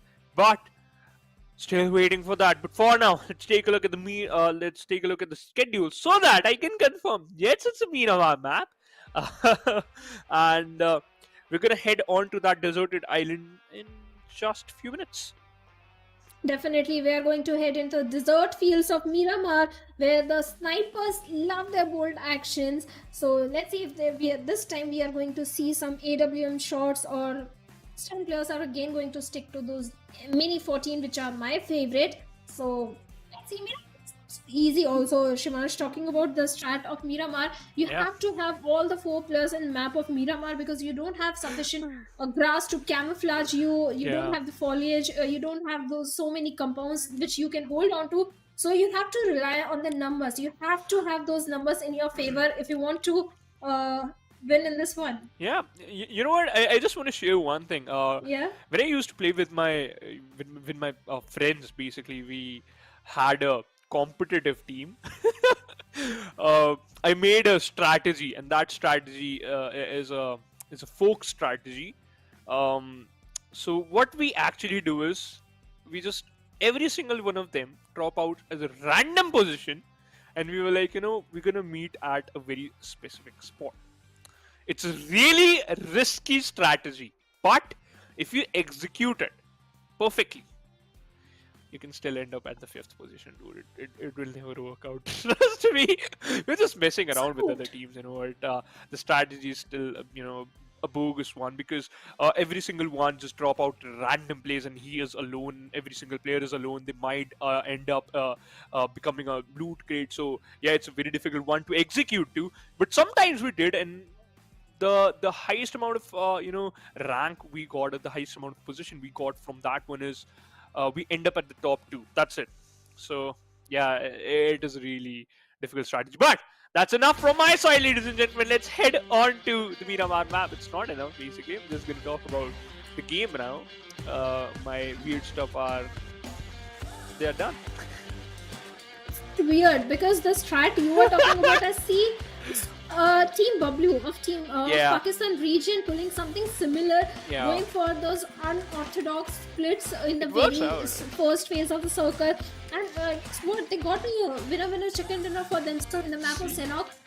In the PMCO. So yes, Yeah. sometimes these kind of things work in the competitive lobby. That's why Yeah. you came second. You're just saying it's a bogus thing, but no, it's a For very smart move. for us, it was, come on, Shadow, because you know what? I don't even know like what to do in a lot of situations. I'm really bad.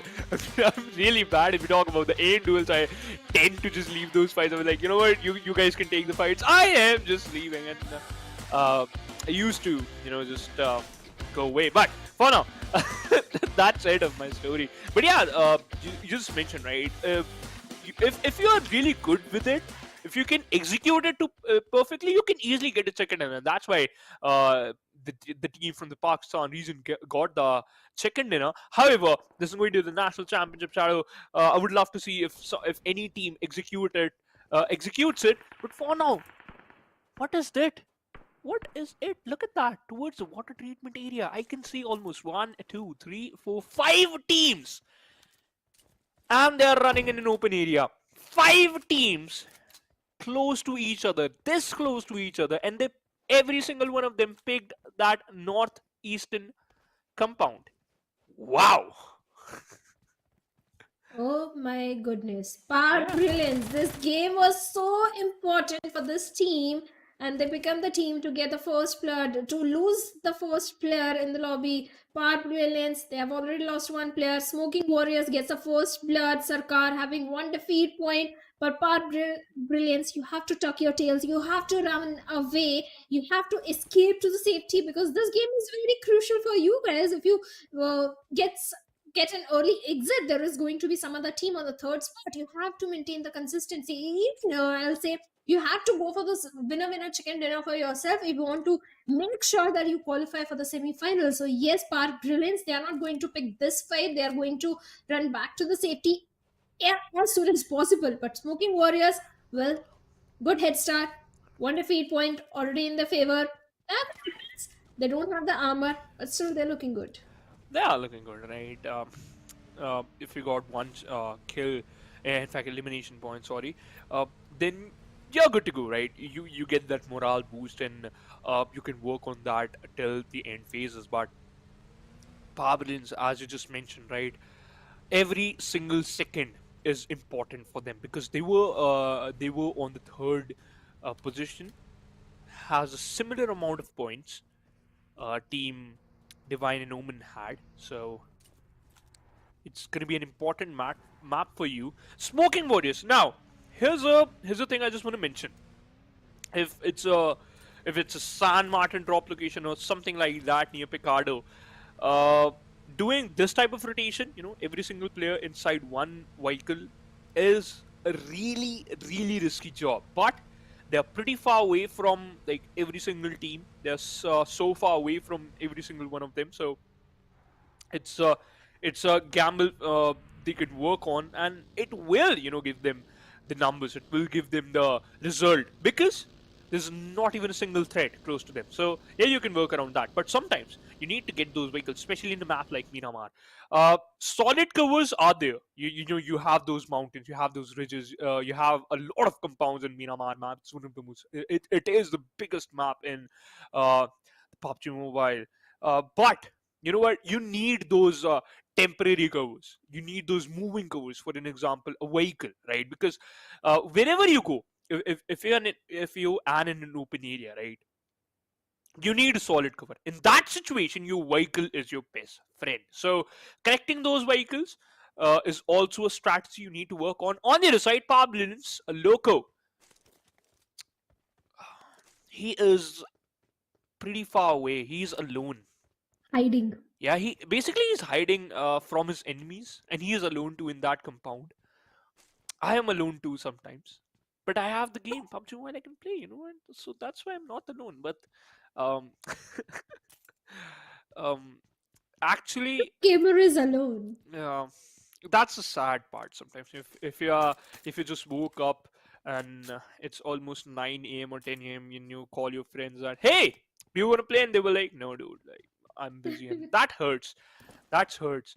But you know what? It's life. Sometimes you have to go alone. Sometimes you go with the pack. But in this lobby, you need to get that pack. You need to get every single one of them online because you need to collect those points. Because if you want to qualify, if you just want to move forward to the next stage, you need to get those points. And how you're gonna get that? Let's focus on Viking strategy. So, they played 2 matches, and Shadow. This strategy is really simple. It's a very simple strategy. A lot of teams use this, and that is it's a 2+1+1 split in which one player opt for a different compound, and basically scout an area, and the other player who is also solo move forward to secure a compound to get that in his favor, to at least just conquer that one compound. And after doing these 2 steps, the other two the players will join him, and then that's how you secure a good position. That's how you secure a compound in your favor. So the next step is going to be defended, or sometimes you need to steal it. So Vikings are pretty good in both the scenarios. So it all comes down to only one thing, and that is your firepower.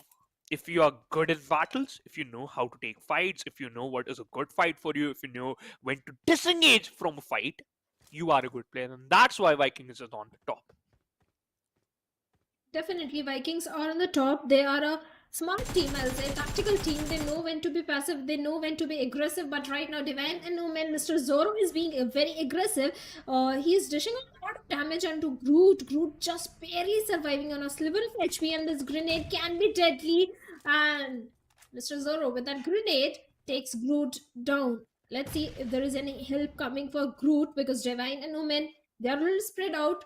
They have all the 4 players, and so do Groot. But reviving Groot in this situation is not going to be an easy task at all. They can work around through this, and that is they can at least get one knock, and that is going to be the final choice. But Sensi spots out Loco, and Loco receives some amount of damage, and he's losing out his HP. He's retaliating back. He does have some amount of damage, but it's not enough. Shadow, I think Loco might go down. On the other side, this happens to one who faced an eliminations from Delta Zord and instantly got finished by that one player, and that is Delta Zord.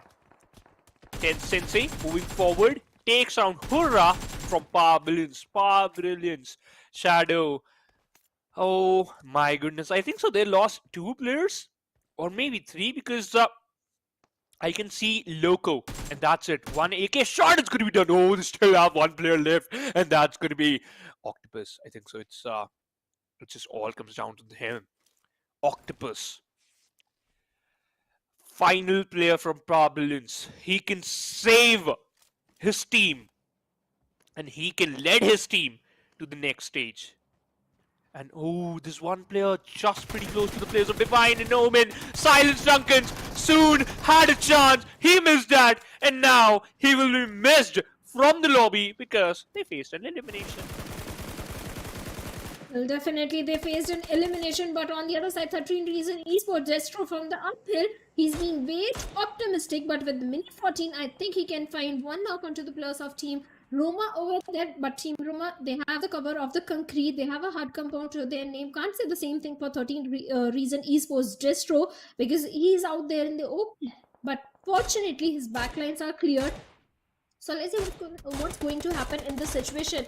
And he's dishing out a lot of damage and takes me down from those mini 14 shots. This is the moment when 13 Reason Esports can rush towards the side of the compound and try and eliminate the entire squad. Let's see if they can do so, because right now Team Roma, they're going for the revival, the rescue mission onto the fallen comrade. The rescue mission is going to be a successful one or not.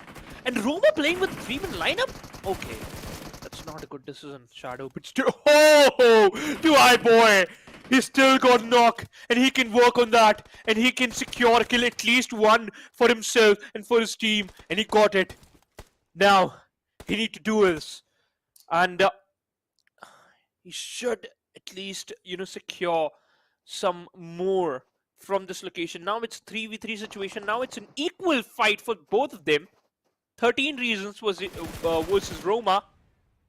Testro from 13 Reasons Esports bursting out the vehicle so that there will be no escape option available for Team Roma.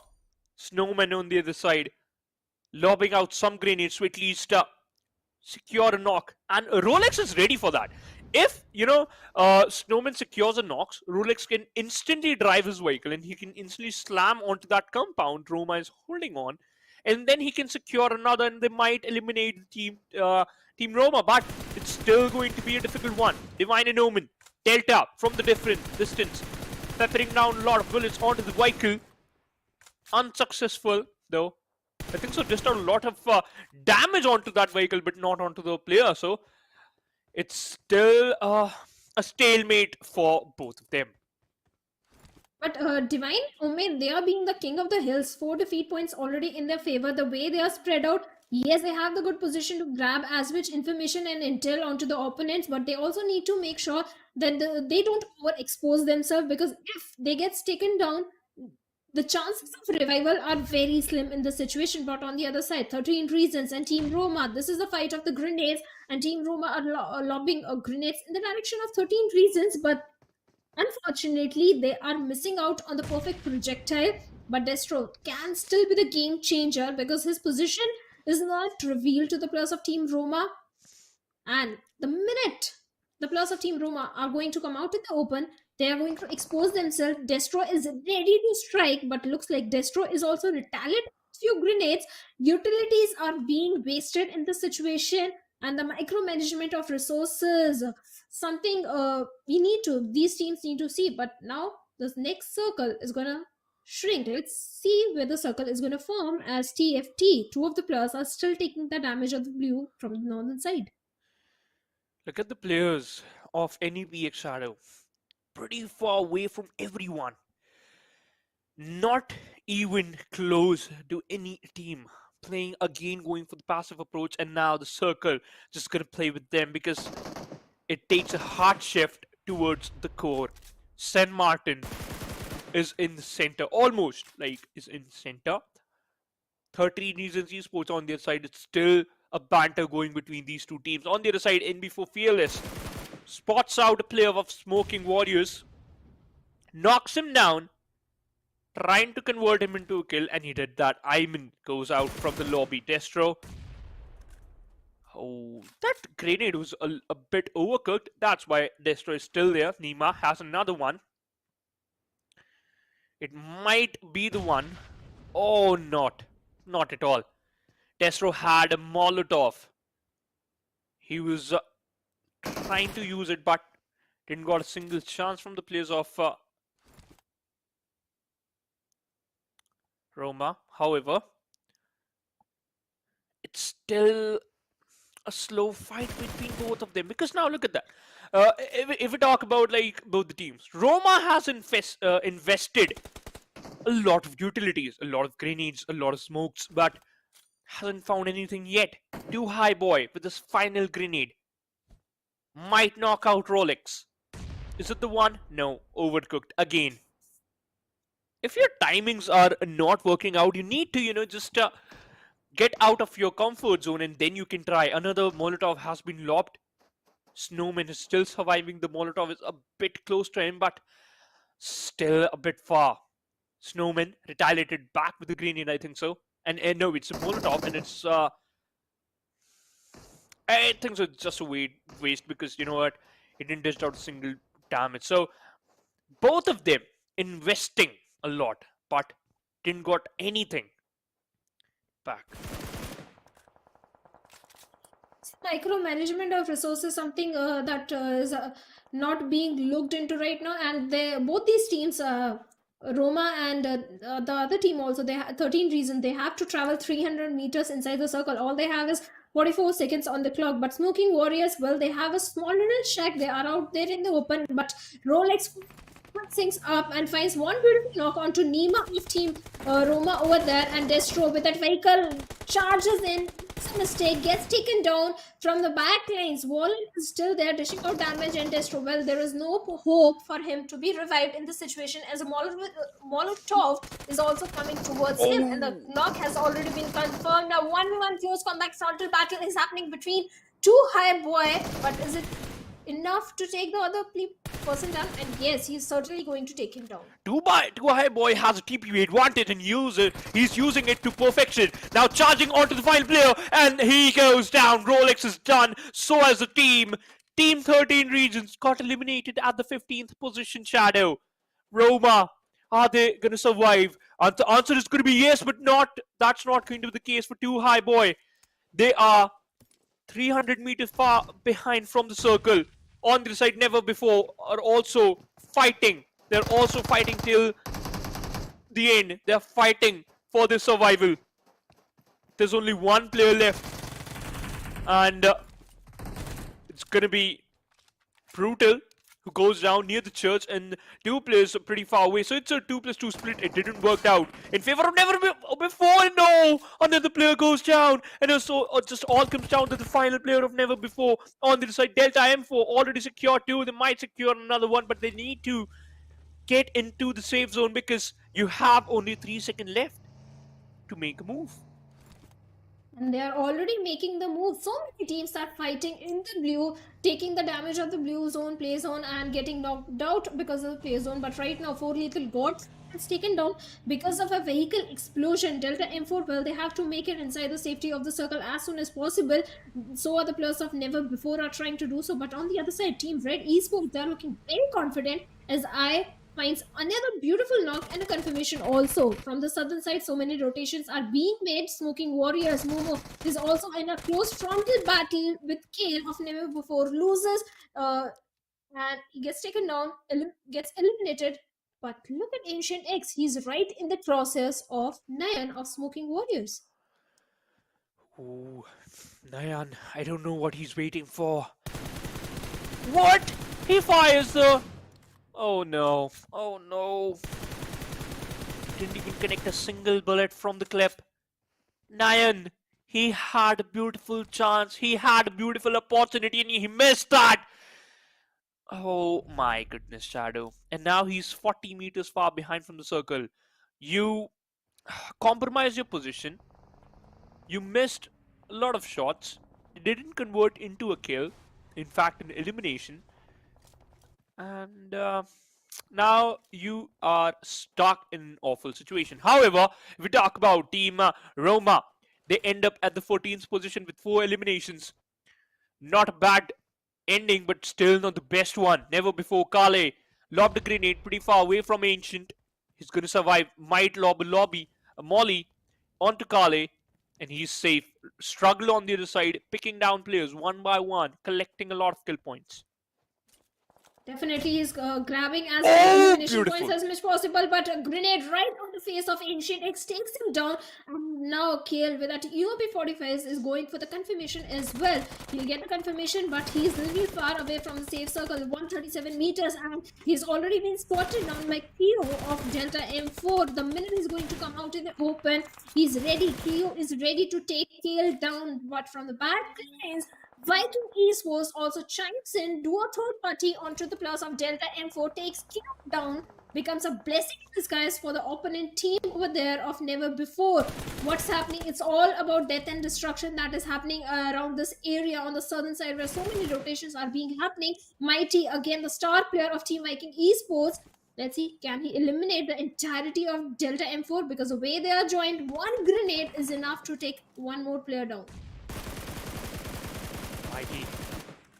Look at the spray, it was almost perfect, but still not the one he could rely on. They are 200 meters far behind from the circle. I still suggest them to, just move back, go towards the safe zone, and then engage in the fight. It's an awful location, it's an awful situation. If you end up in a bad one, then you might fall into a loophole.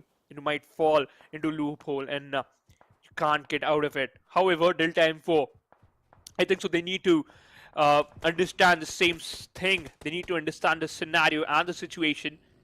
Oh, Viking versus Red. Oh, Warriors. In fact, Red Esports, by the way. I had a chance, dished out a lot of damage, knocks out a Kujot, but got pigged by Classy. It was a good trade. Kiwa, he's still pretty far away, struggle finally moving in, and there's not even a single grenade being lobbed in onto the players of Vikings. I don't know why, but they're waiting. They are a little too far away from the grenade projectile range, but on the other side, Delta M4 Sage finally finds a beautiful knock. Let's see if we can go for the confirmation as well. Tit for tat. Well, he's right in front of the players of NEPX, and they are lobbing molotovs in the direction of Alu Joker over there. He has to go back, he has to fall back, find a hard cover for himself, but Vikings, Mighty, he's not stopping. He has taken down struggle of Team Red Esports over there, and Viking Esports, they're grabbing as many defeat points as much possible. Actually, not defeat points, they're just taking down the players, not able to get the confirmation onto them. That's why 0 defeat points to them, but still a very valiant effort from the side of Viking Esports. The way they're surviving, have all the 4 players alive, but now they're becoming the ugly thorn for the players of Team B12. Blackhawk 12 over there, 1 defeat point already. The vehicle gets explored, but still the 2 players are surviving of Blackhawk 12. At the same time, Aku Jord is picking fight with the players of Delta M4 also. Engaging in a lot of fights, but they need to be careful. Shadow on this side, Divine Inhuman is on the top. 4 eliminations, tit for tat. Alu trying his level best, and no, he falls down. He might face demise, but on the other side, Red Esports faced an elimination at the 9th position with 5 eliminations. Good for them.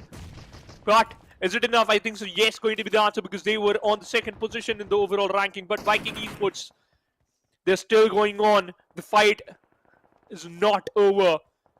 And if we talk about the one player from Power Brilliance, Octopus is still in the lobby. Shadow, he hasn't secured a single pick, but he's still alive. Vikings Mighty goes down from Delta. It seems like these two teams, Divine Inhuman and Viking Esports, are the biggest threat in the lobby. And every single one of them, every single player from these two teams are alive. However, for how long Octopus can stay can hold enough, he can stay alive, because the 3rd position, the top 3, the qualification depends onto his positioning. Definitely, and Classy with that UMP 45 is already closing the distance towards the players of Delta M4. And let's see, can he take the players down? And yes, his own teammate SBN Ninja with the Scar Arrow is going to take 2 of the players down. But on the other side, Mamba is picking the players of NEPX as Foxy hits the ground, and Viking player has also been picked off. That means Vikings are also suffering casualties. Trades are being made, and NEPX has been eliminated at 8th spot. We have 7 teams, 19 players. Make it 18 players still remaining. Delta M4, they are still surviving, but Classy is going to put the final bullet and eliminate Delta M4 on 6th spot. Viking Esports looking fantastic in this situation. 5 defeat points already in their favor, but what is not in their favor is the circle. On the other side, 4 lethals need to be careful from the backlines because Viking Esports is still there. And see what's going to happen. Yeah. We have still 16, 15 players. 16, 15 players. They are fighting till last breath. And no, Octopus goes down. And I think so the hopes of the team Pablins too, but let's see. Divine and Omen. This is going to be the last game. This is the final approach to be in the top 3. Already got 8 eliminations. Spot out the players of Came to Destroy. Lobbed grenades. They're lobbing back to back those throwables to at least secure 1 kill. Mr. Zoro. Random shots. Didn't connected one, but still at least, denying the area. Mr. Zoro again tried to lob a molly and it just backfired onto them. And now it's a 2v3 situation, Shadow. It's a 2v3 situation. From the lower ground, Came to Destroy are taking the players of Divine Omen. Let's see if they can eliminate the entire squad. But now trades are coming in. Nova Sir has been taken down. The revival is already coming in. Now Lightning has to make sure that he keeps the enemy at bay. But also at the same time, they have to move inside the circle as the blue is going to close in about 35 seconds. The grenades are already being deployed. But Came to Destroy. Wizard is already closed the distance, and with that AKM takes Maximus third down. Can he take the other player? The last player also down from the side of Divine Omen, hiding behind that vehicle with all 3 players. One for the opponent, but he takes not just down. What? He almost clashed it out, but Delta Jord eliminated him. But a valiant effort from the side of the last player of Came and It was 1v3, Shadow! It was a beautiful 1v3! My man did a 1v3 so beautifully that no one even understood what just happened.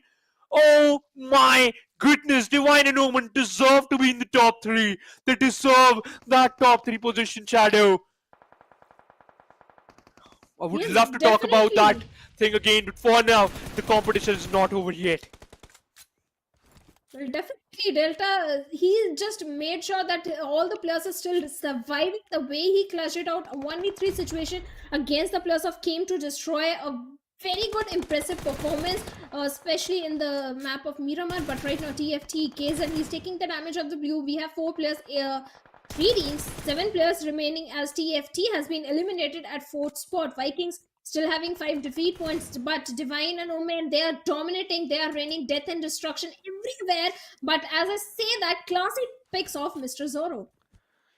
Mr. Zoro goes down. In fact, he needs a revival, and now he will get that instantly. Top 3 teams. This has to be Divines and Omen's second, and they can easily get it because now they have the man advantage. Shadow, Godzilla collected 3 first-aid kit, and now he's just going to apply it onto him. Onto him. Oh no, he couldn't be able to do that because the blue zone damage is really massive. The final player got picked up. Mighty healing himself up. Classy on the other side also sticking with him. It's a 1v2v2 situation. In fact, it's a 1v2v3 situation. Classy spots out Master. Delta on the other side providing him a lot of cover. Delta finally charging in. He knows where the players are. Lobbed a Molotov. He has 3 in the backpack. 1 is done a bit short. Classy steps up, takes 1 down, and he might get another one. Delta is in a bit of trouble. Mr. Zoro, where are you? Another Molotov has been lobbed onto him. Classy shifted at MK14. Delta sticking to the Thompson, takes 1 down, and now it all comes out to Mighty and Delta. It's a 2v3 situation. In fact, it's a 2v1 situation, and no way, Delta goes down. Mighty might secure another one, but no! Delta! Wait, in fact, it's Zoro! Zoro who saves the day for the team. But now it's a 1v1 situation. Godzilla can steal this chicken. Godzilla can steal the limelight. But does he even know where the players are? I don't think so. Me too. I don't think so. He knows where the players are, and as he's searching for the players, Mr. Zoro, he had time to revive Delta Jord. Now it's a 1v2 situation. Godzilla, he's lobbing Molotovs in both the direction, hoping to find a connection, hoping to find an opening. But Divine Ornament, they are also going to retaliate with a similar Molotov. But Godzilla, he's still safe. No damage has been dealt on either side. Let's see what's going to happen. Which team is going to get that big winner chicken dinner, as the zone is going to close in about 15 seconds. Technically, it's going to be Divine's and Omen's chicken dinner because they have the manpower. And yup, it just happened, ladies and gentlemen. They got the final chicken dinner of the day. Divine's and Omen got the chicken dinner in their favor. A very beautiful one, by the way. And Mr. Zoro and Delta, you guys were crazy. You guys just did it. And you know what? They deserve to be in the top 3. And it seems like they got the best out of it. 31 total points, 16 elimination. Oh my god, 16 elimination. If you surpasses that limit, if you surpasses that 15-pointer limit, you are a beast. And Team Divine and Omen, this certainly were. Well, it definitely was 16 elimination. I think they have the highest eliminations from this particular group, Group B. I would just want to see where exactly they are standing in the overall ranking, because Par Brilliance, they faced an early elimination with almost 0 points, if I'm not wrong. So things open for so many other teams for the third spot, which we were talking about. The third spot is still open for so many teams. Maybe there is a possibility of Divine and Omen coming on the third spot, or maybe the second spot. We never know. You know what? You already gave the clue, Shadow. I think you gave the spoiler.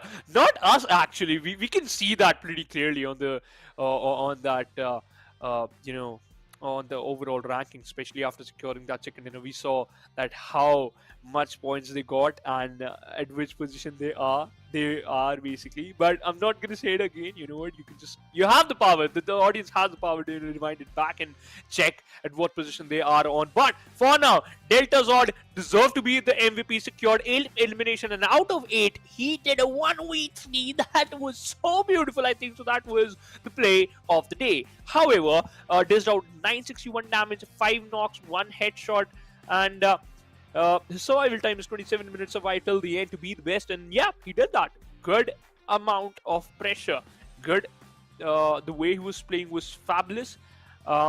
Outstanding, by the way. But let's take a look at the top players. Who are the other players who joined the fray of Delta Zord? It's going to be Mr. Zoro, his teammates are there. Mr. Zoro is one of them, and then we can say Fat Man Dada secured 5 elimination out of 496 damage. Wizard Shadow from the team came to destroy, secured 3 elimination, and dished out 806 damage. That is a huge number. Definitely, it's a huge number. Wizard was picking so many fights. Yes, he was not able to convert all the damage that he was dishing out into elimination, 3 elimination, but still a very good performance from the side of Came to Destroy. They started shining in, I think, Sanhok, and they continued same performance, same level of performance in Miramar also. So yes, Came to Destroy is also one of the promising team from the Nepal region. But Divine and Omen, it's all about Divine and Omen in this particular one, the way they were dominating the entire game. But talking about the match summary, the highest elimination are also from the side of Delta Jord, the guy who clutched at the right moment, and the highest damage is also from his side. Yeah, he secured the highest damage. In fact, he was all over the places. Sega on the other side with the highest amount of assist. That's a really good one. You know, in the previous match we saw the 2 was the number, but now Sega increased that to 4. Kaizen with the highest healing done, and it was 613 from the team Tit for Tat. Tit for Tat really impressed me. They started off with a banger. In the second game, they were decent, and in the third one they were decent too. So yeah, they still have a lot of room to work with. They need to just focus on their strategies. They need to work on their total play style, basically. Not total, like some of it, but for now they're good. But ladies and gentlemen, let's talk about the match ranking. Divine and Omen with 31 total points, and oh, look at that drop. Divine and Omen secured 16 eliminations, and the total points of Vikings is 16 points. So yeah, you can see the domination. Domination was definitely there from the side of Divine and Omen, but Vikings having 16 points, making sure they're still in the race, they're still in top 3, if I'm not wrong. 4 Lethals finally having a very good performance, a very promising team from the side of Nepal region. They impressed me on all 3 games, the way they were picking fights, but this time they came on the 3rd spot with 14 points, came to destroy. On all the games, they had very good rotations, good placements, and good firepower. Also, this time they are sitting on the 4th spot with total of 12 points. And we have TFT, the team that opened things on a very good note when Group B came in. They are sitting on the 5th spot. But now the main question is, Team Red Esports, they were eliminated pretty early, Shivansh. Yeah. Team Park Brilliance, they were also eliminated pretty early in the game. Yeah. The question comes, which are the top 3 teams which are qualifying for the semi-finals? Can I reveal it? You can guess. I think so. My guess would be perfect. But again, let's take a look at the highlights, and then I can give my guess. I think so. The 3 teams are going to be obviously Viking Esports. Then we can talk about Divine and Omen, and then the 3rd is going to be Red Esports. So now my question is for you, Shadow. What about you, and for the audience too, ladies and gentlemen? You can just comment that down. Which are the 3 teams you're looking forward to? Are they going to qualify? But this moment was mind-blowing. That did 1v3. But yeah, the question is same for you guys and for you, Shadow.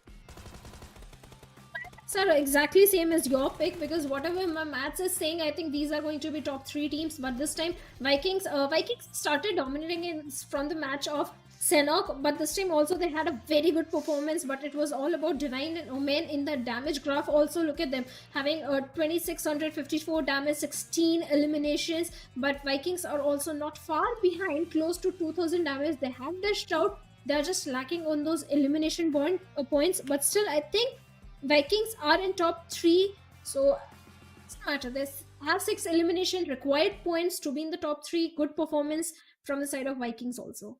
Yeah, good performance. And they need to just do the same in the next stage, because they might be in the top 3. But ladies and gentlemen, you don't have to wait for so long. Let's take a look at the overall ranking, and yes, I was right. It's Viking Esports with 57, Divine and Omen with 56 total points. That's massive. Red Esports on to 3rd position with 36 total points, and now Came to Destroy came up on the 4th position. Pretty close, yet so far 14 points difference between them and Red Esports. And Power Brilliance, the team who secured chicken in the first game of the day for the Group B, end up at the 5th position, tit for tat. 5 position jump. Wow. Certainly, tit for tat. They opened things on a very good note. They are ending things on a very good note. That means they came to make a mark, to make a statement, make a name, which they are definitely doing. 4 Lethals also taken a big jump in the overall ranking, but never before sitting on the 9th spot. Delta Info, this is also one of the team that has taken a jump of 2 points. They are sitting on the 11th position with 15 points, and we have Blackhawk 12 on the 15th with 2 points. Good performance from their side. 13 Reason Esports, again, the name impressed me, but they still need to deliver the performance which can impress me. 16th spot, 2 points to them. Good play by them. Delta again, were heavily dependent on the elimination one, which was good. On the other side, 13 Reasons Esports, Black Hawk, Silence Duncan. This is not the end of the road. You need to understand that you will get a lot of you'll get a lot of opportunities in the future, right? For an example, you'll get PMCO and other championship too, so you can look out for those two. But for now, this is type of an experience, right, Shadow? This is a dream too for a lot of players, to be to get their name onto the broadcast, to be and to just play alongside the one of the best in the country. So yeah, kind of a dream come true for a lot of players and a lot of teams. But again, this is not the end. This is just the start.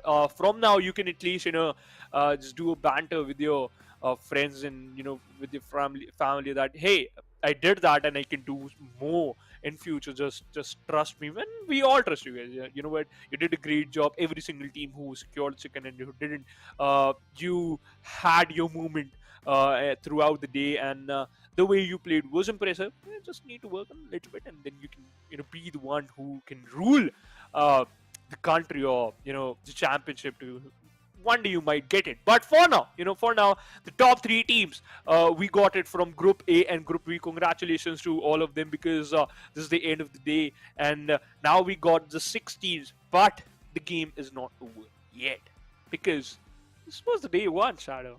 We just started. Yes, we have just started. We have got 6 teams. The other teams, like you said, there is no such thing as a failure. You just learn from your experience and come back stronger. I'm very sure in some other event we are going to see these names dominating the lobby, qualifying till the finals. So yes, there is always a second opportunity for everyone. So yes, but like you said, we have day 2, day 3, and day 4 also. So other groups are also there. Let's see what kind of performance they are going to deliver, because all these teams, they are here to just make a name for themselves, make a statement that yes, they have the firepower, they have the skills, they can represent their country, and I'm very sure one day they're definitely going to do so. Yeah, one day you can be the one. You can achieve whatever you want, right? But again, ladies and gentlemen, this is the end of the day, and we will definitely meet you tomorrow, and you will see Johnny and Fixes alongside us. They will cast Group A too, and we'll cast Group B most probably. Let's see what's just gonna happen in future. But for now, ladies and gentlemen, this is the end of the day. We'll see you tomorrow. Till then, bye bye.